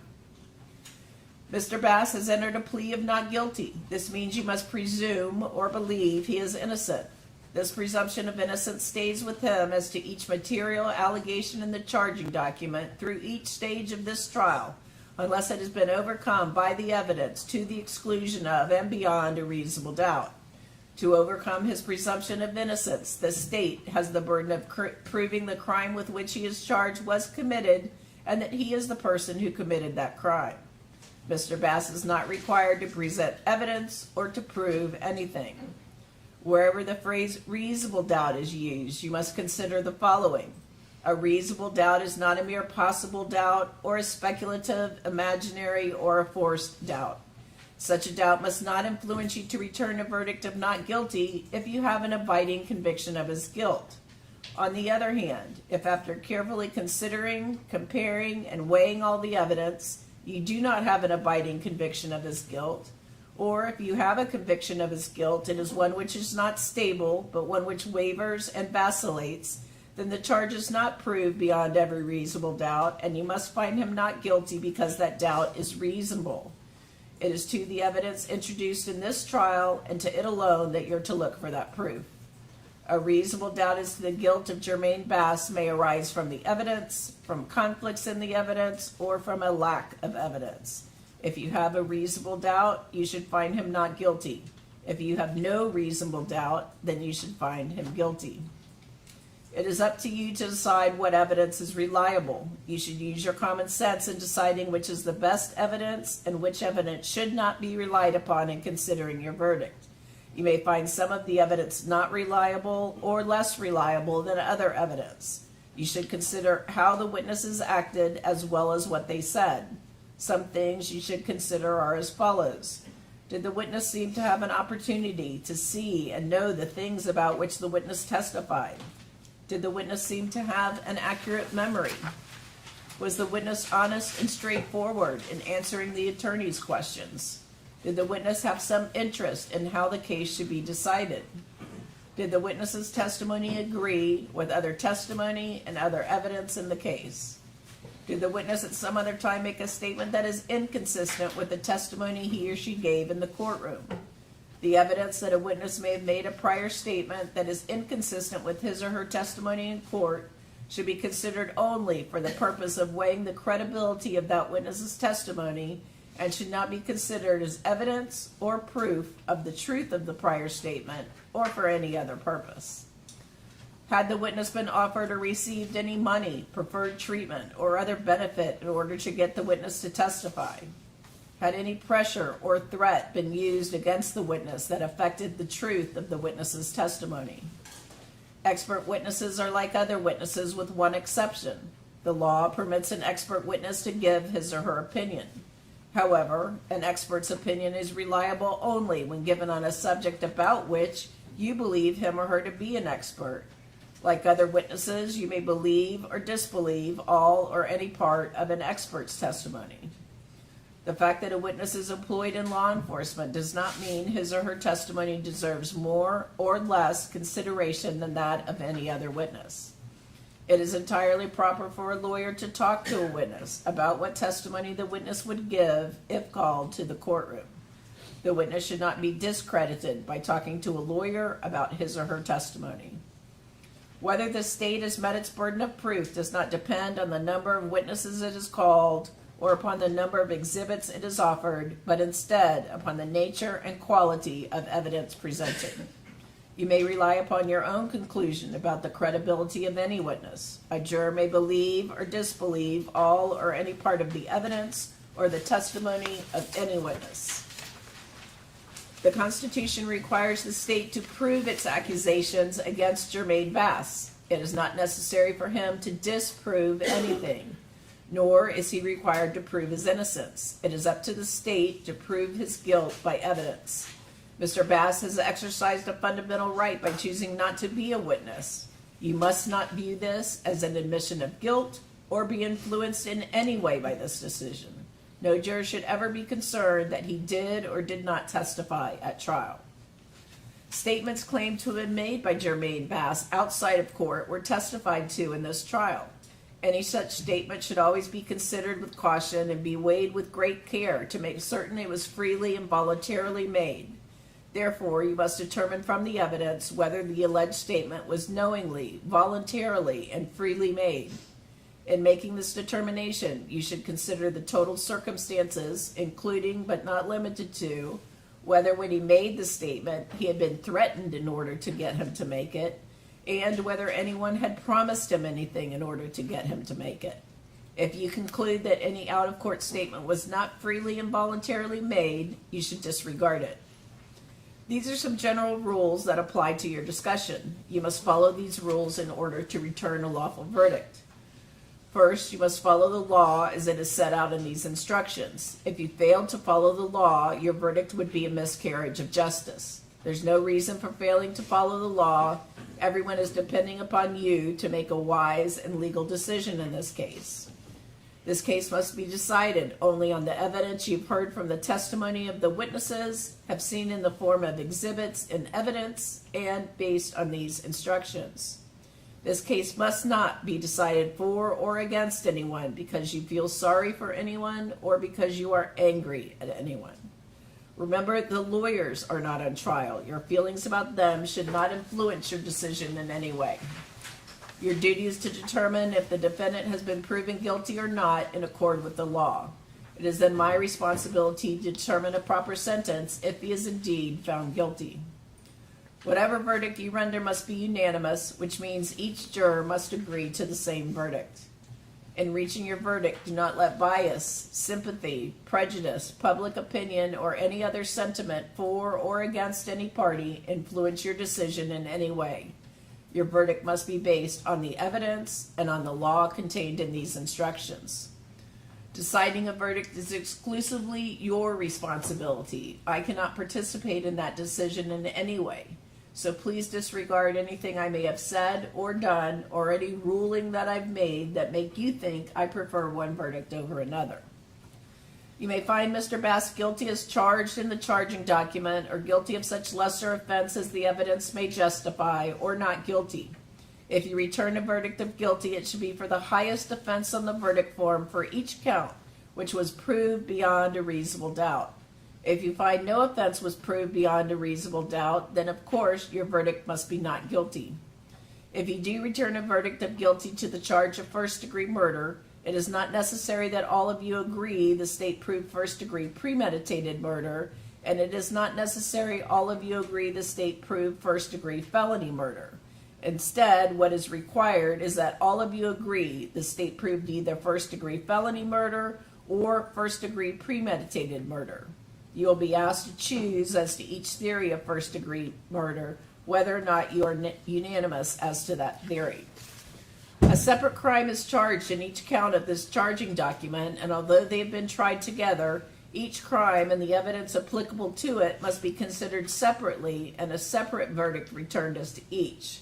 A finding of guilty or not guilty as to one count must not necessarily affect your verdict as to any other count charged, except as follows. Legally interlocking counts, and this describes the first-degree felony murder count in count 1 and counts 2, 3, and 4. So first-degree felony murder in count 1 and aggravated child abuse in counts 2 and 3, or attempted first-degree murder or attempted second-degree murder in count 4 are linked in that the aggravated child abuse or the attempted first-degree or attempted second-degree murder is an essential element of first-degree felony murder. So you should consider the evidence applicable to the aggravated child abuse charge and the attempted first-degree and attempted second-degree murder charge. If you find that the aggravated child abuse charge or the attempted first or second-degree murder charge has not been proved beyond a reasonable doubt, then you must find Jermaine Bass not guilty under the theory of first-degree felony murder in count 1. But you can still consider whether first-degree murder under the theory of premeditation or a lesser offense of second-degree murder or of manslaughter have still been proven beyond a reasonable doubt as to count 1, and if so, return a verdict of guilty for that offense. If, on the other hand, you do find aggravated child abuse charge or the attempted first or attempted second-degree murder has been proved beyond any reasonable doubt, you can there and must then consider the evidence applicable to the theory of first-degree felony murder. A guilty verdict for aggravated child abuse or for attempted first-degree or attempted second-degree murder does not require a guilty verdict under the theory of first-degree felony murder. You may find him guilty under the theory of first-degree felony murder only if you find all the elements of that crime including the essential elements of aggravated child abuse or of attempted first-degree or second-degree murder, were proved beyond a reasonable doubt. Additionally, count 1 lesser offense of third-degree felony murder and count 2 and 3 lesser offense of aggravated battery are also linked, and that the aggravated battery in count 2 and 3 are linked to as being an essential element of third-degree felony murder in count 1. So, you should first consider the evidence applicable to the lesser offense of aggravated battery. If you find the aggravated battery has not been proved beyond a reasonable doubt, then you cannot find him guilty of third-degree felony murder. But you may consider whether different lesser offenses of second-degree murder or of manslaughter have still been proven beyond a reasonable doubt, and if so, return a guilty verdict for that lesser offense. If, on the other hand, you find that the lesser offense of aggravated battery has been proved beyond a reasonable doubt, you must then consider the evidence applicable to the third-degree felony murder. A guilty verdict for aggravated battery does not require a guilty verdict for third-degree felony murder in count 1.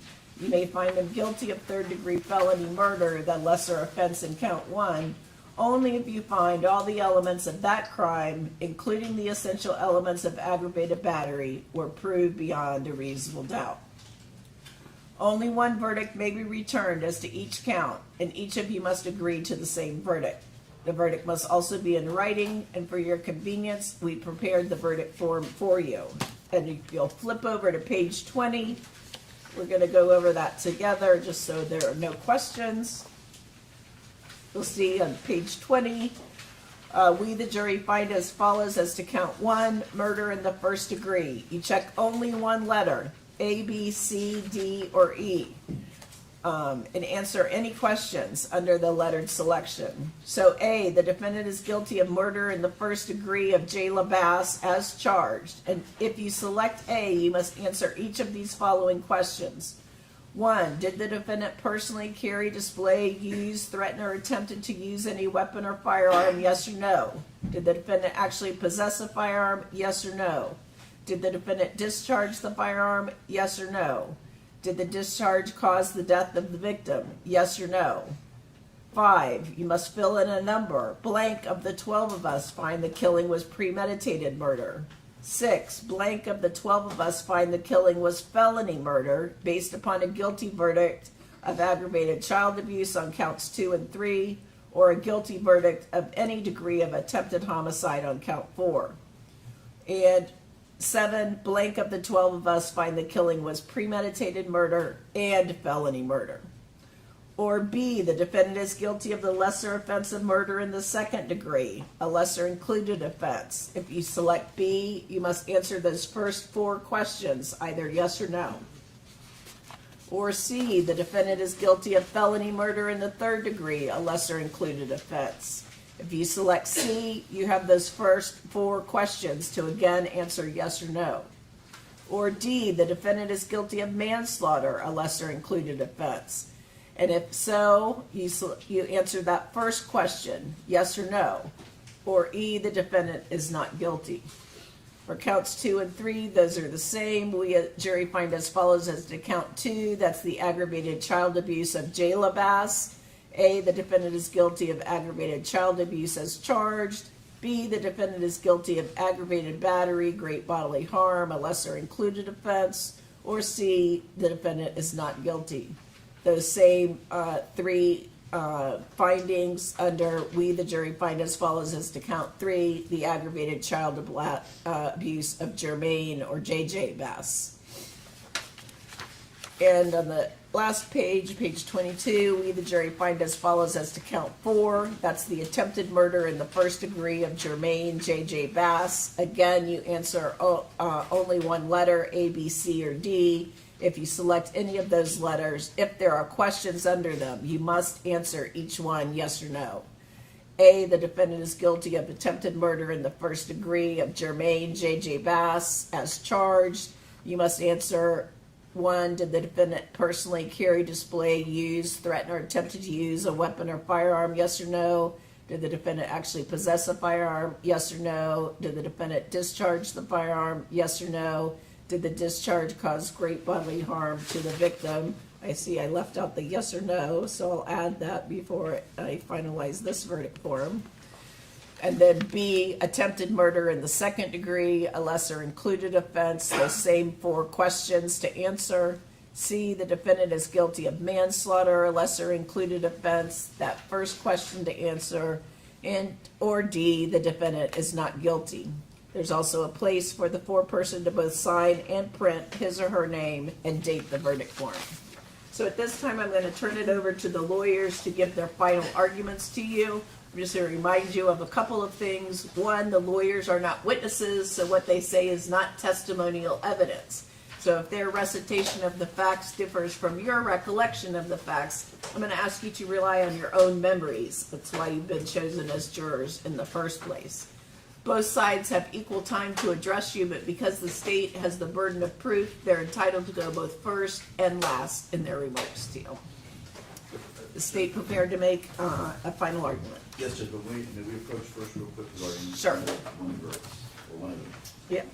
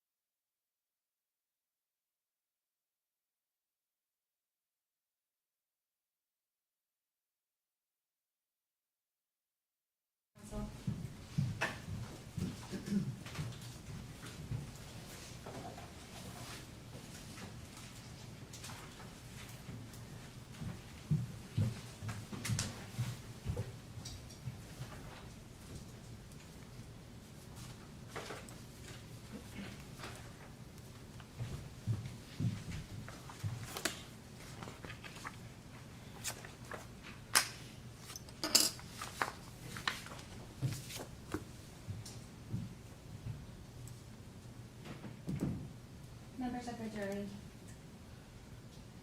we end right where we began. It was an accidental discharge. I was trying to take the magazine out and it went off. They was both in bed. I was in their room. Those were the statements of the defendant, Jermaine Bass Jr. Mere minutes after he murdered his daughter while she was laying in the top bunk of her bed. Those were his statements as he was holding his son, who was profusely bleeding from a gunshot wound to the side of his head that he caused. It was an accident. I was loading the magazine. I was in their room. Those statements you heard on the body-worn camera of Adam Longman, HCSO deputy who first responded. I want to draw your attention on that same body-worn camera to the timestamp of 22:46:20, right after he made these statements. The defendant was asked, what happened upstairs? He looked straight at the deputies and he said, nothing happened upstairs. That man uttered those words, nothing happened upstairs, when he knew that his daughter was on that top bunk with a gunshot wound to the middle of her forehead, and she was bleeding out and she was about to die. He said nothing happened upstairs. He didn't beg them to go save her. He didn't beg them to help her. He said nothing happened upstairs.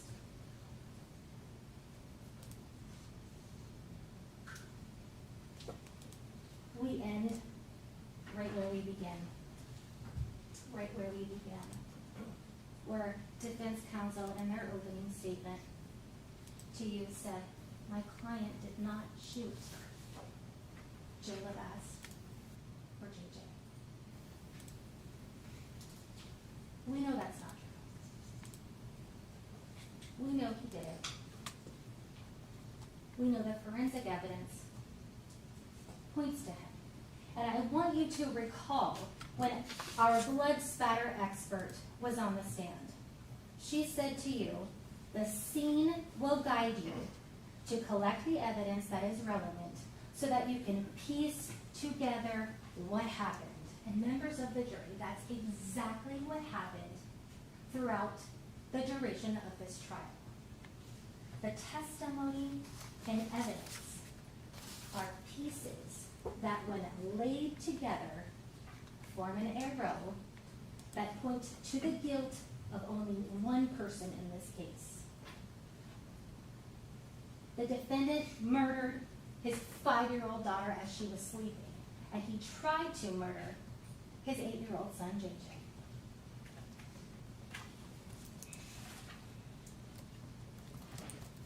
Remember this last Friday during jury selection, you were taught that the state has the burden to prove the elements of the crimes charged beyond a reasonable doubt. The judge explained that to you, and in fact, she just read it in this packet. It helps to know what the elements are, what we're focusing on as we go through discussing how and why we know the defendant is guilty of each element of each crime charged in this case. We'll go one by one. First degree premeditated murder. To prove the crime of first degree premeditated murder, the state must prove the following 3 elements beyond a reasonable doubt. Jayla Bass is dead. Number 2, the death was caused by the criminal act of Jermaine Bass. And number 3, there was a premeditated killing of Jayla Bass. He's also charged with 2 counts of aggravated child abuse. There we talk about number 1, Jermaine Bass committed aggravated battery upon Jayla Bass or Jermaine Bass. That's counts 2 and 3. Jayla Bass or Jermaine Bass were under the age of 18. We know that. Jermaine Bass actually and intentionally caused bodily harm to Jayla Bass or Jermaine Bass, counts 2 and 3. In doing so, Jermaine Bass intentionally or knowingly caused great bodily harm. We know that as well. You saw the gunshot wounds. The last count he's charged with is count 4, premeditated murder. Jermaine Bass intended to commit the crime of first degree premeditated murder. Number 2, Jermaine Bass committed an overt act toward the commission of first degree premeditated murder that went beyond mere preparation. Number 3, Jermaine Bass failed to complete the first degree premeditated murder. Let's talk about how and why we know the defendant is the one who pulled the trigger. And let's talk about how and why we know that he did it intentionally. We know that the defendant started out his night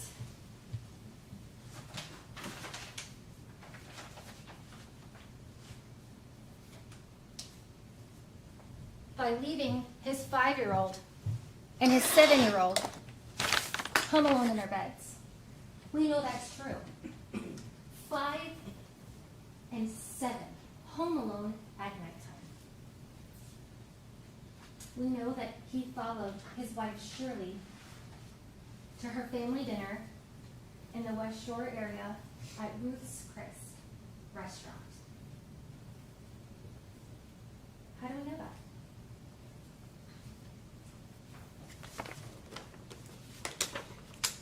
State's Exhibit 21. We can track his cell phone records. He leaves the children home alone by at least 7:15 p.m. We know that's true because of the video surveillance shows him leaving before that time. We know that Shirley got to dinner and that the defendant arrived in the West Shore area where Ruth's Chris is located.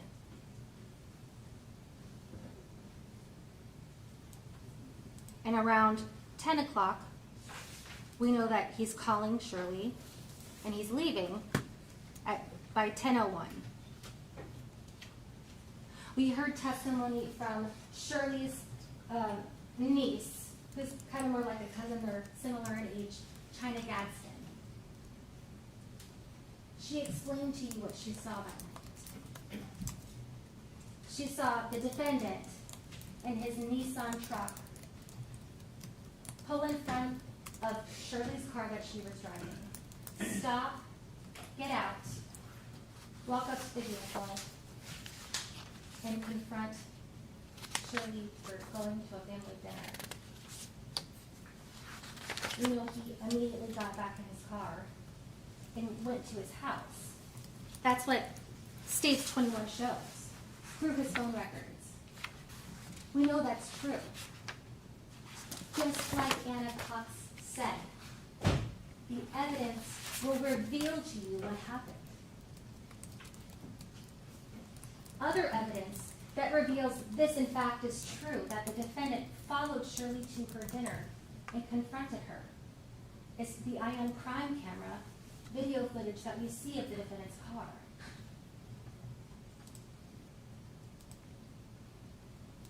We can read between the lines of the evidence we have as to the way the defendant was feeling at the time he arrived back home and went inside where 5-year-old Jayla Bass was sleeping in the top bunk and 8-year-old Jermaine Bass Jr. is laying right next to her. Now again, the scene will reveal itself. We only have to follow it. We know that the children were in the bed together.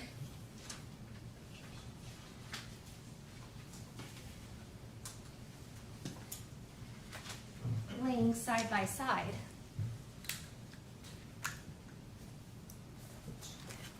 In the bed. I'm putting up States 24A because the forensic evidence tells us.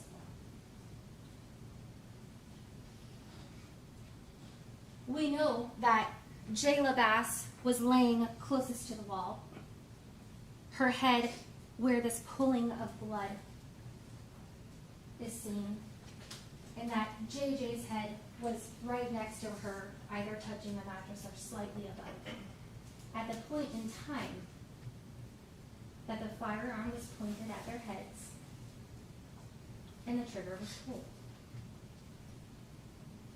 Remember last Friday when we discussed premeditation, Mr. Terry was talking to you about there's no specific time frame when you're trying to decide whether or not an act was premeditated. It can happen in an instant. Recall that today, Hillsborough County Sheriff's Office firearm expert Jennifer Michelon took the stand and explained to you what would have to take place in order for that Glock 42 to fire. She explained you first have to take the magazine, you have to load it with bullets. you have to put that filled magazine inside the bottom well of the firearm. You then have to slide the top of the firearm back in order for it to fire. Then, like she explained, when she's firing these firearms regularly during the course of her investigations as a firearm expert, she uses two hands to be able to safely and precisely point and aim within a 6-inch area. Loading the magazine with bullets, putting the magazine inside of the firearm, sliding the top back to make it ready. And then she further explained, not only do you have to point it and aim it, each time you pull the trigger, you have to pull it hard enough to first compress the trigger pull, safety, and then the trigger itself. And she explained to you that because it is not an automatic firearm, that each time you pull the trigger, you have to pull it and let it go, and pull it and let it go, and pull it and let it go, and pull it and let it go, and pull it and let it go. And members of the jury, that evidence is the scene itself, the evidence revealing to you what premeditation is. All of those steps is the scene revealing to you through evidence what premeditation is. Look at the bullet holes.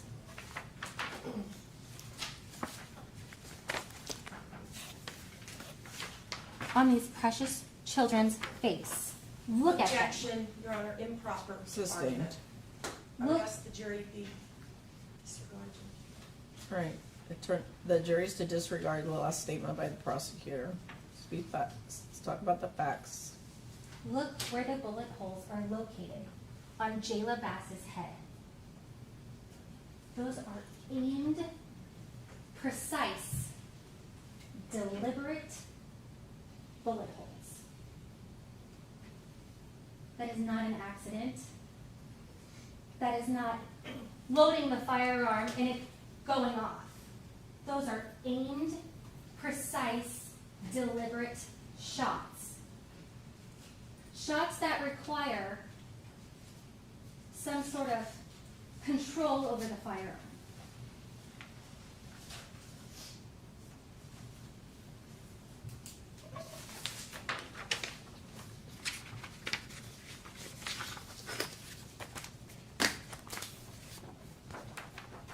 Shot through her cheek, her temple, and her forehead.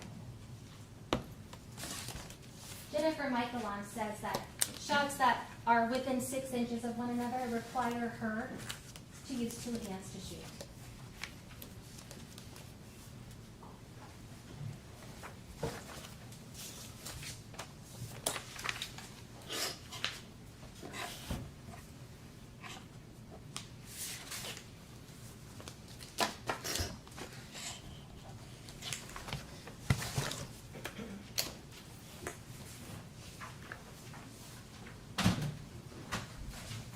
This is the shot on the son, JJ's head.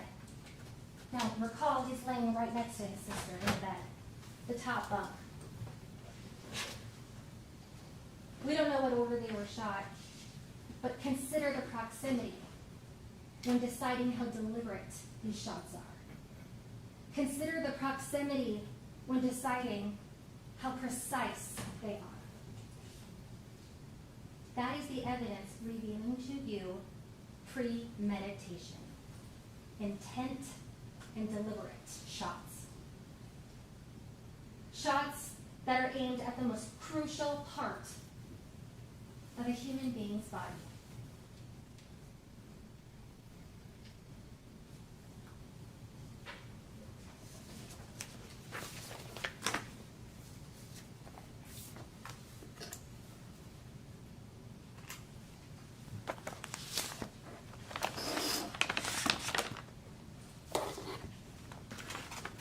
Recall, the scene will reveal to you the evidence necessary for you to come to a conclusion as to what happened. We know from the defendant's wallet that was seized, states 15.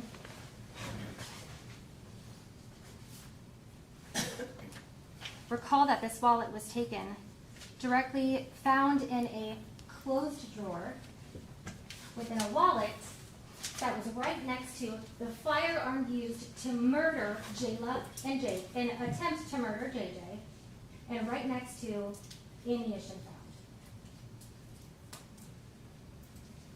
Note on this, height, Jermaine Bass Jr., 5'7". Why is that important? Let's consider the trajectory of the fire shot that killed Jayla Bass and almost killed JJ.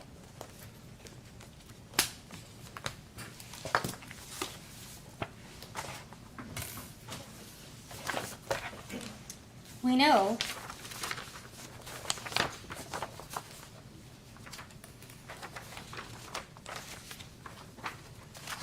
that the children were laying next to each other. We know that the blood shown in the pulling of this photo of the top mattress belongs to Jayla Bass because of the head. Consider the trajectory of the bullets you see. Knowing the bunk bed is, topmost portion of the bunk bed is 5 feet 5 inches tall. The defendant is taller than that. We know that damage A is at a downward trajectory, meaning that when the gun was fired, it has to be angled upward, downward to cause that downward trajectory. We know that this shot goes all the way through to the bathroom in a downward trajectory because we saw evidence of that. The scene will reveal the evidence necessary for you to decipher what happened. Whoever was holding the firearm had to have been taller than 5 feet 5 inches tall. We know that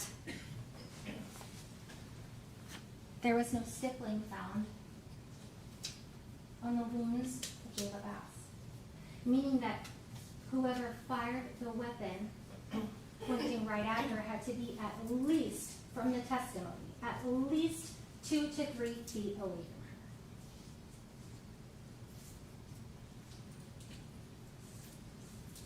If you follow the trajectory of the bullet holes that you see here, take them out 2 to 3 feet. That takes you off the bed.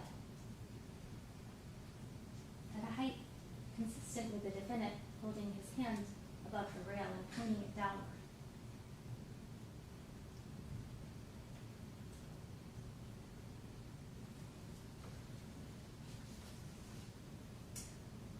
We know also that the person standing on the outside of this bunk bed, at least 2 to 3 feet away from where the children were laying. We know the trajectory as well because of the impact blood stain pattern. Now, Anna Cox, when she testified, was very educational when she was describing to you what blood stain pattern analysis is. She explained that it's a discipline of forensic science focusing on identifying, documenting, and analyzing bloodstains in order to interpret what caused the distribution. Basically, in a layman's term, she says she looks at the blood stain and tries to decide how it got there. She went on to explain to us different kinds of blood stains and what they mean and how she interprets them. One of them was an impact blood stain, or an impact spatter pattern, which she said a natural object striking the liquid blood. She said she considered things such as physics, the natural laws of gravity, and introduction of a mechanism such as force. So if something were to hit an object bleeding, it would cause a certain pattern, a blood pattern stain. Directionality, flow pattern. She said in her expert opinion, based on the DNA evidence that was swabbed from this area, it showed that both JJ and Jayla's heads were in this corner of the bed at the time in which they were shot. That's an important piece of evidence because, remember, we end where it began. When defense mentioned in their opening statement to you that their client didn't pull the trigger. Well, members of the jury, it's one thing to make a statement like that and then move on. But it requires you to pull the thread, to follow the analysis, to let the scene reveal to you what happened. And you have to follow it until the end.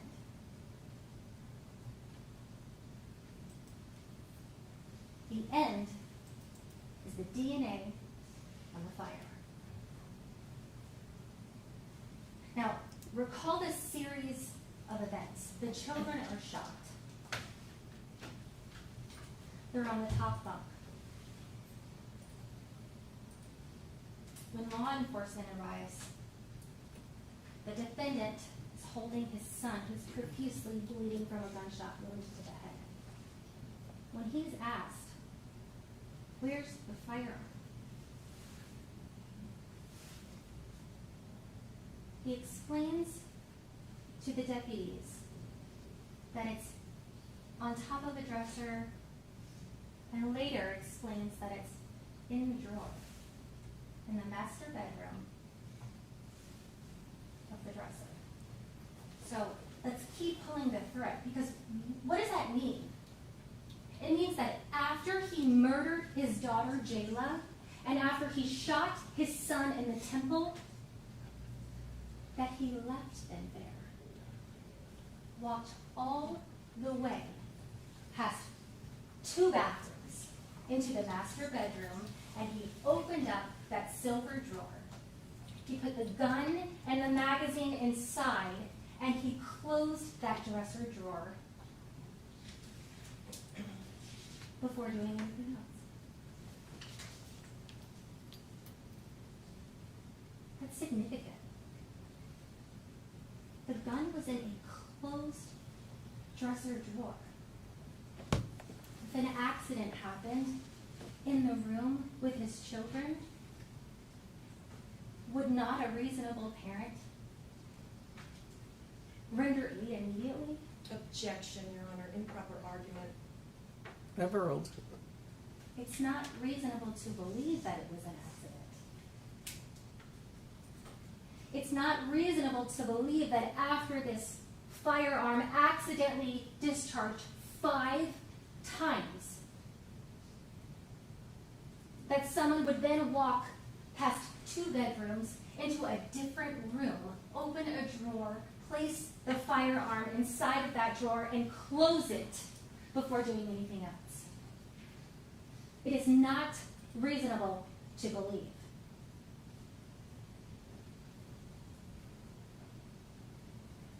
We also know the defendant didn't call 911. Objection, improper argument, Your Honor. Sustained.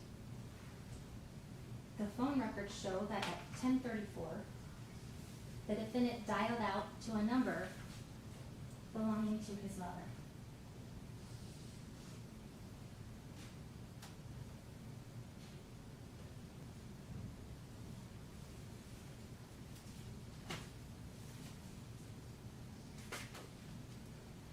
Anna Cox was right.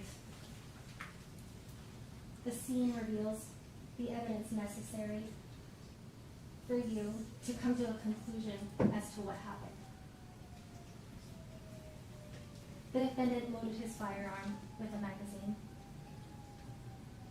He slid it back to load it. He then stood on the outside of that gray bunk bed, put his arm up and over the railing,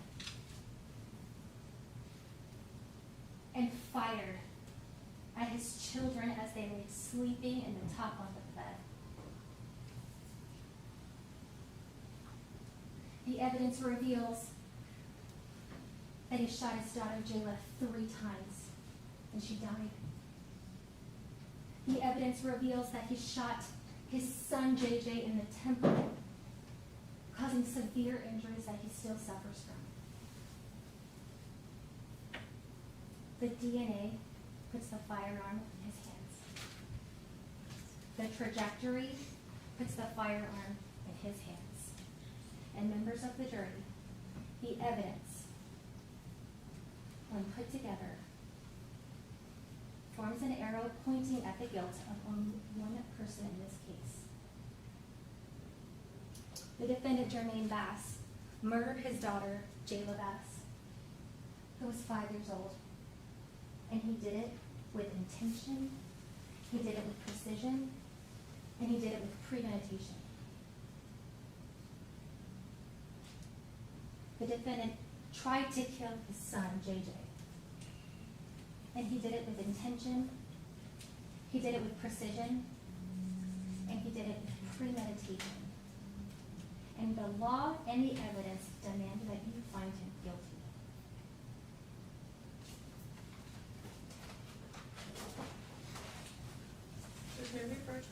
Yep, take down the exhibit.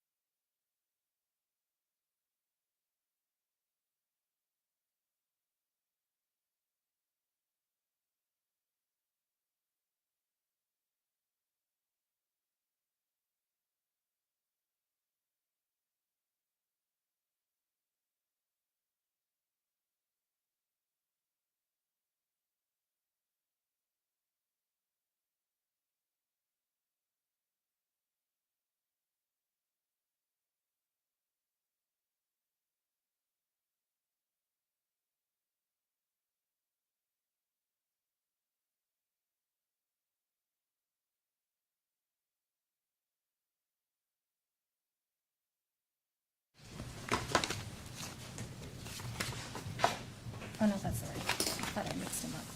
I did not.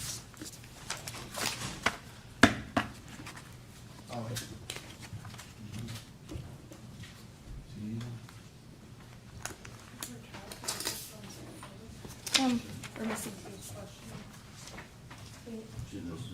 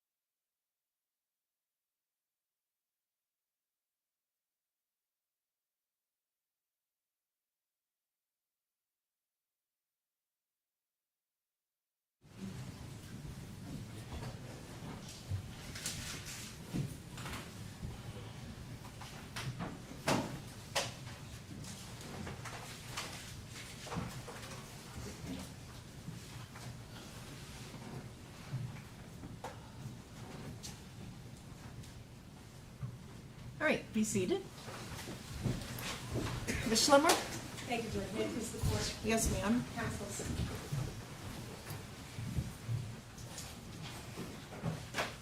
I was going to start talking about everything Mr. Terry talked about in opening statement and what he did or didn't show. But I want to first go ahead and respond to Ms. Reeder if I can. First of all, she said, these are things we know. These are things we know are true. She said that Mr. Bass left the children home alone in their beds. So they're in their beds and he leaves. There's no evidence of that. You didn't hear any evidence that they were in their beds when he left. He followed Shirley Bass. We have an hour later with his car supposedly leaving, a Nissan Titan design, but he followed her. There's not one shred of evidence of that. To confront Shirley for going to a family dinner is why he supposedly stopped them along on the way onto 275 at the West Shore exit. You heard not one piece of evidence that he stopped the vehicle. And we're going to talk more about that later. But that it was to confront Shirley for going to the dinner? No, we didn't hear any evidence whatsoever about why or why not Mr. Bass did not go to the dinner. The children were laying down, we know that. Well, then why do we have bullet holes higher up? We don't know that. Miss Reeder actually said, quote, read between the lines. Do you remember when she just said that in her argument? Read between the lines. Let's forget about evidence. Let's forget about burden of proof. Let's throw it all out the window, folks. Just read between the lines and convict a person of murder. She went through this long, elongated theory, and I think it was done multiple times, that Mr. Bass got the gun. He put bullets in it. He put the magazine in. He racked it. He took it into the kid's room. What evidence did you hear about any of that? You heard not one piece of evidence of where that gun was prior to the shooting of the children. You heard nothing. We do not know. You don't read between the lines in a case such as this or in any case.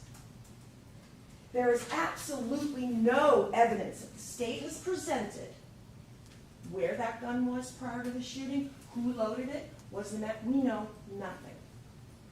And they have to have evidence.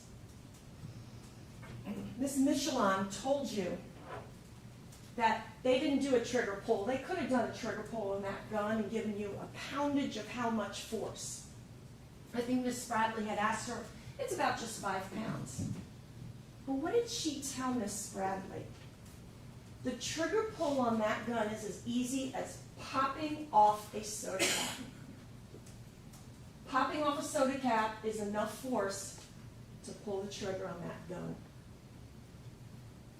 So the state wants you to believe that Mr. Bass did all these things. Well, because that's their theory, that's what they want you to believe.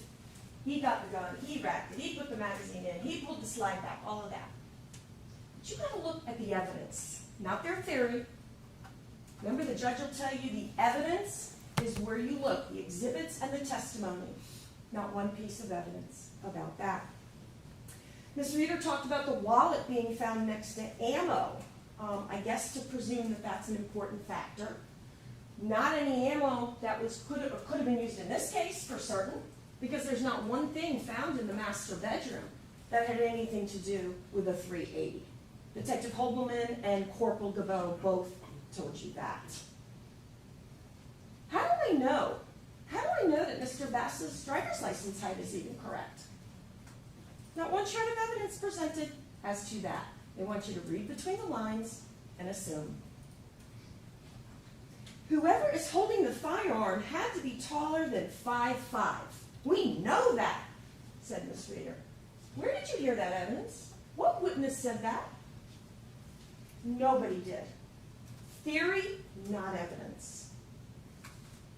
And again, going through how he then afterwards goes into the master bedroom, does everything, puts the gun up, and closes the drawer, she said. Right? Evidence. That drawer's open, so that's not true. This is the way HCSO found it. That drawer is open. So what Ms. Reeder said there is not supported by the evidence. There is not one shred of evidence to support their theory and everything Ms. Reeder had just said to you. You've got to look at the evidence. You've got to look for the evidence. So let me go back then. In opening statement, Mr. Terry told you the following. Mr. Bass doesn't call 911. You will find out who he calls. Well, Shirley calls 911, or Mr. Evans actually calls 911 and gives the phone to Shirley. Shirley's calling 911. Why is there a reason for the spouse to call 911? You heard evidence, not theory, but evidence, that DeQuan and then Shirley, the call is made at 22:33, the 911 call.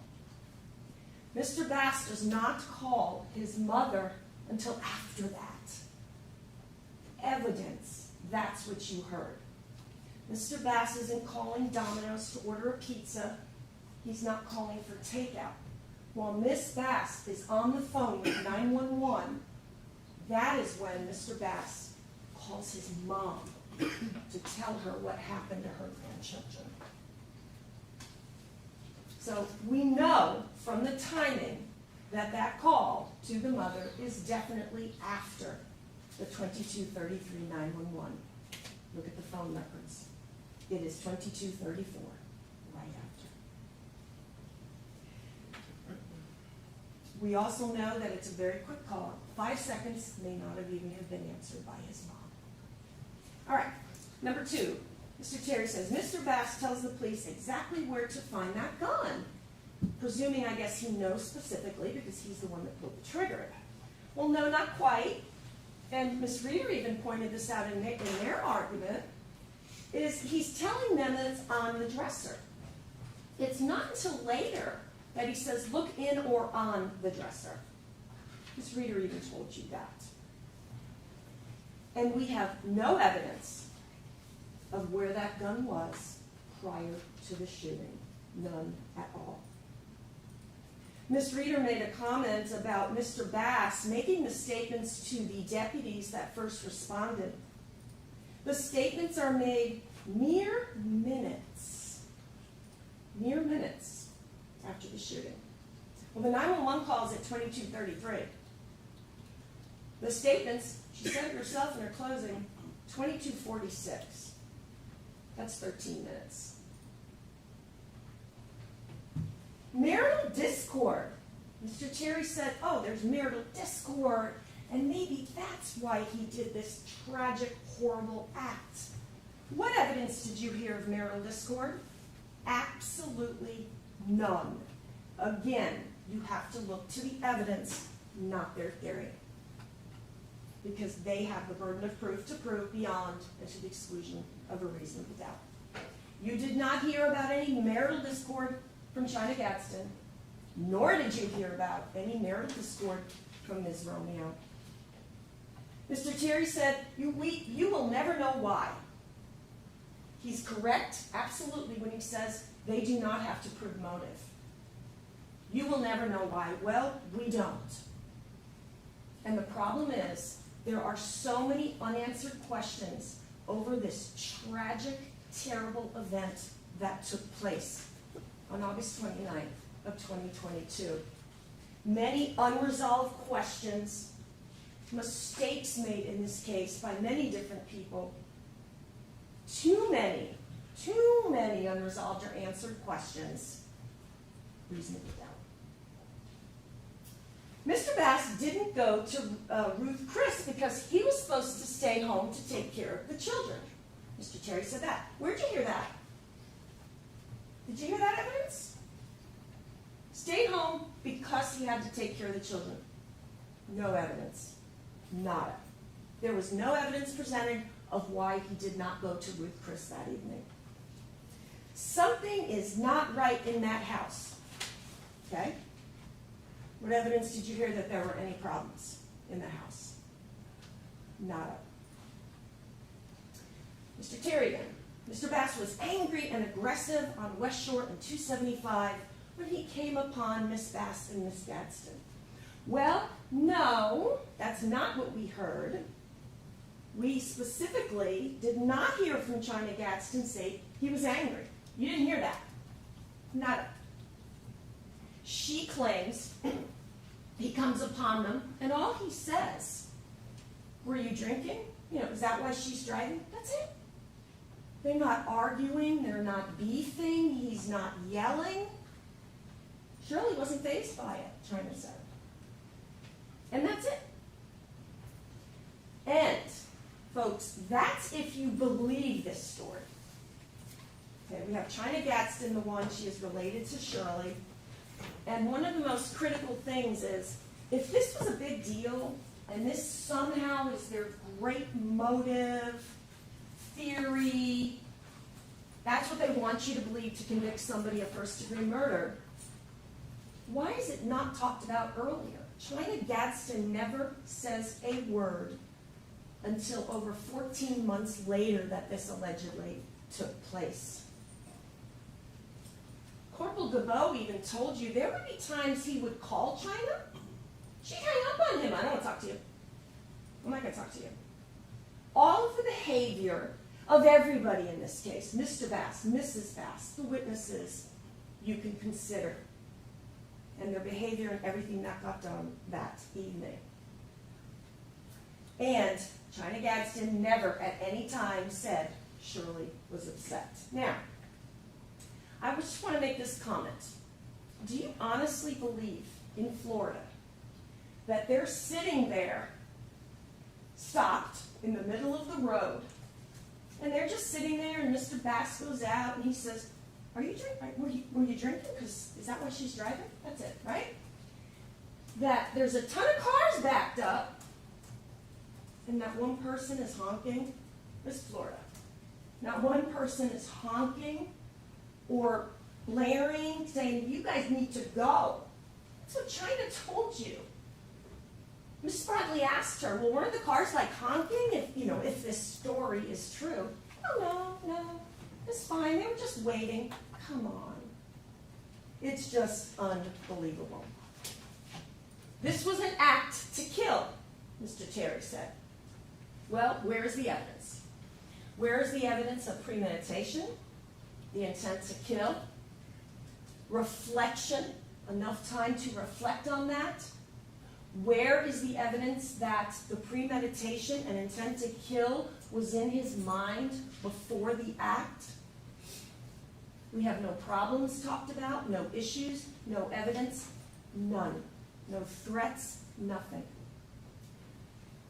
Shirley was frantic on the 911 call, of course.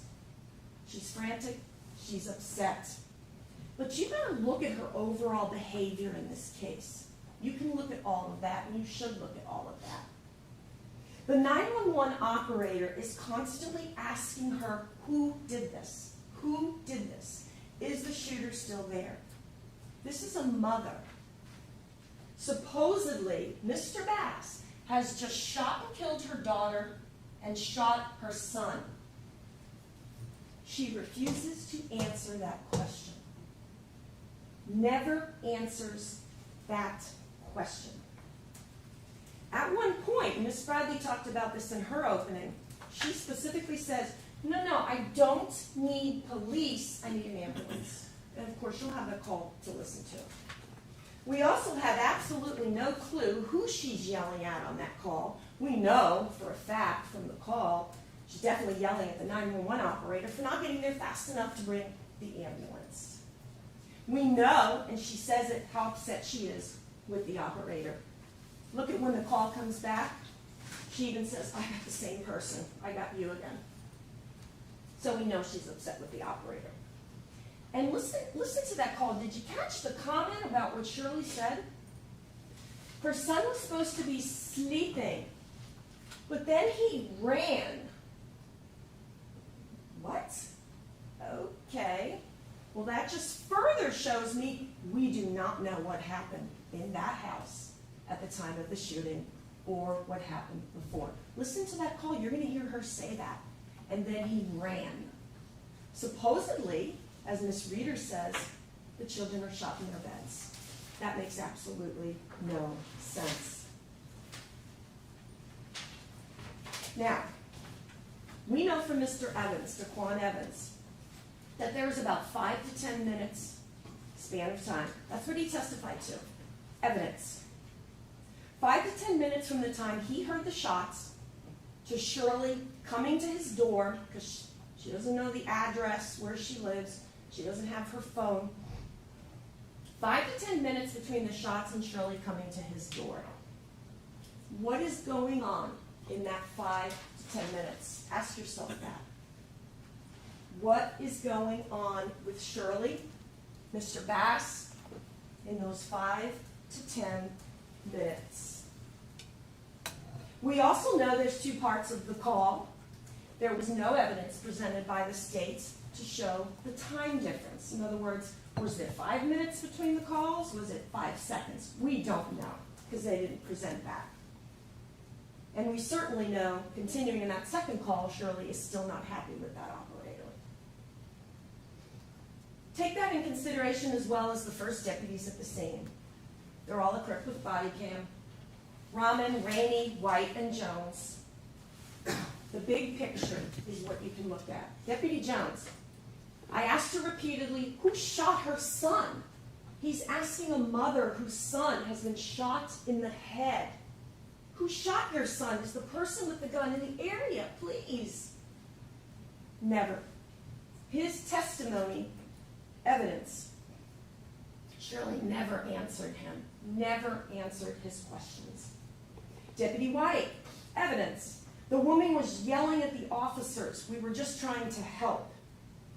Deputy White, Shirley was uncooperative in providing any answers. Evidence. Now the state, I anticipate Mr. Terry's going to get an opportunity to come up and talk to you when I'm done. Please keep in mind what he says and think what I might say in rebuttal to that, and keep in mind he has the burden of proof. But I anticipate, since this is my only time to talk to you, he's going to say, well, she was traumatized, right? She's traumatized. So you got to look at that whole big picture about her uncooperativeness, and we'll talk more about that. But it doesn't explain this case and not answering simple questions posed to her by a 911 operator or the deputies. Who shot your son? My husband. Never, nada, never says that. Deputy Jones, the lady wasn't very helpful. That's it. Not helpful at all. Now, Mr. Bass, another comment from opening statement by Mr. Terry.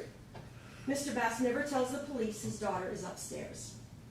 Not true. Evidence. You heard from Deputy White. Body cams, you got beeping going on, they're difficult to hear.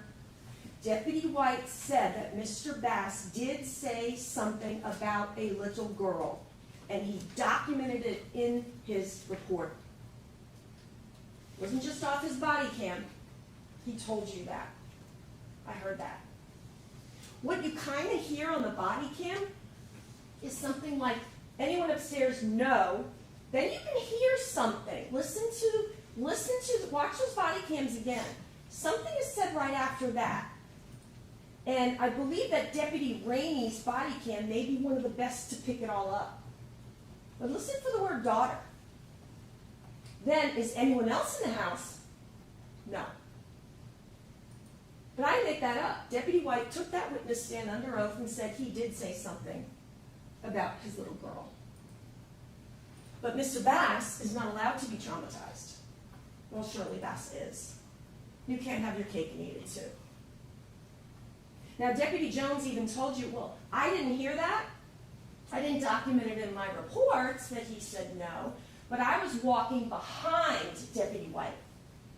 And I just walked quickly past Mr. Bass. And he specifically told you he might have heard something, Deputy White, that Deputy Jones did not. Evidence, that was his testimony, because Deputy Jones was behind Deputy White. Evidence, he told you that. So I ask that you watch those body cams again. I'm sure Mr. Terry will say the same thing. Now, let's continue on concerning Shirley Bass. Her daughter was killed in a tragic event. Her son was shot in the head. But she desires to be uncooperative with Detective Gabot. He asked for her phone. Remember, her phone was in the crime scene.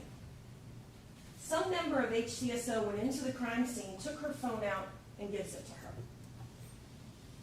So she has her phone back. Mr. Bass's phone, able to be downloaded, is on the couch. You can see it, right? He's asking, I want to download the phone. No. Never does she give her phone to him to do a simple download. And guess what, folks? You saw phone evidence, right? Now, I believe it was Corporal Gabot said there wasn't anything on Mr. Bass's actual download, but that's why they look at it. That's why they do a cell write. Because it does reveal evidence, and it is important. She was hard to reach, he told you. This is a woman whose daughter was killed and son was shot in the head. Mary Lee House. You heard about Mary Lee House. It's kid-friendly. There's just the interviewer that works at Mary Lee House who's trained to speak to children in a kid-friendly environment. They have to do, and they want to do, an interview of JJ based on what happened, what he saw, what he did. On 9/7 of 2022 in the AM, Shirley absolutely refused to let her son be interviewed. Now, the state's going to say, oh, just Corporal Gabot said he was just out of the hospital. Well, then say that. Can we wait a little bit? No. She lies to Corporal Gabot. You heard that. And said, well, I got here earlier, and I waited a long time. Remember he told you that? What else did he tell you? That's not true. Because I was here early, and she was not here. So we know that's false. And Corporal Gabot, what other interesting thing did you hear about that first attempt to interview JJ? Oh, I never even saw the son. He doesn't know if she even brought him that day. So he says, okay, let's reset it for the afternoon. Same day, September 7th of 2022 for the PM. Now at this point, JJ's uncooperative. We didn't hear testimony that he was in pain or he was upset. Look what had just happened to his sister. We don't hear that. What do we hear? And I hate to even talk about JJ like this. I'm just going to tell you the evidence, please. Corporal Gabot tells you the interview did not take place, that second attempt, because he was disrespectful, had bad behavior, and was actually physically attacking Shirley. Then we have another attempt. Well, let's try to do it on 9/12 of 22. It's now reset for the third time. That interview didn't take place. We know at that point, Detective Bernal and Detective Latou have to go get an investigative subpoena. Corporal Gabot told you all about that. It isn't an invitation, Corporal told you. It was served on her on September 23rd of 2022. So finally, I think this is the fourth attempt at this point. You know, not Shirley, just give me some time. No. Excuses, excuses, excuses. Finally now, only over a threat of being arrested if she doesn't bring JJ in, does the interview take place. This behavior is not consistent with a woman whose husband just in cold blood, premeditated, shot his daughter, Shirley's daughter, 3 times and shot her son in the head. It just makes absolutely no sense. Corporal Gabot told you she was uncooperative with the investigation.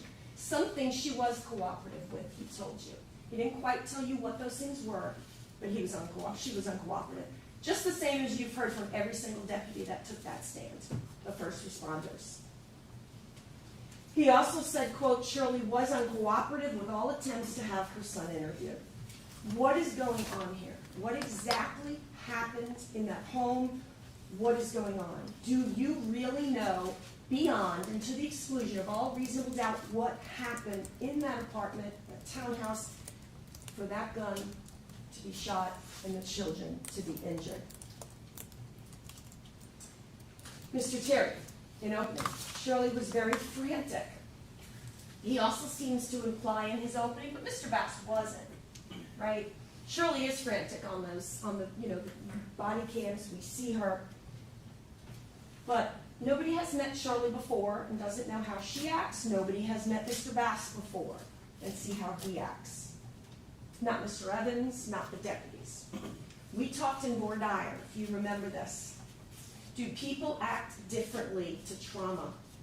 You guys agreed, yes, you can. No two people are alike. You can be frantic, or you can be like a blank slate and in shock. It sounds like Mr. Bass and Shirley as well. So people react differently to traumatic events. And certainly being, quote, blank and quiet, the words of Mr. Evans to describe Shirley Bass describes Mr. Bass. In addition, you can consider what everyone else told you from the Sheriff's Department concerning Mr. Bass. Unlike Shirley Bass, he was cooperative with the investigation in all stages. Now, we also know that we hear Mr. Bass tells the deputies, come in, come in. You can literally see, watch the body cam, he's all sweaty. You can see the shine because he's sweat from trauma. Just help my child, please. I believe Ms. Reeder just said in her closing that he never asks for help or to help his children. Absolutely false. Just help my child, please, please get the paramedics. Again, evidence from the body cams. Mr. Terry, in his opening, Mr. Bass said it was an accident. This was no accident. Did y'all notice that when Mr. Bass is first asked by the deputies how this happened, what does he say? He says accidental discharge. That's what he says to me first. He doesn't say, I did it, I shot it. He says accidental discharge. It's a period of time. Deputy Rainey steps outside. He notifies that they have found Jayla. And then the house is clear. Comes back in the house. They're frantically taking care of the children. Fire rescue is coming in. Later, when Deputy Rainey is asking more specific questions, then, and only then, does Mr. Bass says, it was me, I was cleaning the gun. Common sense dictates no one's going to be cleaning a gun in the kids' room. What is going on in that house? What happened in that house that tragic evening? We don't know. You didn't see any cleaning supplies out, did you? I submit to you, he was not in the kids' room cleaning the gun. He was protecting someone else. It just makes absolutely no sense. And evidence that you have is that we do know that there was a substantial period of time, 5 to 10 minutes between the shots and Shirley coming to ask to use Mr. Evans' phone. Why she's even doing that, I don't know, because her phone is in the townhouse where it's retrieved by one of the members and given back to her. And we know there's a gap in the calls. What did Mr. and Mrs. Bass discuss in that time period? Is Mr. Bass protecting someone? We don't know. Questions unanswered. That is when you have not proved your case beyond and to the exclusion of a reasonable doubt. So based on some of those things that we have just talked about, Do you believe that this case has been proved beyond and to the exclusion of all reasonable doubt? You have to look to the state for those answers. You have come away, or we submit you kind of have come away with more questions than anything else. Please keep in mind as well, we do not have to provide you, the law says, and try to explain who pulled that trigger, what happened, how the shooting took place. Remember, you need to look to the state for the evidence. We do not have to give you scenarios, explain what happened, discuss what happened. You have to say, did the state prove this beyond and to the exclusion of a reasonable doubt? So I want to talk about the law just a little bit, because we talked extensively in voir dire. Remember the presumption of innocence. You go back to that jury room. Keep in mind that it must be completely removed. We know we have a person and they're clothed in that presumption. That's our law in this country. It must be removed completely in order for you to consider a guilty verdict, in order to convict. Now, please don't be misled. There are no percentages in the jury instructions, but it's a way to kind of explain it to you. The presumption of innocence must be taken off of Mr. Bass 100%, right? Because that's the only way they can carry their burden and prove their case. If it's removed 50%, there's reasonable doubt. If it's removed 75%, there's reasonable doubt. If the state has only reviewed it, Judge, I'm removed going to it object to this 95%. line of argument. Sustained. There's no specific percentage as it relates to reasonable doubt. It's an abiding conviction of guilt. And as I had told you, please don't be misled. Now, what is reasonable doubt? The judge gave you the definition of it. She talked in voir dire about it and told you it's basically a doubt you can attach a reason to. It comes from the evidence, a conflict, or lack of evidence. Now, like Ms. Bradley told you in opening, this was tragic. Members of the jury had to see the photographs, listen to the evidence. Tragic. That was a tragedy, what happened that evening to those children. But you cannot let sympathy affect your verdict. I know it's hard. You cannot. The judge instructed you of that. You cannot let sympathy or bias affect your verdict. You must follow the law. And the question you need to answer is, has the state removed that presumption of innocence completely? And if they have not, the verdict has to be not guilty. That's our law. Ms. Reeder and Mr. Terry have done their jobs. And because they've done their jobs and presented evidence does not mean they are able, through the evidence, to remove that presumption. That's going to be that's up to you guys. As the judge told you in the jury instructions, I believe you have the copies, you get to go back there, the presumption of innocence must be overcome by the evidence beyond and to the exclusion of a reasonable doubt. And also remember, the abiding conviction of guilt and conviction of guilt. Judge gave you the instruction, we talked about it in voir dire, you have the instruction. That part of the instruction starts off talking what reasonable doubt, which is a concept sometimes hard to define, is what we talked in voir dire about. It's not a possible or speculative doubt. She told you that. However, if after carefully, or on the other hand, I believe it says, on the other hand, after carefully considering and weighing the evidence, there is not an abiding conviction of guilt. Or, if you have a conviction of guilt, but it is not stable, it wavers and vacillates. That means and shows you the charge has not been proven beyond and to the exclusion of all reasonable doubt, and the law requires, it's tough in a case like this, but the law requires a not guilty verdict. That was what we were talking about. Mr. Terry, I stole from him in voir dire when he used the waver and vacillating to talk about premeditation. Same thing. You go into your closet that morning and you're trying to decide what to wear, and you can't quite decide. It's waver and vacillating, going back and forth. And if you can even have a conviction of guilt. No abiding conviction of guilt or conviction of guilt, but not waivers or vassalage. It has to be by law, not guilty. So if you go back in the jury room and you're thinking to yourself, well, he's possibly guilty, he may be guilty, he could very well be guilty, he's probably guilty, then you're having a reasonable doubt. And please keep in mind that we do not have to have proved Mr. Bass's innocence, rebutted anything that was said. I think we showed you quite a bit, and a lot of the problems and errors in this case.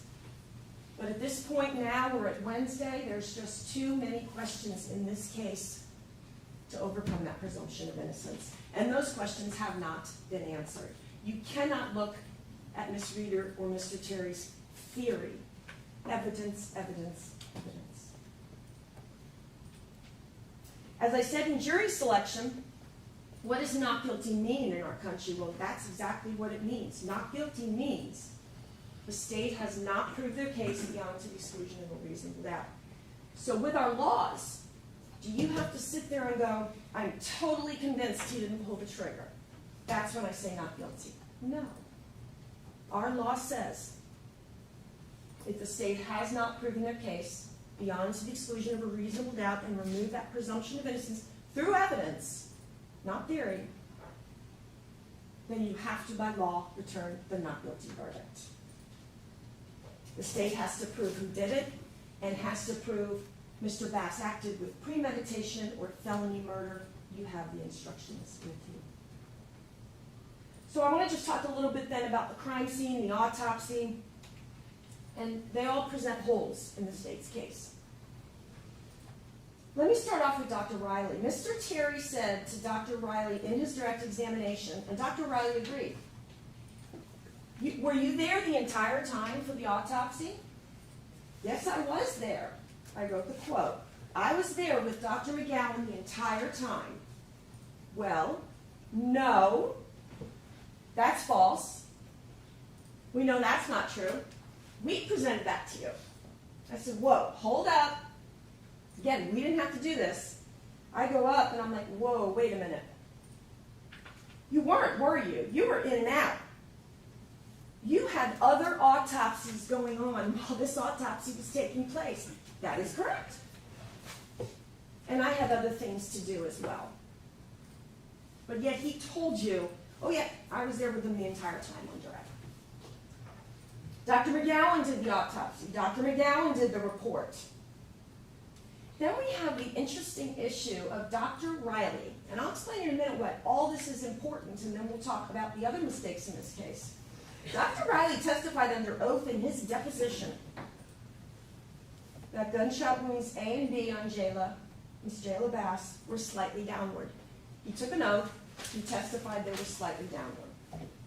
That's what's written in an official document, the official autopsy report. So it's in the autopsy report, he testifies under oath. That's wrong. What else could be wrong? For this autopsy, he was doing other things, doing other autopsies. It's important.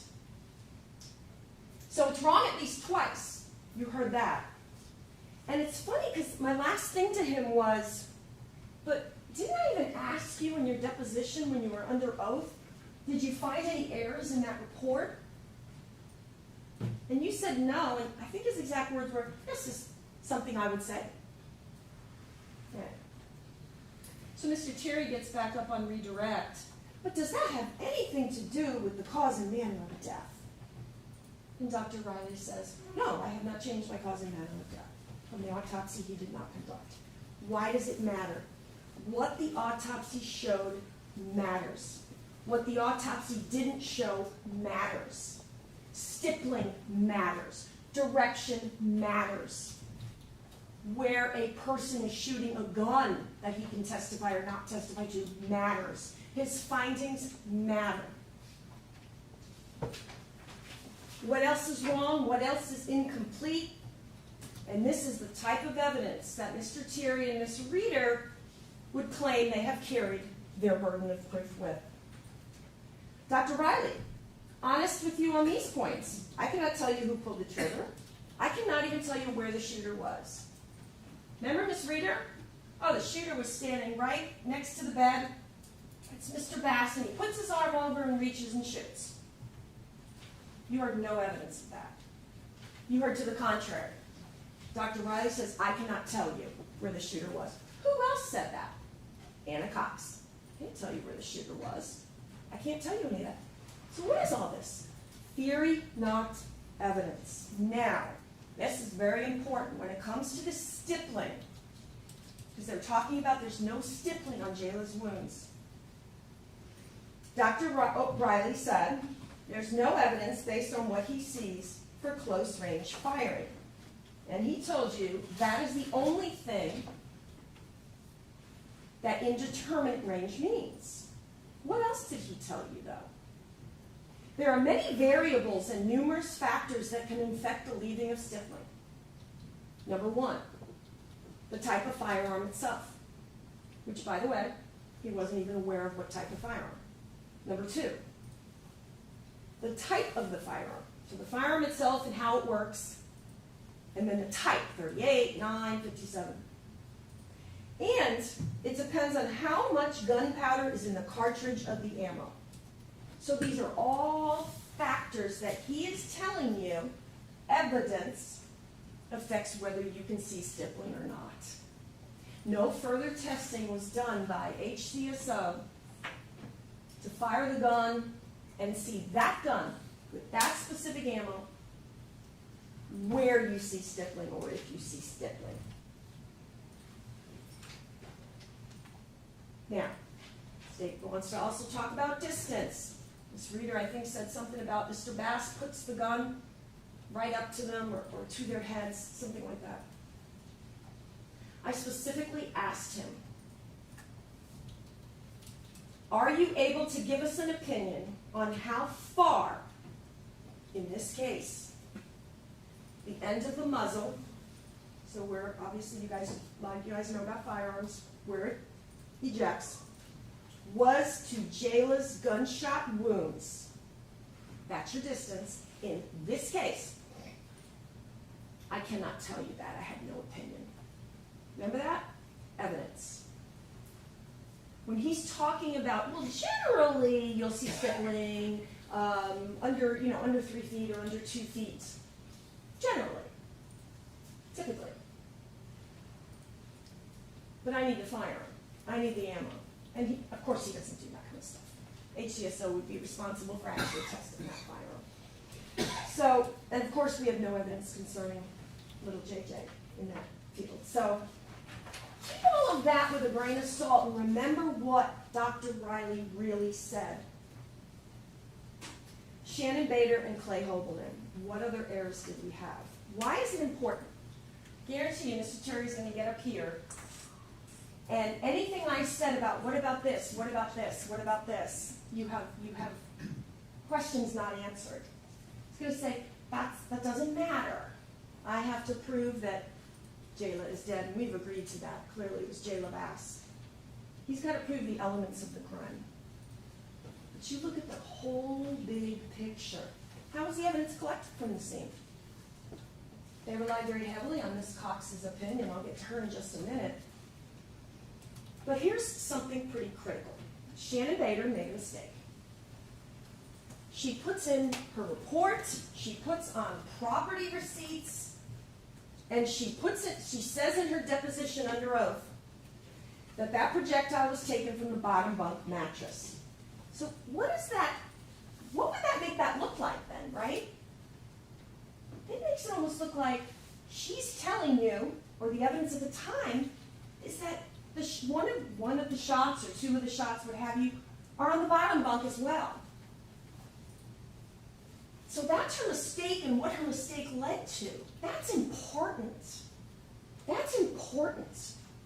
Because we know that's not the case. But yet when you look at this, wait, what is their scene saying? I think Ms. Reader said it 5 or 6 times. What is the scene telling you? What is the scene telling you?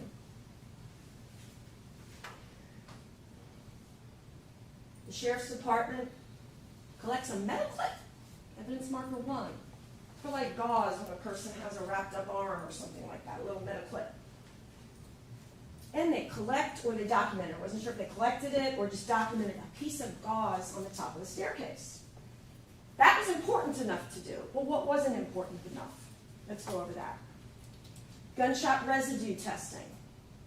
You have the kits, you can do it, and then send it off for testing, which they told you they can do, but they did not do. Now, I believe Miss Reader or Mr. Terry was talking to, I think, Corporal Gabot today.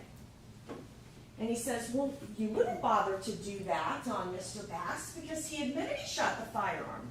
And he said, well, yeah, that's why I didn't bother with him. What about everybody else?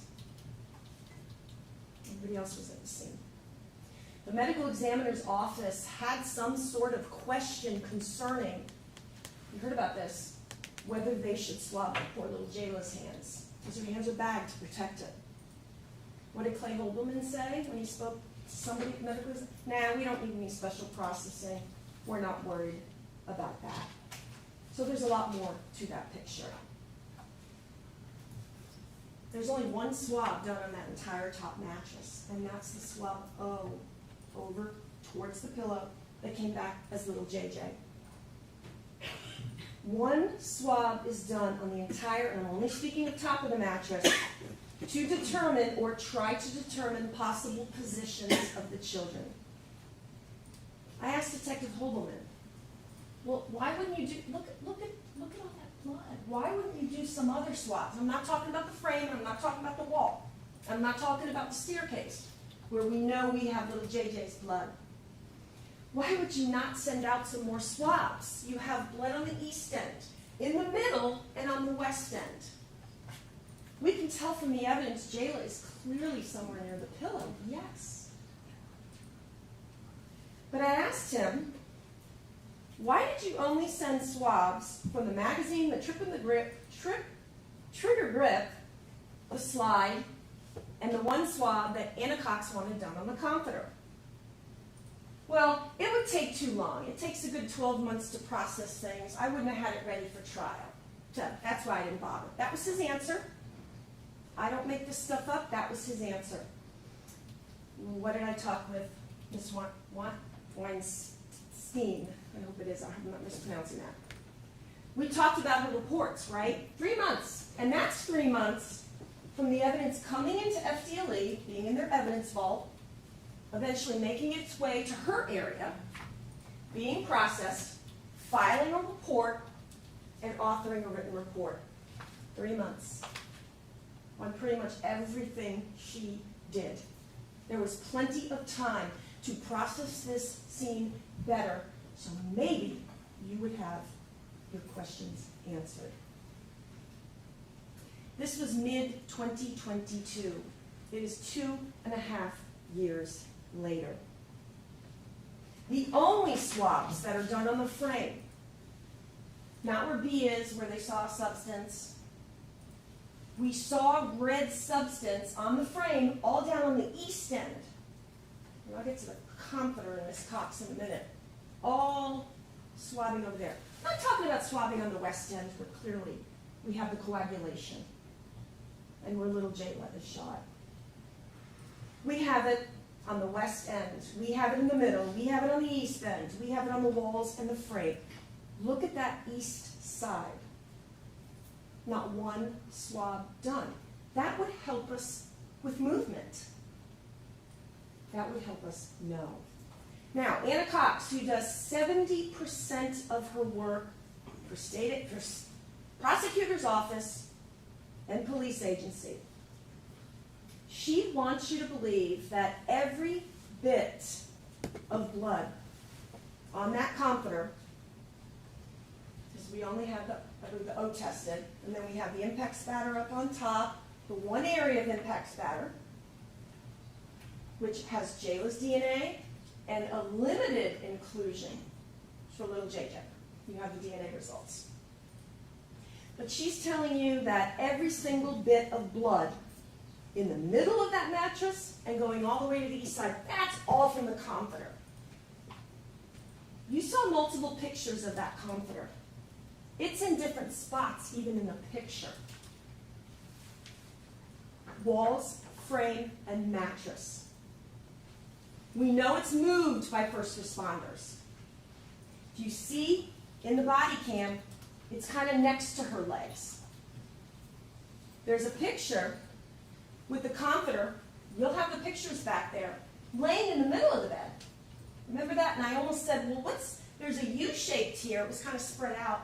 And there's a whole bunch of blood right here that's not even touching this comforter. Oh, look at the whole sequence of photos, Ms. Cox says. You have the photos. Then we see a photograph of it way over on the east wall. That's the preservation of their scene. Multiple locations of one piece of evidence. And guess what? Detective Hobelman had absolutely no idea that first responders had moved that comforter, moving evidence in the crime scene, until I told him. I told him in deposition. It's in the body cams. He didn't know that. And he's the scene detective. We had to tell the crime scene detective in a homicide case where children are shot these things. That's a problem. That's a problem. We know that they had the issue with the label of the B. They thought B went through the wall and was B1 and B2. That's a simple mistake. They moved the bunk bed away, and they could tell that B is not related to B1 and B2. Right? Yet Anna Cox sounded very sure of herself. In fact, I think this reader used the term, she taught you. If you'll happen to notice as well, she appeared to be the only witness in this case who continued talking after the question had been answered. Everybody else answered the question as they should. But here's what's critical. Jayla's head and Jermaine's head, and possibly his hand, was at the northwest corner. Why? Why are you so convinced of that? Because of that one area P, the impact spatter. That's why she's convinced. He said, well, all gunshot wounds aren't going to leave impact spatter. Oh, yes, they will. Generally, you're going to leave your common sense at the door. You don't have to leave it at the door.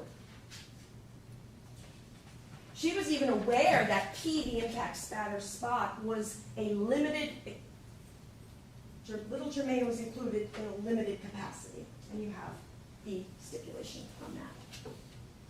So then I said to her, well, look, all right, she's processing a scene which had been not done 100% correctly by HCSO. Some mistakes are made. You can't give us the exact position of Jayla and little JJ's head, correct? Oh, yes, I can. It was in the northwest corner. I'm like, okay. She said it again and again. I said, hold up.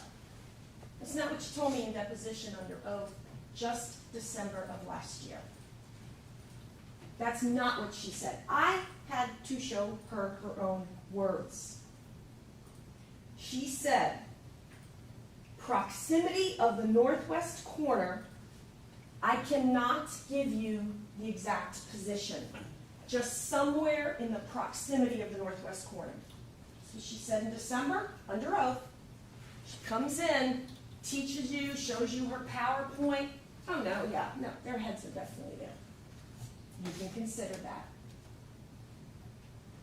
And of course, none of this that we're even talking about so far about the crime scene and the autopsy is telling you to pull the trigger. So you can consider all of that. Talking about Ms. Cox, don't you think if the sheriff's department had seen biological material, that somebody would have mentioned it, somebody would have put it in a report, somebody would have had that tested? She looks at some pictures, photos only, and says, oh, that's biological material there. Well, do we know? Was there DNA done? Do we have any idea? Just a picture. Well, no, that's what it looks like to me in my experience. Okay.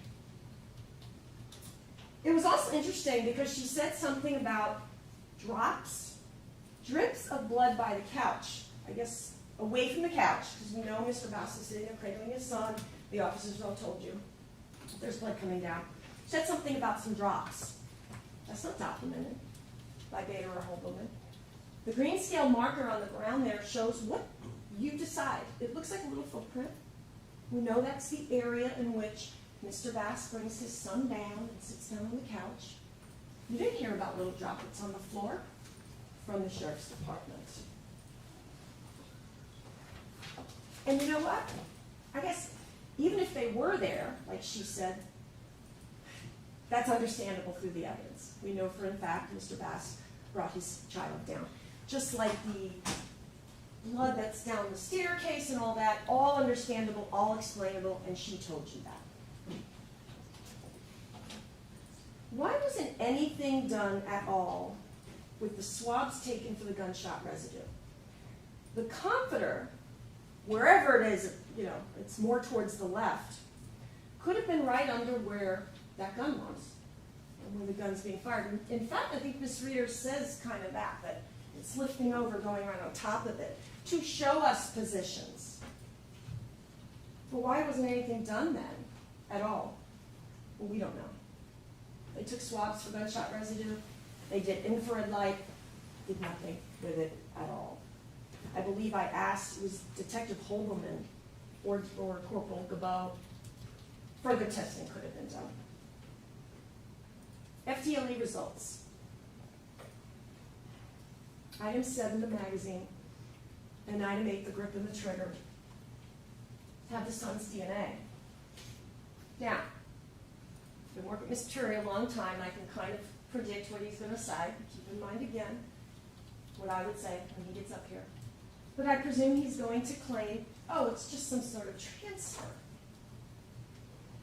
The fact that DNA, the biological profile of that little boy, is on the actual grip, trigger, and magazine of that gun. What happened in that house?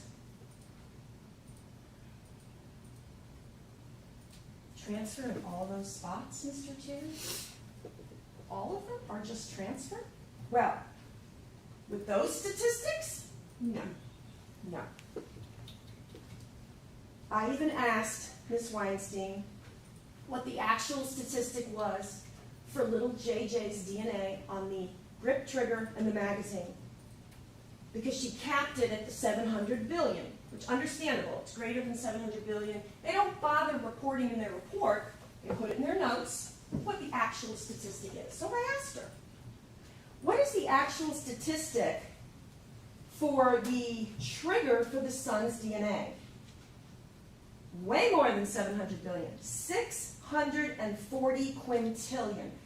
I had to ask her how many zeros that was. Can't remember if she said 20 or 30. You guys rely on your own memory. With those statistics, we ain't looking at transfer, folks. What happened that night in that house? The magazine, 310 trillion. Not with those statistics. Ms. Weinstein did tell you that they typically say, I expect a donor to be there. She flat out told you I would expect Mr. Bass's DNA to be on that gun. He would be an expected profile. And he was. It's his gun. So the state wants to focus you on that. Well, his DNA's on the gun. That means he committed this crime. Absolutely not. What did FTLE also say about the magazine? Mr. Terry, when he was questioning Ms. Weinstein, said, so Shirley's DNA is not even on the magazine, right? I objected. On cross, I asked, no, I can't include or exclude her. I'm not saying her DNA wasn't there. On the magazine, Shirley cannot be included as being a donor or excluded as being a source of the DNA on the magazine. And the FTLE analyst cannot tell you anyone did not touch that gun that evening. But what else is important that she told you? There are actually ways to do statistics, because we heard the statistics, 1 in 600 trillion, 1 in 700 billion, for it to be some other unrelated person. I said, wait a minute. We keep saying unrelated when we know this is a biological family. Are there statistics that can be done when it involves related persons? Oh, absolutely. Yeah, there can be a way to do the statistics when we have related people involved. But we didn't do it in this case. FDLE's not doing that. Everyone's related. Why didn't they do it? We don't know what the statistics may have been. On the magazine, we had little Jayla included when running the program in StarMix. She uses StarMix, she puts the profile in, it helps her sort out the contributors. She ran it as a 2-person mixture. And Jayla at that point was included, 25,000. That's a much lower statistic. But she told you, and I had to ask her this, wait a minute, couldn't you have chosen to run item 7, the profile in the magazine, as a 3-person mixture in StarMixed? And I showed her, we talked about her correspondence. She questioned whether she should have done that. She ran it, she chose to run it in the StarMix program as a 2-person mixture. That is her subjective doing. I'm running it as a 2-person mixture, and now in the end, we only have JJ and Mr. Bass. So we talked about her correspondence with her supervisor, and she said, yeah, we did discuss this, and I made the decision I'm going to keep it as a 2-person mixture. Ms. Michelon was our last witness. The gun that ejected the casings was that gun located in the master bedroom. And according to Ms. Michelon, or Michelon, to pull the trigger on that gun is like opening a soda cap with a little metal clip. Now, Ms. Reeder, in her closing, is like, well, you have to do this, and you have to do this, and you have to load the gun, and you have to rack the slide, and you have to do all this. There's no way a child could have done all that. I'm presuming that's what they're saying. All 3 safety mechanisms on that gun are joint. That's what you heard. So when you pull that trigger, the 3 safety mechanisms on that gun in different areas disengage. The only thing you have to do is you pull that little thing that's in front of the trigger, right by each other, and you pull it. You don't have to keep racking the slide. You just pull it back, like popping a can of soda. And remember, we don't have to show you scenarios. We don't have to say we believe this is what happened, or we believe this isn't what happened. You have to look to the state and say, did you prove that Mr. Bass pulled that trigger and did it with premeditation or felony murder? Because we could probably sit here all day and talk about scenarios. We're not going to do that. It is very strange what's in that kid's room. A baby little bassinet right in front of the bunk bed with, I guess she called it a clip to the magazine, is in that baby bassinet. What was going on in that room? No processing was done on it at all to see whose DNA, whose fingerprints might have left that right there. There was a purse in the kid's closet. I didn't make up the word purse. It is documented as a purse.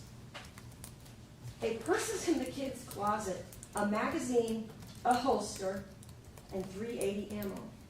The same type of, I believe with the shots, there's like Hornaday and Norma. The same type of ammo. There's a full box in there that could have been used in that gun. The purse is not collected. Well, I find this little clip being important, so let's make sure, we take care of that, or we do this with gauze, but let's not collect the purse, test it for DNA, ask people about whose purse it is, test it for prints to determine whose purse that is, and how in the world did it get in those poor child's closet? We don't know.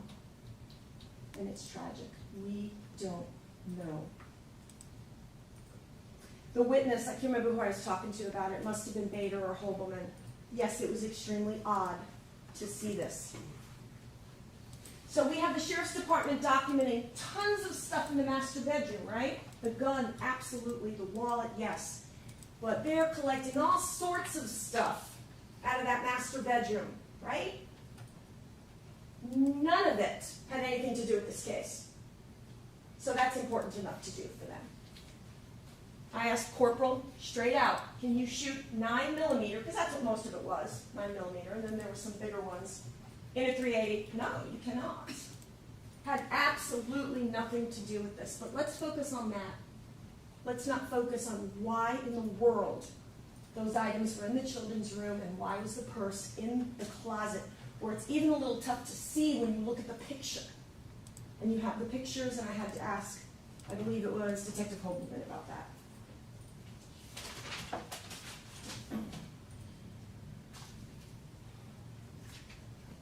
The only .380 items, which is what goes in this gun, were in that purse in the kids' room. That ammo box in the purse, the holster, the clip, did you swab it? Did you print it? Why is it in the kids' room? Who does it belong to? The see who touched those items. No, didn't do that. We were more concerned about all this non-related stuff in the master bedroom.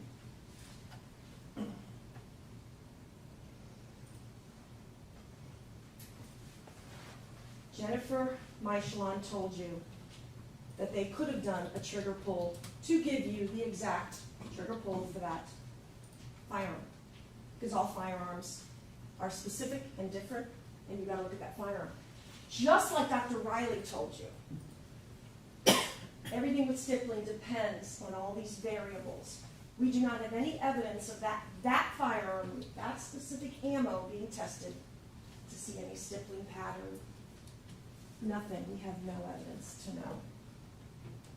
But she told you, I think she was honest with you in all her testimony. We could have done it. It wasn't done. She was the one that talked to you about how all the three safety mechanisms disengage. And then you have the little safety thing in front that's like right in front of the trigger. All you gotta do is pull the trigger. There's no testimony that you heard or any evidence you heard about whether that gun was loaded or not and whether there was one in the chamber. So if you're sitting here, like Ms. Reeder says, you have to take it out. You gotta put the magazine in. You gotta rack the chamber, get it loaded. You heard no evidence of any of that. We don't know where that gun came from, how it got into the kids' room, who shot it, who is Mr. Bass protecting. We don't have any evidence. None. None. But we can't sit back there and assume, oh, well, children wouldn't have been able to do that because you got to do this and you got to do this. No.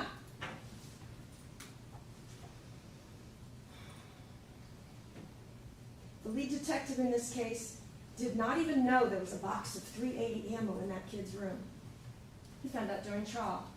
Somebody told him, and that's fine. That's no problem. Somebody told him that. He didn't even know. He had no idea.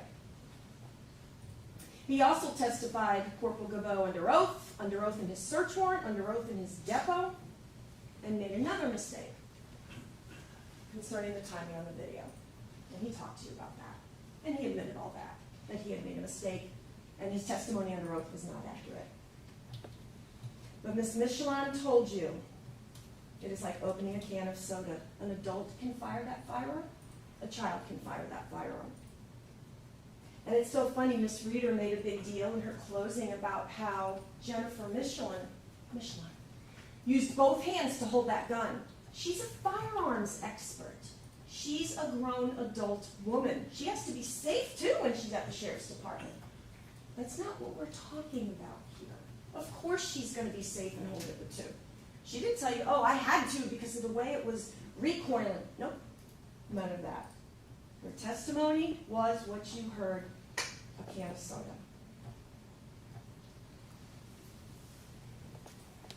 These aren't mere possibilities. This isn't speculation.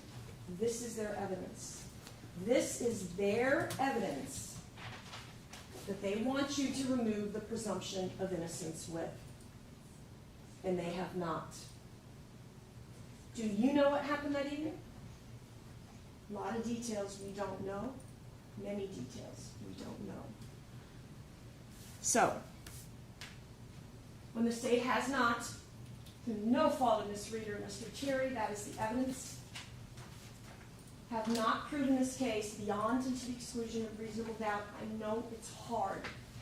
This was tragic. But the law requires a not guilty verdict, and that's what not guilty means. The state just hasn't proven to me beyond and to the exclusion of a reasonable doubt. There's too many questions and too many things we clearly do not know.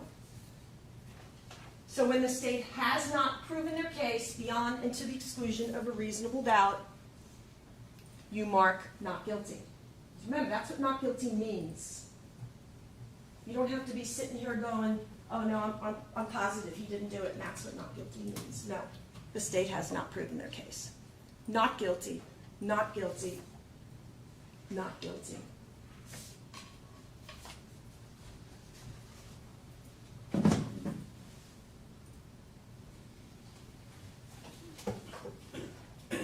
Trial's almost over. Mr. Cherry's going to get an opportunity to come back and talk to you. Please give him the attention you've given me as well. Remember what he says and what I might say in rebuttal to that.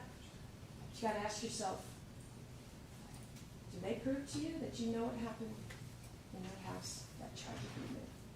And I wish them that they clearly haven't. And on behalf of Ms. Bradley, and most importantly, Mr. Jermaine Bass, we want to thank you for being with us last Friday and all of this week. Thank you, Judge. Thank you. Mr. Terry? Yes, Your Honor.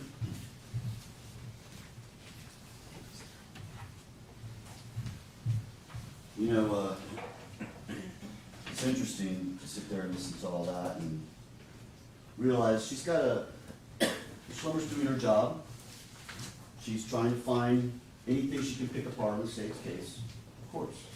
She went through each witness and tried to find anything that they did wrong, any little tiny mistake. She spent a lot of time talking about Shirley Bass. And she ignored the strongest and the most important piece of evidence in this entire case. The words of her own client. The words of her own client, the first words that came out of his mouth when those deputies come in there to this horrific scene.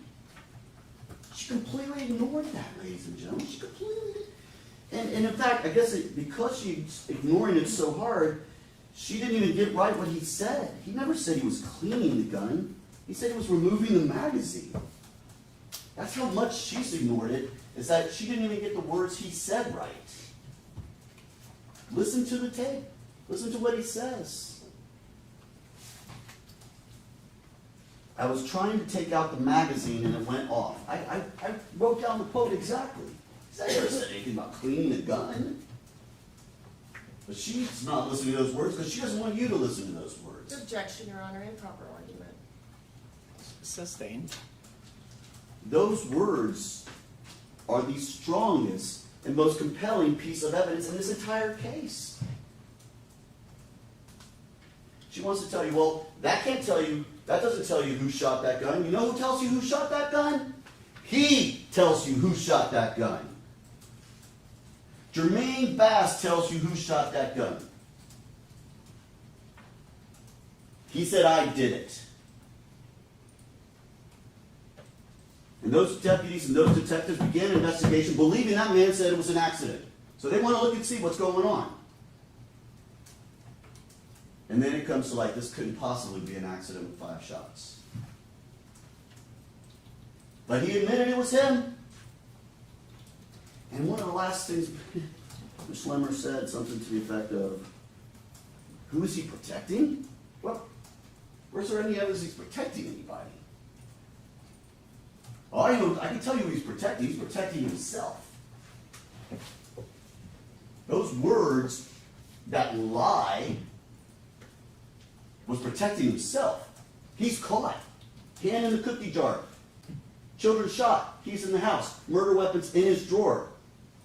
He's holding the baby. What does he say? It was an accident. That's the first lie he could come up with, right? You couldn't blame Shirley. We don't even know Shirley was outside. He said Shirley was in her room. Shirley wasn't in that room, for sure.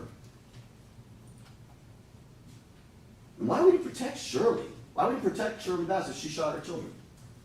He wouldn't do that. You know, earlier in the night, he was over there confronting her about whether she'd been drinking. You think he would protect her? That common sense says to you, ladies and gentlemen, that it's not going to happen. No. He came up, he knew he was caught, he came up with the first lie he could think of. It was an accidental discharge. And they're like, wow, for both of them? Yeah. Yeah. I was taking out my magazine and it went off. But she wants you to ignore that. She barely even talked about it. Objection, Your Honor. Improper argument and shifting the burden.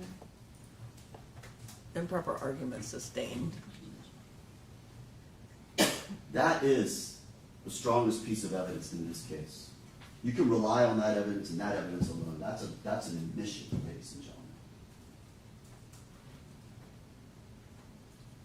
He admitted to those deputies that he fired that weapon. Came up with a ridiculous excuse, but he admitted it. But he admitted it, leaving just enough truthful nuggets in it because he couldn't quite figure out the right way to lie. So that's what he says. Accidental discharge. Okay, that's the first thing he says. I was trying to take out the magazine and it went off, right? They was both in bed.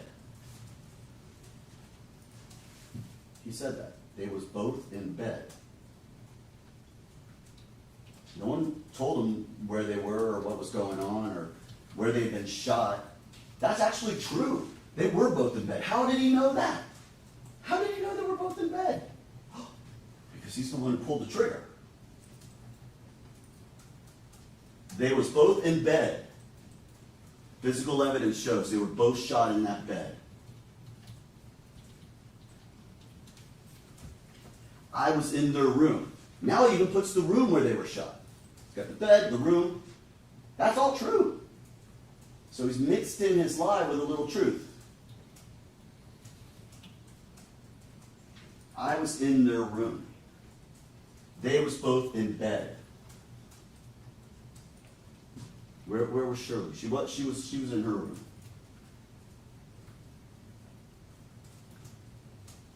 Again, those are his words, not my words. Not words by the Corporal Gabot. Not words from Anna Cox. Not words from Jennifer Michelon. Not words from any of those people. Those are the words of the defendant, the man right there. So every time Ms. Schlemmer says, well, that doesn't tell you who shot the gun. Well, I'll tell you who told you who shot the gun. He did.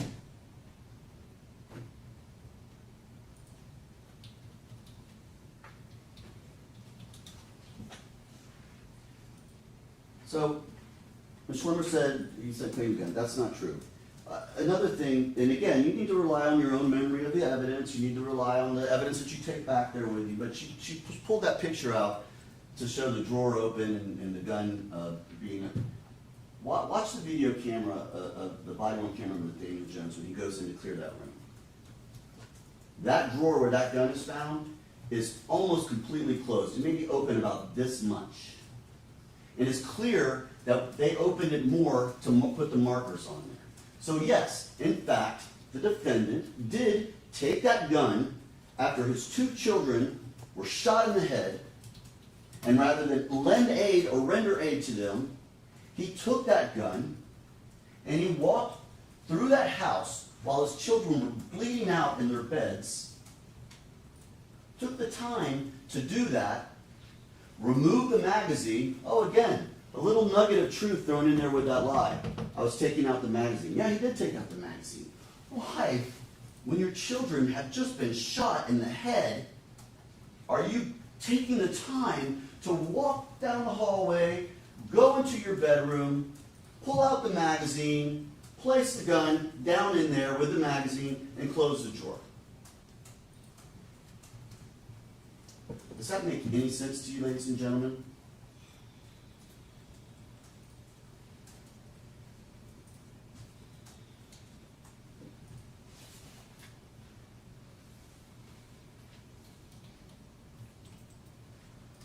So that was the way he did that lied, but producing enough nuggets of truth that his statements actually had some truth in them.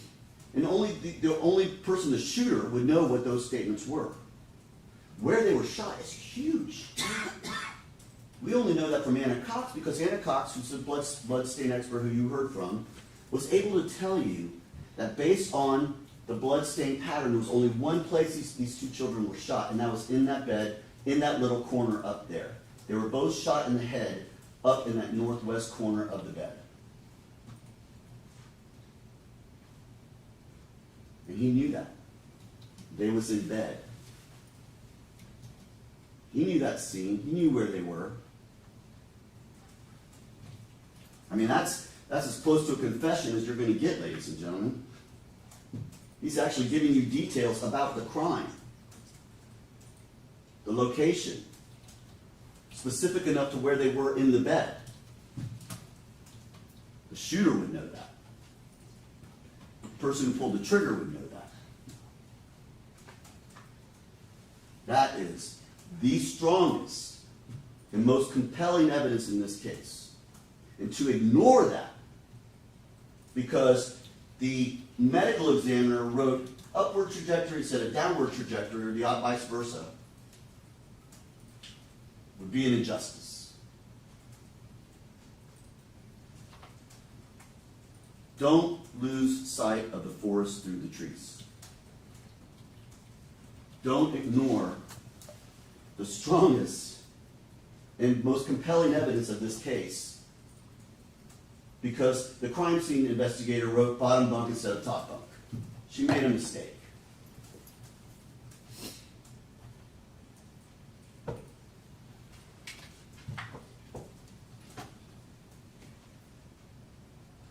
So not only do his words follow along with the evidence perfectly, other than the accident, that's the part he didn't want to admit. He didn't want to admit his intent. That was an accident. I'm Object, sorry. Your Honor, comment on silence. Overruled. So instead of saying his intent, which was to kill those kids, it came out as, oh, it's an accident. But on top of that, the physical evidence also corresponds with that. The location, just where he said they were. Where they were shot, just where he said they were.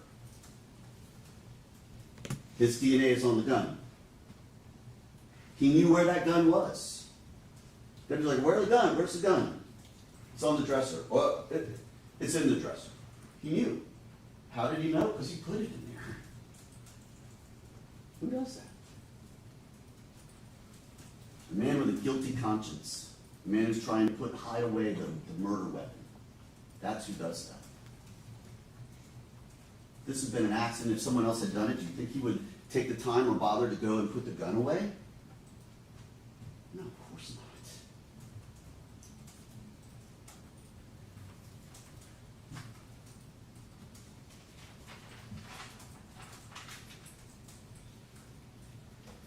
And it's no coincidence that gun was next to his wallet, because that's his gun. And you stuck it down in there.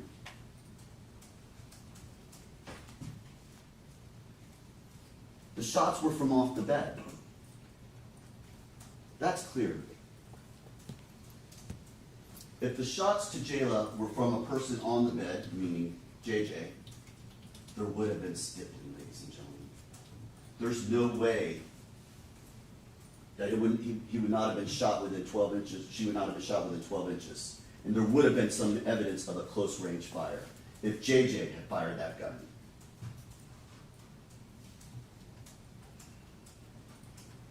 There would have been evidence of a close range fire. That gun was fired from off the bed, at least 2 feet away.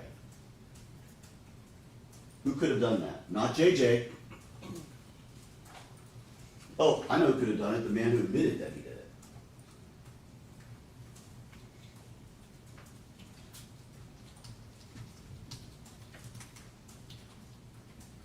Ms. Schlemmer says, you know, she knows me, she knows I'm going to talk about transfer. Of course I'm going to talk about transfer DNA. And yes, that is a very heavy statistic. So I have no doubt that JJ touched that gun, or that some fluids from JJ in some manner or another transferred from the hands of that man onto that trigger and grip. And remember, when she says trigger grip, she swabs the entire grip where you hold the gun as well as the trigger. So it could have come from the trigger, or the grip, I mean, it could have come from the trigger, or trigger could come from anywhere. But yes, that was transfer DNA. Now, possibly, and as we know, one of these shots goes awry. 5 shots were fired, 4 hit their target, 1 went awry. It went into the wall and into the bathroom. How could that maybe have happened? Maybe JJ, in an attempt to save his life, grabs the gun and pushes it away from his head, from them. And the gun goes up and shoots away from him. Maybe JJ did grab that gun. Maybe it was transferred DNA. But there's no evidence that JJ would have shot this gun. He's an 8-year-old boy. No evidence he had any animosity with his sister, any issues with his sister. Those shots were targeted. But also remember, he shot himself. Are we to suggest that he shot his sister 3 times, then shot into the wall, and then shot himself in the head? Oh, and hit his hand at the same time? He didn't shoot that gun. That's silly. It's silly to believe that he would shoot his sister and shoot himself. And that just makes no sense, ladies and gentlemen. No sense. So yes, this DNA was on there, but it's easily explained. You know whose DNA is not on there? The person Ms. Schlemmer talked about the most in the first half of her closing, Shirley Bass. She is excluded from the grip and trigger. Excluded. She did not hold that gun that night. If she had held that gun and fired those shots, you better believe some of her DNA would be on that gun. She did not have that gun. There's zero physical evidence whatsoever that suggests Shirley Bass did this.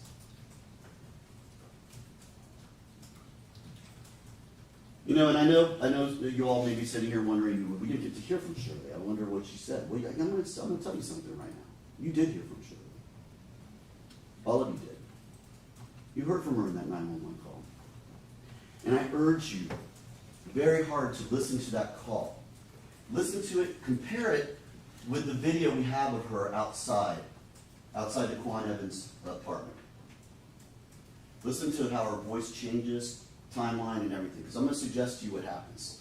And you watch this and you will see that this is in fact what happens. And listen to the audio carefully and you will hear this.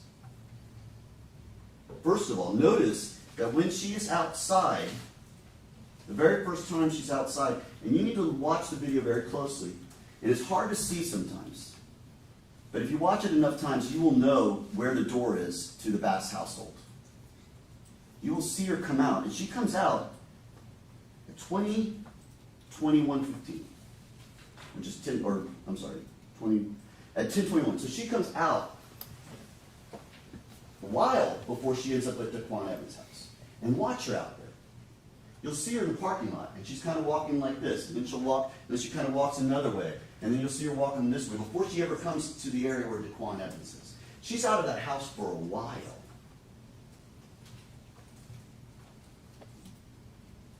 So what does she say when she's on that phone call?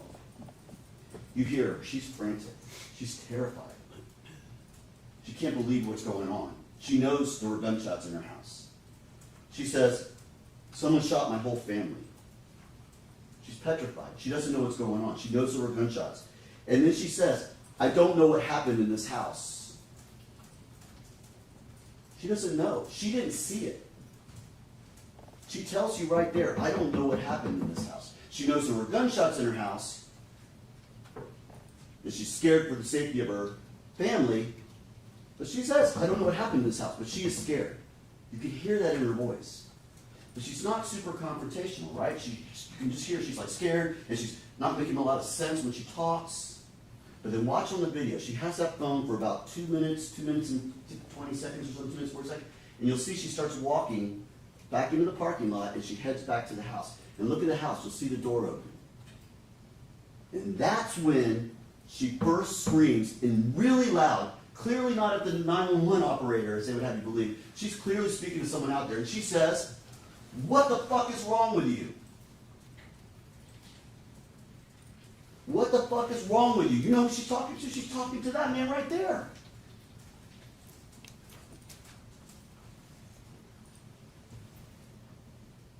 What the fuck is wrong with you? Because she knows he did something. She knows he had that gun, and she knows he did something. But she doesn't seem to really know what yet at this point, because you don't see her say anything, you know, and then she calls him, "You fucking asshole." And apologize for my language, but I'm trying to quote to you exactly what was said on that day, on that phone call, which I urge you to listen to. But it's at the 2-minute and 40-second mark.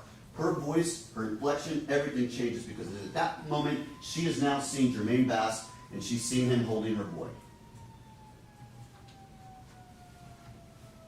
She says, "That man was playing with his freaking gun. I don't know what the fuck happened." Again, I don't know what the fuck happened. She doesn't know. All she knows is that her husband, of all people, had a gun, and suddenly gunshots are going off, and he walks out with his son in his arms.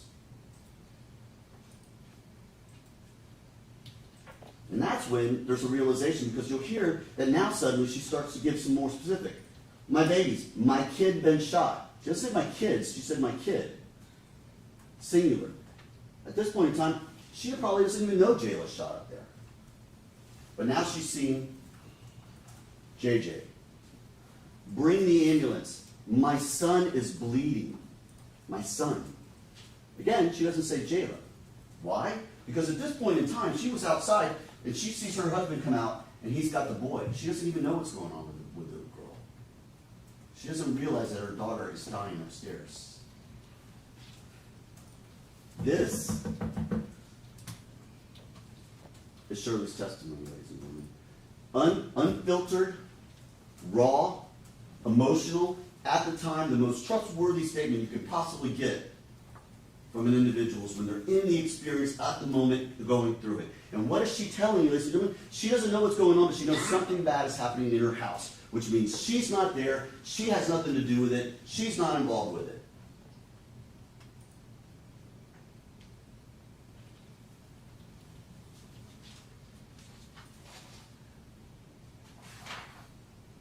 The phone disconnects. You hear it come back in. If you listen, you can tell there's an echo. She's inside that house at that point. She yells at him, "Leave him alone, don't touch him." She says, "I swear to God, if my son died," and you can hear all this on that phone call.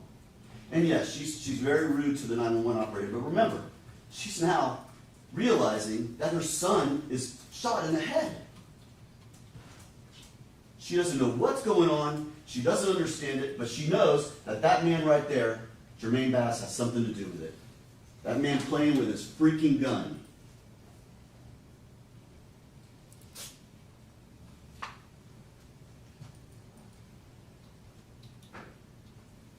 You know, Ms. Schlemmer wants to talk about how uncooperative Ms. Bass was. What did the detective tell you? On the day this happened, while her daughter is lying there dead, and her son is in a coma in the hospital, she spends an hour talking to him about this. Think about this, ladies and gentlemen. This woman, whole world has just exploded. Everything has exploded. The husband, the man she's in love with, is now being investigated or believed to have shot and killed her daughter, and her son, who could potentially die, is there in the hospital. Her mind is reeling. And Ms. Schlemmer wants to sit here and talk about her cooperation. She spent an hour. Corporal Gabot told you, she spent an hour talking to me. And he went back the next day and talked to her for even longer. And Ms. Schlemmer wants to call her uncooperative? You know what uncooperative is? Is lying to police. Who do we know did that? Mr. Bass. She wants to get up here and tell you, well, he was cooperative that whole time. No, he wasn't. How is lying to police cooperative? They based, you heard Corporal Gabot, we based our investigation on what he said happened. They weren't looking for a whodunit or who's the other person that might have done this. He told them I did it. But it was an accident. So that's how they're basing their investigation.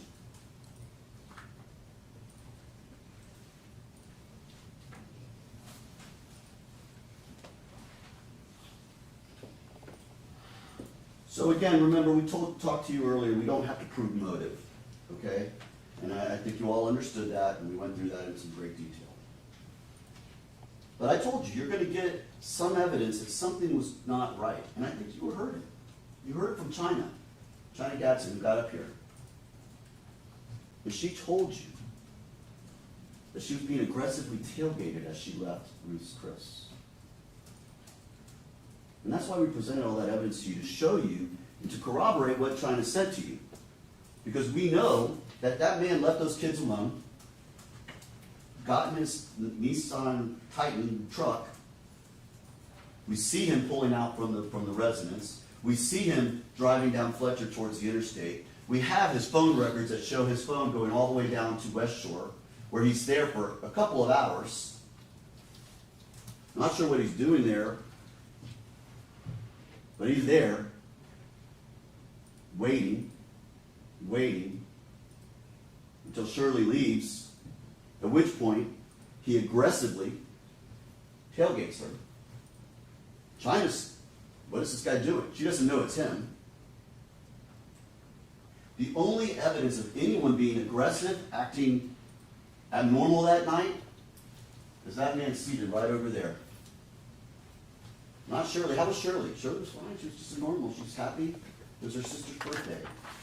We were all out at dinner.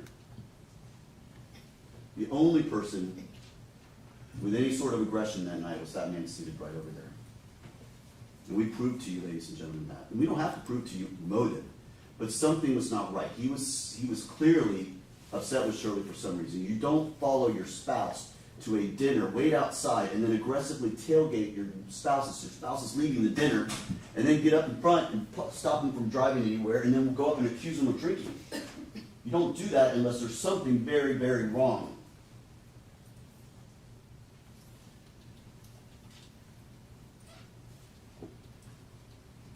Jermaine Bass took that anger home and unleashed it on his children.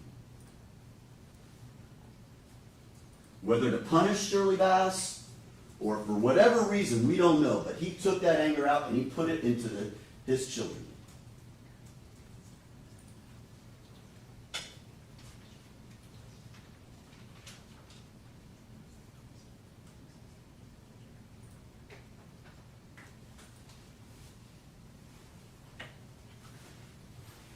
Again, zero physical evidence to suggest Shirley Bass had anything to do with this. In fact, everything seems to indicate the opposite. You see her behavior, you see her franticness after this happens. You hear that 911 call. And I'm telling you right now, listen to that 911 call. That is raw, that is pure. That is when a person is experiencing the moment. And you can tell she doesn't know what's going on. She is frantic and scared. But the few moments that she says anything that you can tell that she knows something happened, is she is accusing that man right there. What the fuck is wrong with you?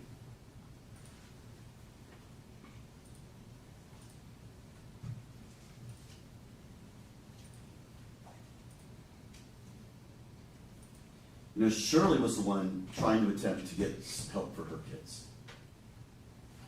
We know Mr. Bass had his phone with him because he made a phone call. While Shirley's out there going, get that ambulance here, send an ambulance.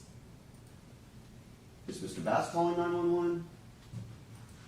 And Ms. Schlemmer says, well, Shirley was doing that. How does he know what Shirley's doing? She was out there. She was outside.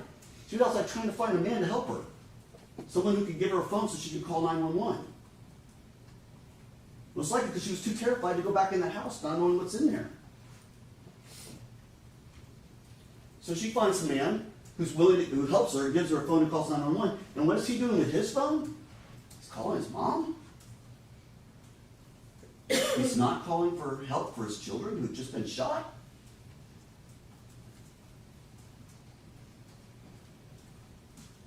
Is that what a father does?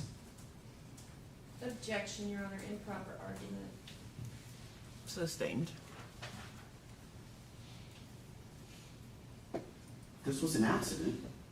I think the first thing you want to do is call and get some help. Certainly not put your gun away neatly and close the drawer and call mom.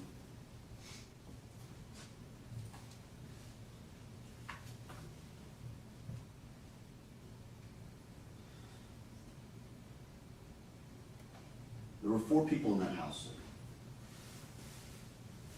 Jayla's gone, sadly. JJ, Shirley, and Jermaine are in there. And I've shown you, I believe, and proved to you that Shirley could not have done this. She is excluded from the DNA on that gun. She never touched that gun. At least not the grip or the trigger. Physical evidence does not connect Shirley in any way to this case. Her behavior afterwards is typical of a person who's just gone through a serious traumatic event. What's not typical was the behavior of the father, of Jermaine. So the only other question is, Jermaine or JJ? Well, remember, don't ever forget this, the father is the one who admitted he shot that gun. And that's why Ms. Reeder spent so much time with that crime scene investigator to talk about the angles and everything like that. To show you, ladies and gentlemen, that that shooting came from off the bed. And we know JJ was shot on the bed. And then also ask yourself this, 2 people, right? Those 2, JJ shot himself in the head? That doesn't make sense.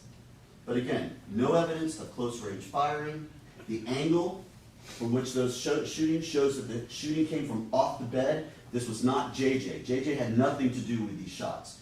JJ was innocently laying there with his sister, and that man walked in and brutally shot them both. That's what happened. It's so simple. It's right there in front of you, ladies and gentlemen. And you can pick apart a medical examiner's report of up or down. I'm going to object, Your Honor, improper argument denigrating the defense. Sustained. We can look at little things like that, but what we don't forget and don't miss the biggest stuff in this case. The strongest, most compelling, biggest piece of evidence. And that is the statements from Jermaine Bass on that night and the statements from Shirley Bass on that night. Look at that physical evidence, and you will know that these shots came from off that head. That excludes JJ. No DNA of Shirley, that excludes Shirley. That leaves that man right there, and guess what? That man admitted he did it. It's very simple. This is not a complex case. There is no doubt whatsoever that on that night, on August 29th, 2022, Jermaine Bass, who told you he did, told those deputies that he did, that Jermaine Bass shot and killed his own daughter, Jayla Bass, and tried to shoot and kill his son. That, ladies and gentlemen, is murder in the first degree, premeditated, because look at the placement of those shots. This reader showed you that. There is a picture of Jayla Bass, and you can see those 3 shots, well placed, all within a very close range. Does anyone think an 8-year-old boy could do that? Really? Sure, an 8-year-old boy can fire a gun, but with that kind of precision and accuracy?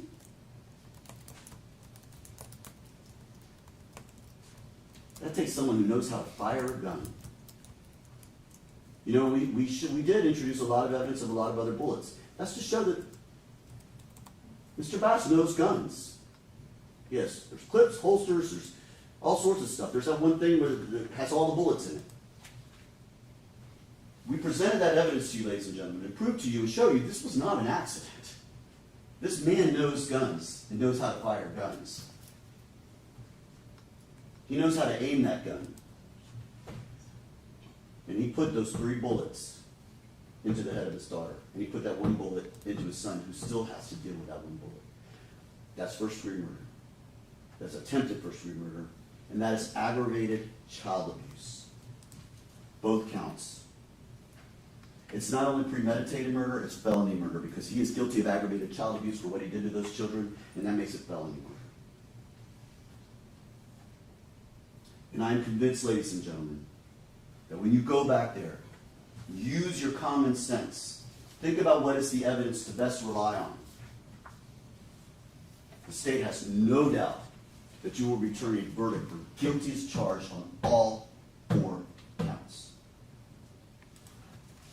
Thank you for your time. Thank you.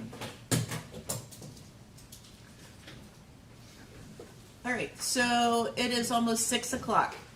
My intention, unless you would like to vote to overrule me, is to go ahead and release you for the night, to come back tomorrow and begin your deliberations fresh tomorrow.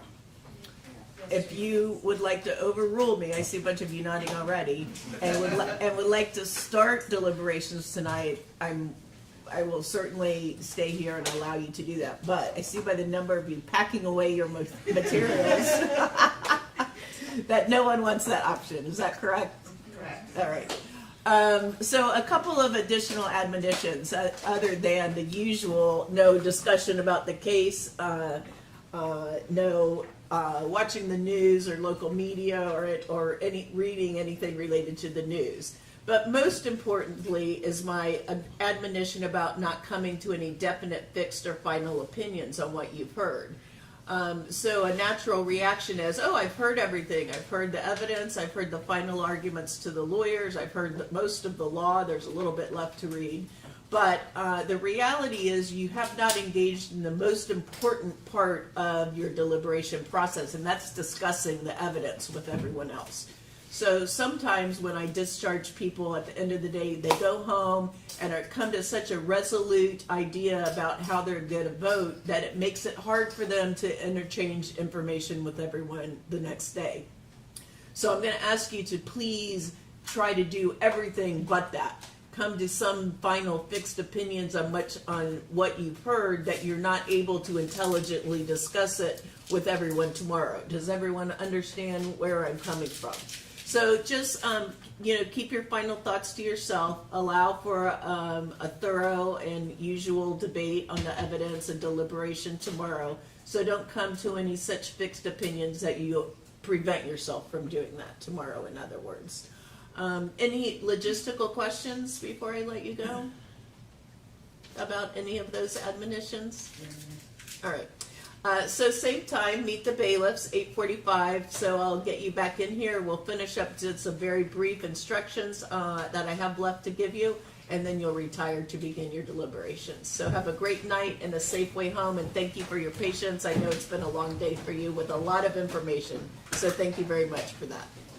All right.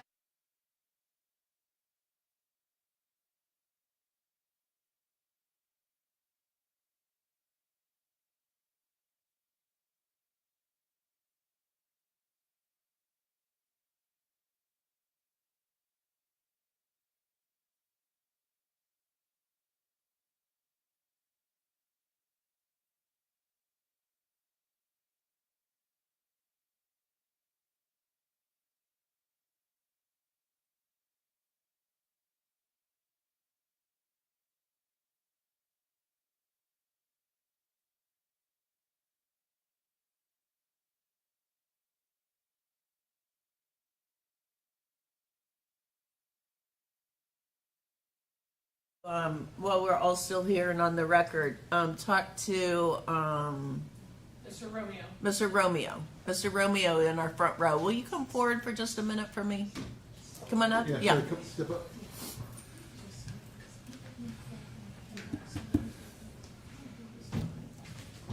Yep, right there is fine. If you would tell me your full name.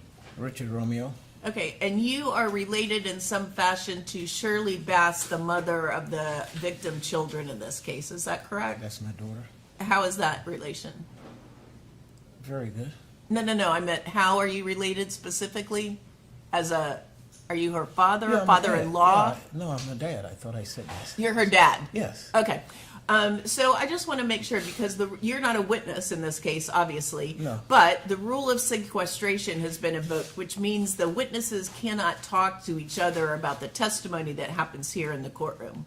By virtue of your occupation with the local news channel, you've been recording the proceedings and participating in the news reporting in some form or fashion with your company. My inquiry to you is, have you used any of that material that you all have recorded, or have you engaged in any discussions with any witnesses or the parties in this case about what's happening in the courtroom? No, Your Honor, I have not. Okay. Does anyone have any questions? Is any contact with jurors? Oh, any contact with the jurors at all? No, I don't know him. No. I know, but you haven't come No. in contact with them, or No, Your obviously showed them anything about the case, or No. any discussions with them? No. All right. I have no other questions. All right, I just wanted to put that on the record because it's kind of unusual that halfway through the proceedings we became known of. You obviously knew that, but we had no way to know that. So I just want to make sure that the record's clear that nothing inappropriate has happened by virtue of your relationship and your job. Okay. Okay? All right, thank you. Thank you very much. I appreciate that.